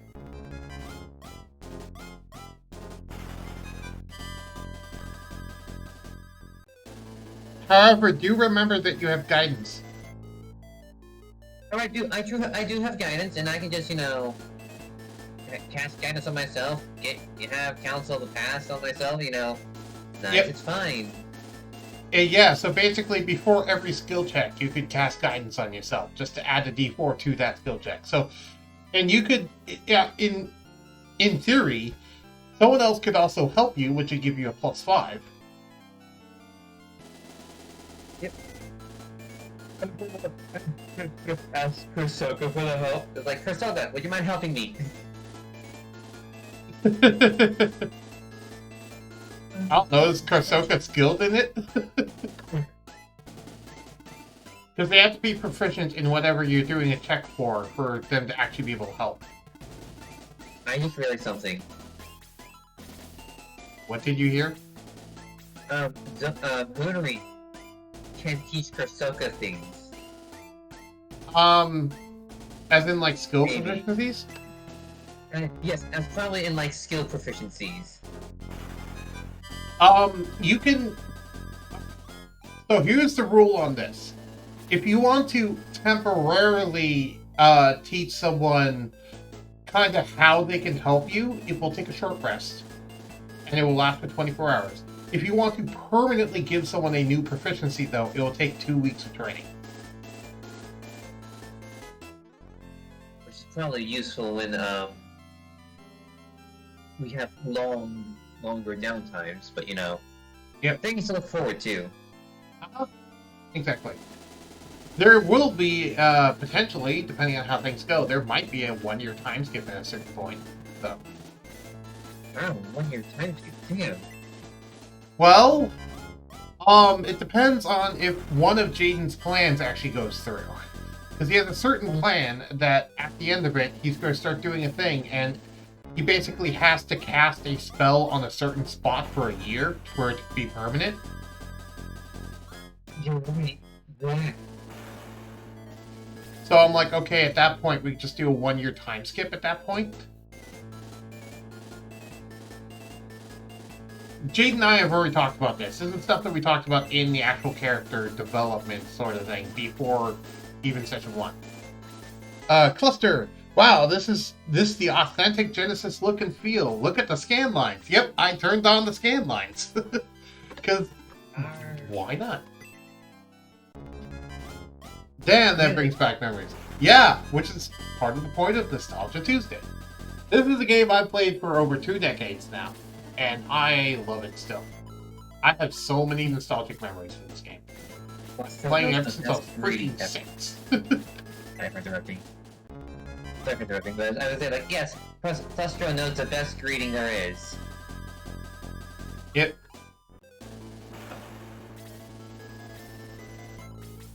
Also, I did just think of something. Also, so I'm a bit of a troll, and I already gave Zokurai an idea as to how he can taunt Jaden. Oh boy. Yeah, and it has to do with a specific Artificer infusion that would be really great on a Warlock, and he's not going to let Jaden have it. Everybody's probably like, okay, Jaden, do you apologize? Yeah. Yes, okay, Zokurai. How am I gonna get it? He's not gonna get it. Well, This game is from, what, 1992? Had my midlife crisis a little in the early 2010s when all the games I liked during Genesis days all started turning 20 years old. Yeah, I can understand that. Well, the title screen for this specific copy of the game says 1993, so I always assumed it came out in 1993. Anyway, you were saying, Blue? Yeah, I was saying, like, yes, Zokurai can just taunt, like, Jaden, do you forgive? Like, Jaden, say sorry. I'm sorry. Zokurai, do you forgive? No, not really. Right. Zokurai is the one that needs to forgive, not... But Jaden's already shown that he's regretful of what happened.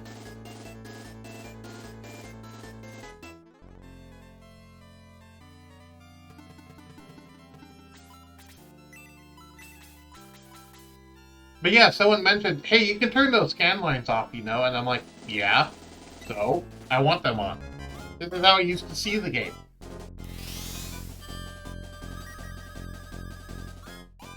I will say, Blue, by default, these scan lines are not on. I just have it on for the authentic feel of watching this on an old, like, CRT TV. Like, a really old style TV.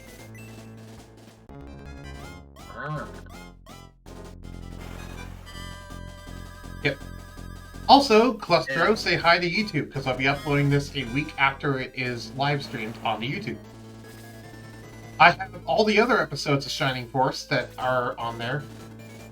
So yeah, check it out, Bugboy1014 on YouTube. Oh god, we're about to get nukes. Gort's dead. Yeah, this boss is hard. Because he can nuke your forces very quickly and easily. And also, I'm just playing very dumb, which is part of the reason why I'm getting nuked. If I was actually being intelligent about it, you know, this wouldn't be happening, but I'm not even really trying to be intelligent about it. Also, I'm gonna go do my stream. Okay, take care. Again. Yep. I'll read your stream later. Yep. I don't want to be here just to bother you. I Okay. have things to suffer. And Blue is gone. Chris is down. Hi, Blue. Yep.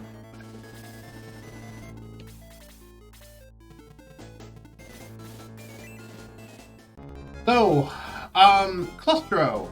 I am currently using a rule set that I used as a kid. Specifically in this rule set is, number 1, if anyone dies, I have to egress out and restart a mission. Number 2, if anyone levels up, I have to egress out and restart the mission, because that clearly means that there's levels to be gained.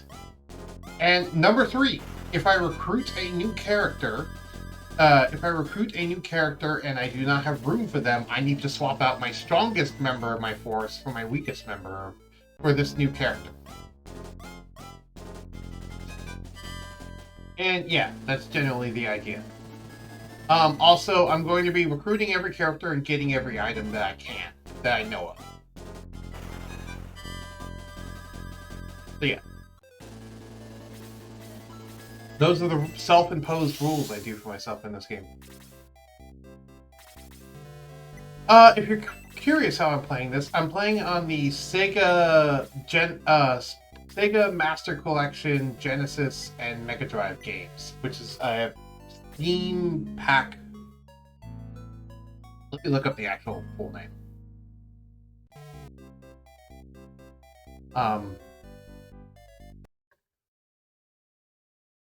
Sega Mega Drive and Genesis Classic Collection. That's what it is.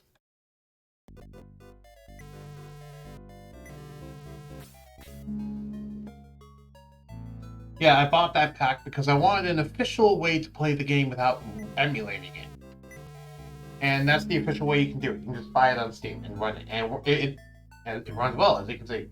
And I can even have scan lines. Nice. Honestly, in my opinion, the game looks better with scan lines, but that's just because I'm used to seeing it this way.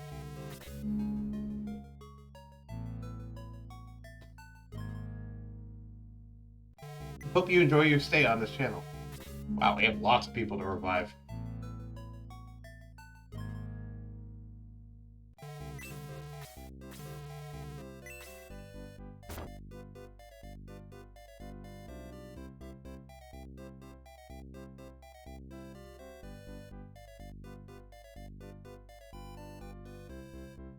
Do do do do do do do do do do.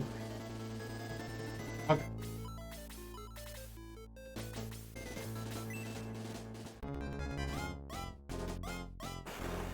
Yes, we will be raiding Blue Draconix' channel later. He's going to be playing Final Fantasy XIV Endwalker DLC.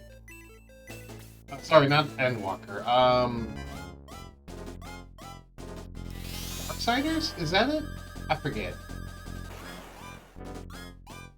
Whatever the one is when you bring the dark.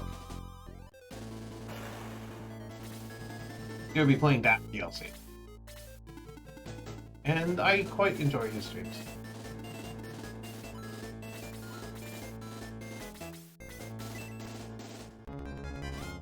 Six viewers.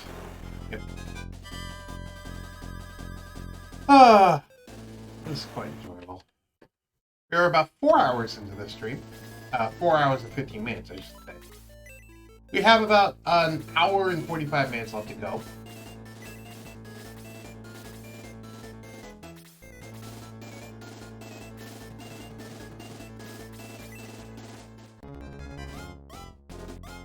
Hope you all are enjoying this nostalgic trip down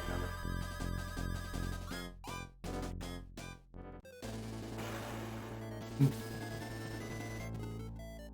I am also eating lunch.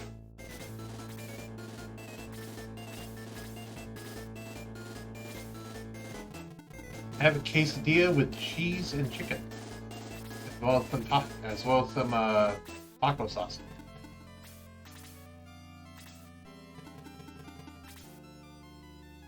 Good. The cheese is it's store-bought, but it's 4-cheese Mexican blend specifically.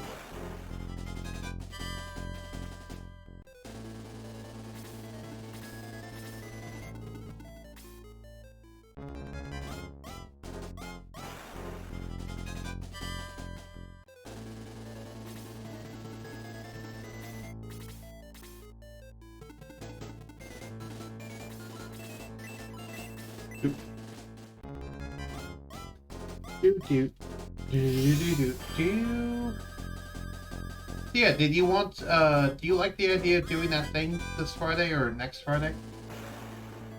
As long as we verify it actually worked.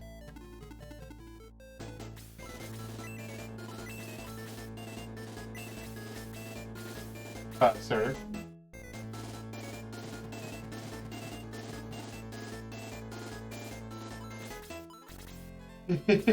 I have not had a midlife crisis yet. Thankfully.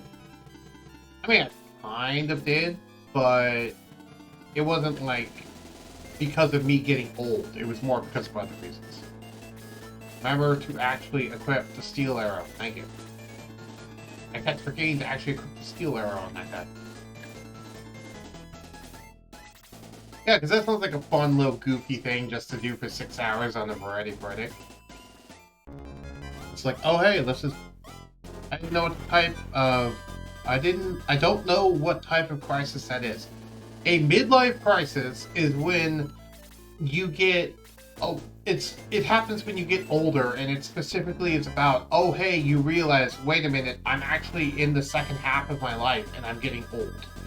You know, I'm no longer just an adult, I'm becoming an old person, and that's what a midlife crisis is. And then usually what happens is people like go, wait, no, I don't want to be old, so they just start clinging to everything that is nostalgic for them, and all the memories of when they were younger. So, like, the stereotypical thing is like, oh, hey, a dude is in his 50s and he has a midlife crisis, so he goes out and buys, like, a sports car and drives it around really fast and stuff, and tries to act like a young teenager again, even though he's not, and all that sort of stuff. You know, that's an example of a midlife crisis, where, it suddenly hits you like a truck that you are old, and that you are just going to get older. That's what a midlife crisis generally is. Some people don't have them. A lot of people do have them. And the exact cause and timing of them can be different from person to person. As, for example, the person above just mentioned, which was, I can't check their name because stream won't let me scroll up. Clustro, that's it. As Clustro said, their midlife crisis was caused when they realized that all the Genesis games they loved a lot were now 20 years old, and that means that they were 20 years older than whatever memories they have playing those. For example, I'm like 28, and I have memories of playing this game when I was 5. So.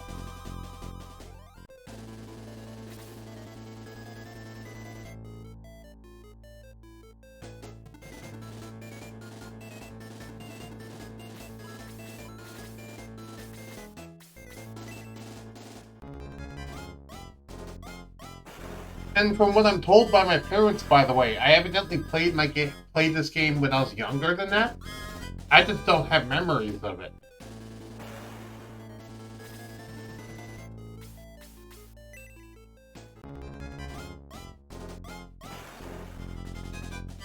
So yeah, I've been playing this game ever since before I even had memories.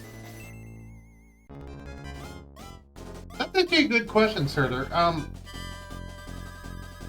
How about for you, and for everyone at home that is currently listening to this?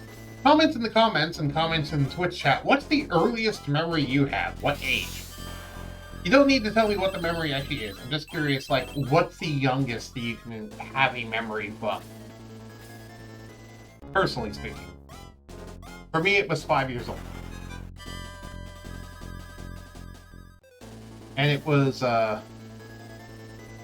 no, actually, for me, it was technically 4 years old, and it was me remembering my 5th birthday. That's what it was.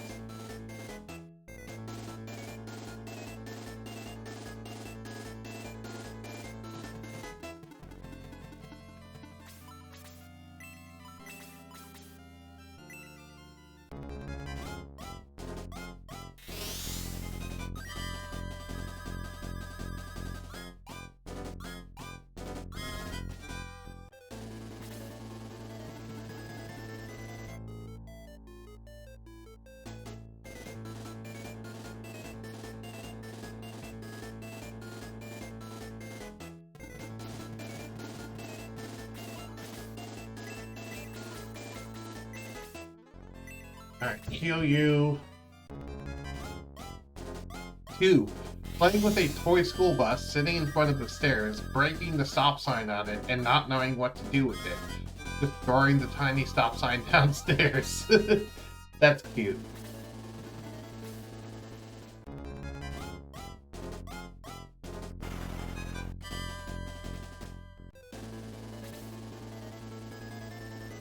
Two-year-old Surtur sounds very cute.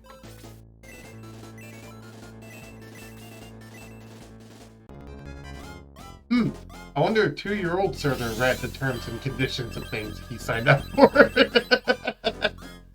Sorry, that just popped up in my head. I had to say it. Like, ever since I could read, I've been reading the terms and conditions.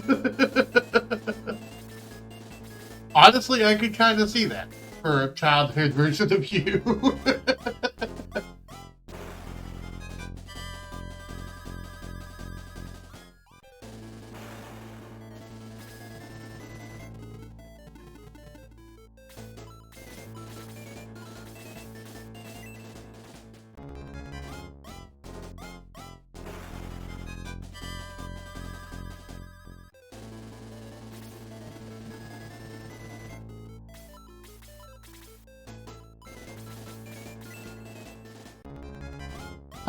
I am almost through all of my quesadilla. Oh, I have water. Forgot about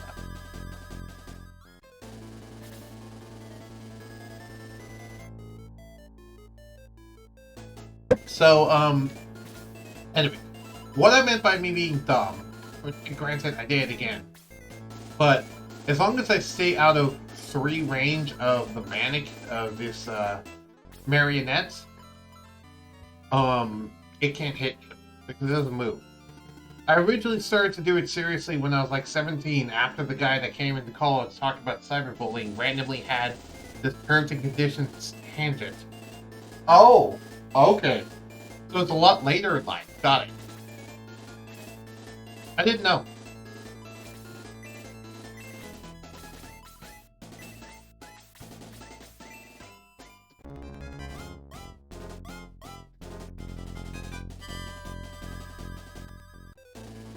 Also, there's some of that bad dodge rate I was talking about.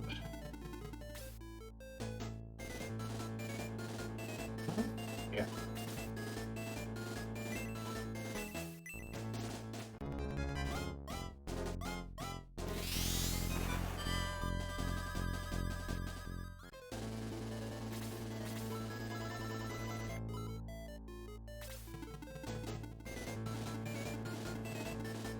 Shoot the bat. Shoot it. Shoot her. Shoot her. Yes. Thank you, Hans. You're being useful. Hans Fitzgerald.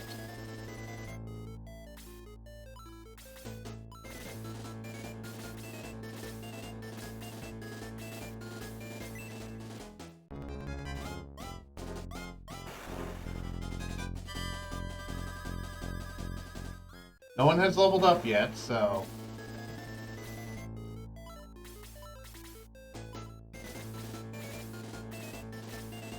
See, the boss won't move. So as long as you stay out of, 1, 2, 3. As long as you stay out of, 3 range of it.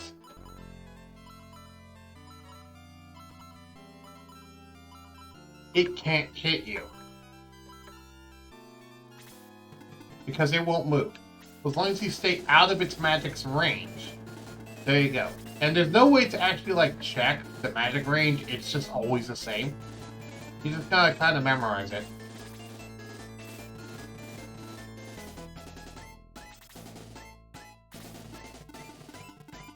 But yeah, as the one person was alluding to earlier, the AI in this game is indeed quite dumb.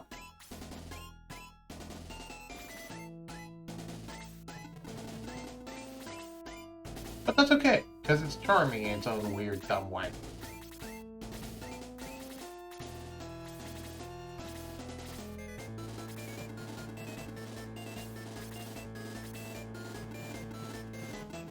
Everyone just forming a conga line, basically.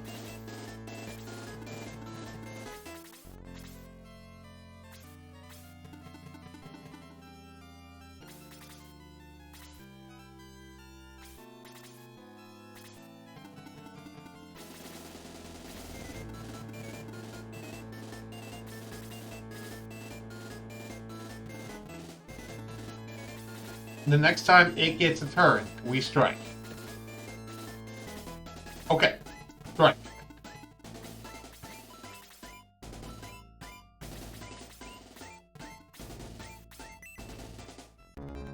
Hit this thing as hard as we can. Everybody into the conga line. Let's just all organize around the boss and try to hit it all at once.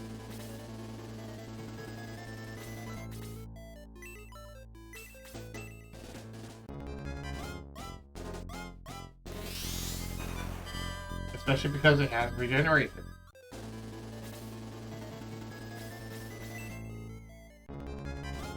Yep. This is what happens when you don't give your AI much brain power. Freeze. Now, as you can see, it has a very good dodge rate, and it has a lot of defense. It also has magic resistance, which is annoying for various reasons. Heal, 10, please. Thank you. That Ken just doesn't die immediately. And low level up. Okay, so I need to repeat this battle anyway. Yeah, I'm just gonna go repeat this battle now. Because Ken level up. You'll see the conga line again. The conga line will return in the next battle.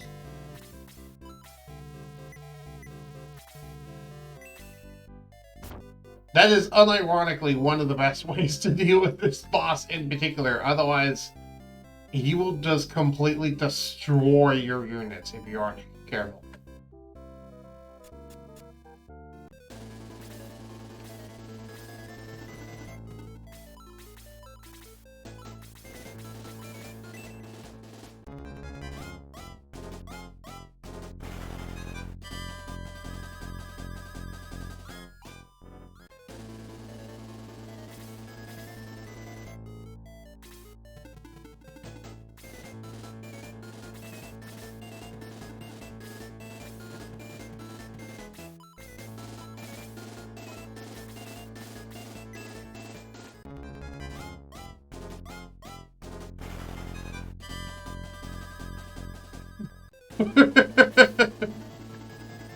Now I'm just randomly thinking of the conga line from TF2, except they're all doing it around a particular heavy.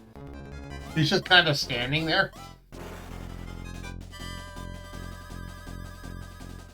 Like one intimidation move where you just have somebody and then people start randomly doing the conga around them. It's like, how are they supposed to react to a bunch of people doing a conga dance around them? Double kill.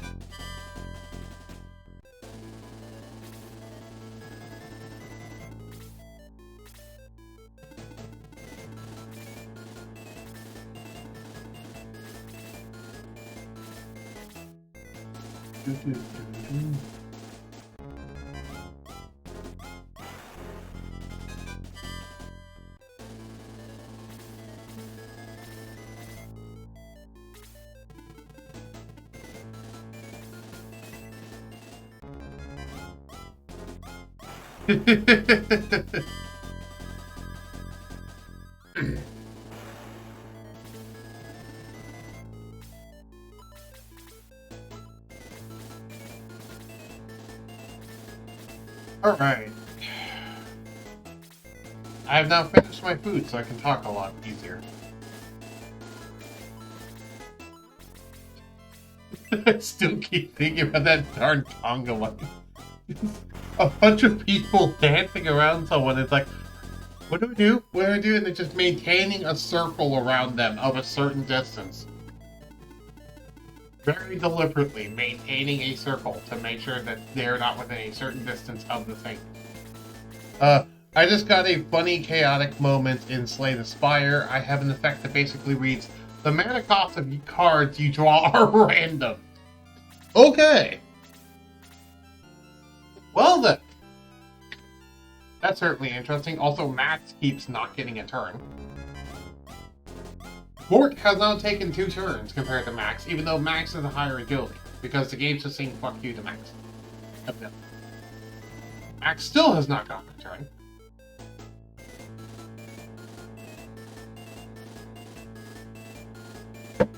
Yeah, this game likes to just randomly screw people over in terms of turns. It's really hilarious to me.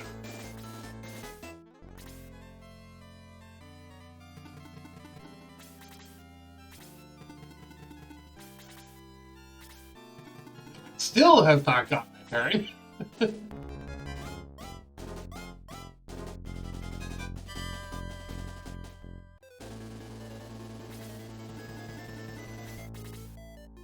Thank you. Finally, Max gets a turn. I'd like to point out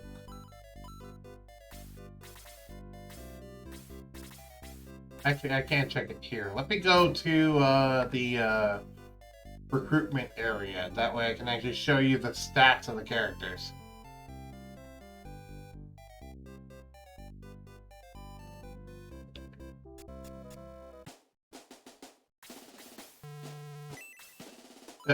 Status. I'd like to point out, Max has an agility of 10. If you compare that to, you know, let's compare that to Gort, for example. Well, okay, Gort has speed rate. Let's compare that to Luke. Yeah, Luke has an agility of 9. Max is not exactly slow. Let's compare it to these ones. Oh, they also have 10. I guess Max is not that much faster than everyone else. Huh. I guess it makes some sense. It's just weird that Gort got like 2 turns in comparison. Huh. Weird.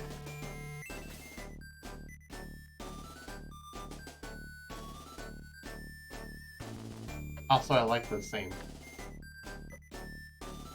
You rarely ever get to hear this, unless you just stay around in this room for a while.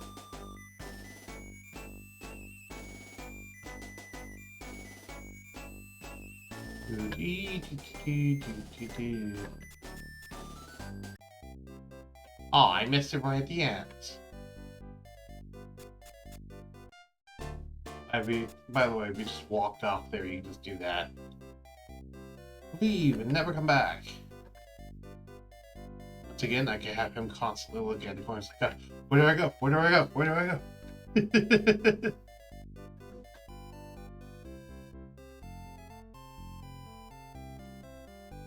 So, by the way, fun fact, if you press both directions at once, it will just completely freeze the character and make them unable to move. Which, granted, is normally impossible to do on a normal joystick, but it's just kind of funny that, yeah, if you end up pressing both directions at once, the character just... at least in the overworld, the character will not move. Here, I guess it will. Huh. Wait, what? Hold on.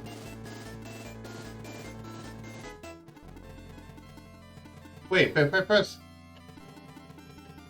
it at the same time, they go right and then left. But if I press it with it slightly different, where I press left and then right, they don't go right. Interesting. So I guess in the actual battle maps, it has preferential treatment for going left. And outside of the battle maps on the world map, it just makes you freeze in place.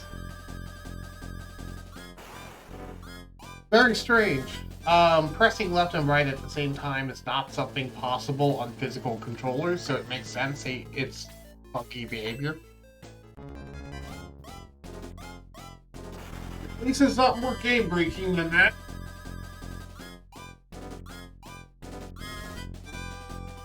Oh hey, Gort increased in level.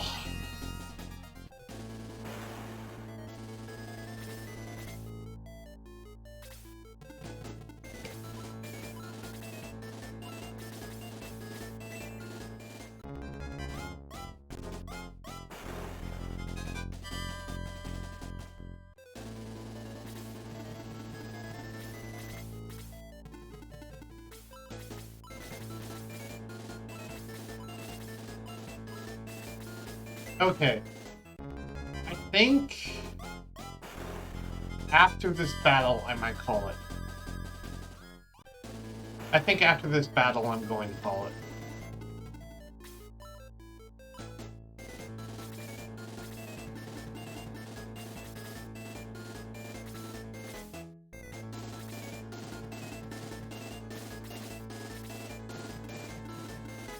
Is that fine with everyone here?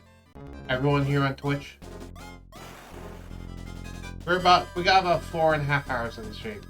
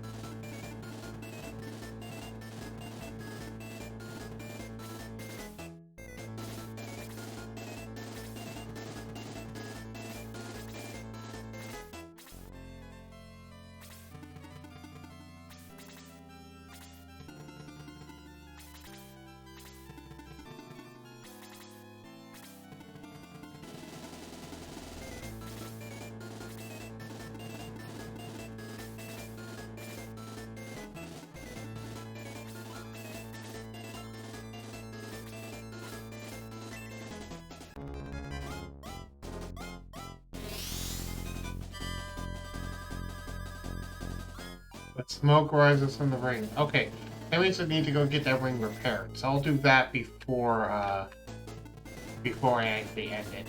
But after this battle.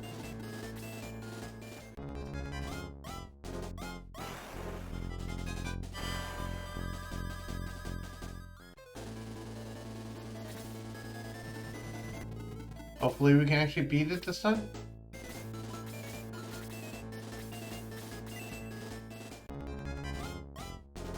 I'm gonna actually try to beat it this time.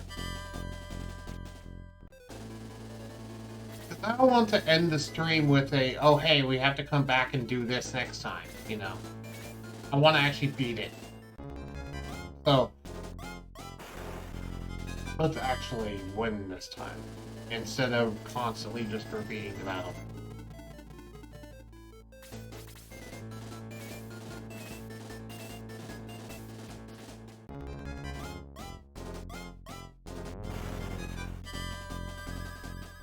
That's a lot of HP stolen.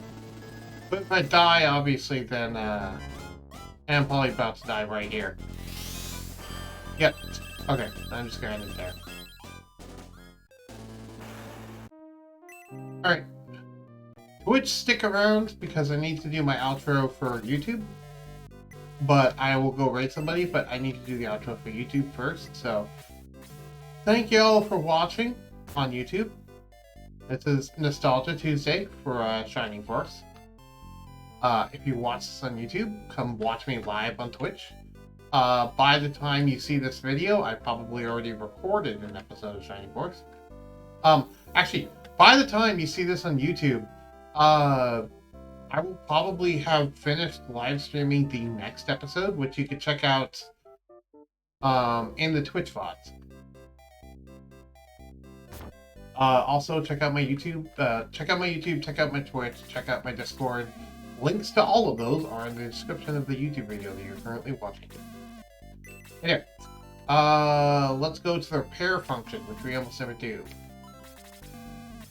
And there we go.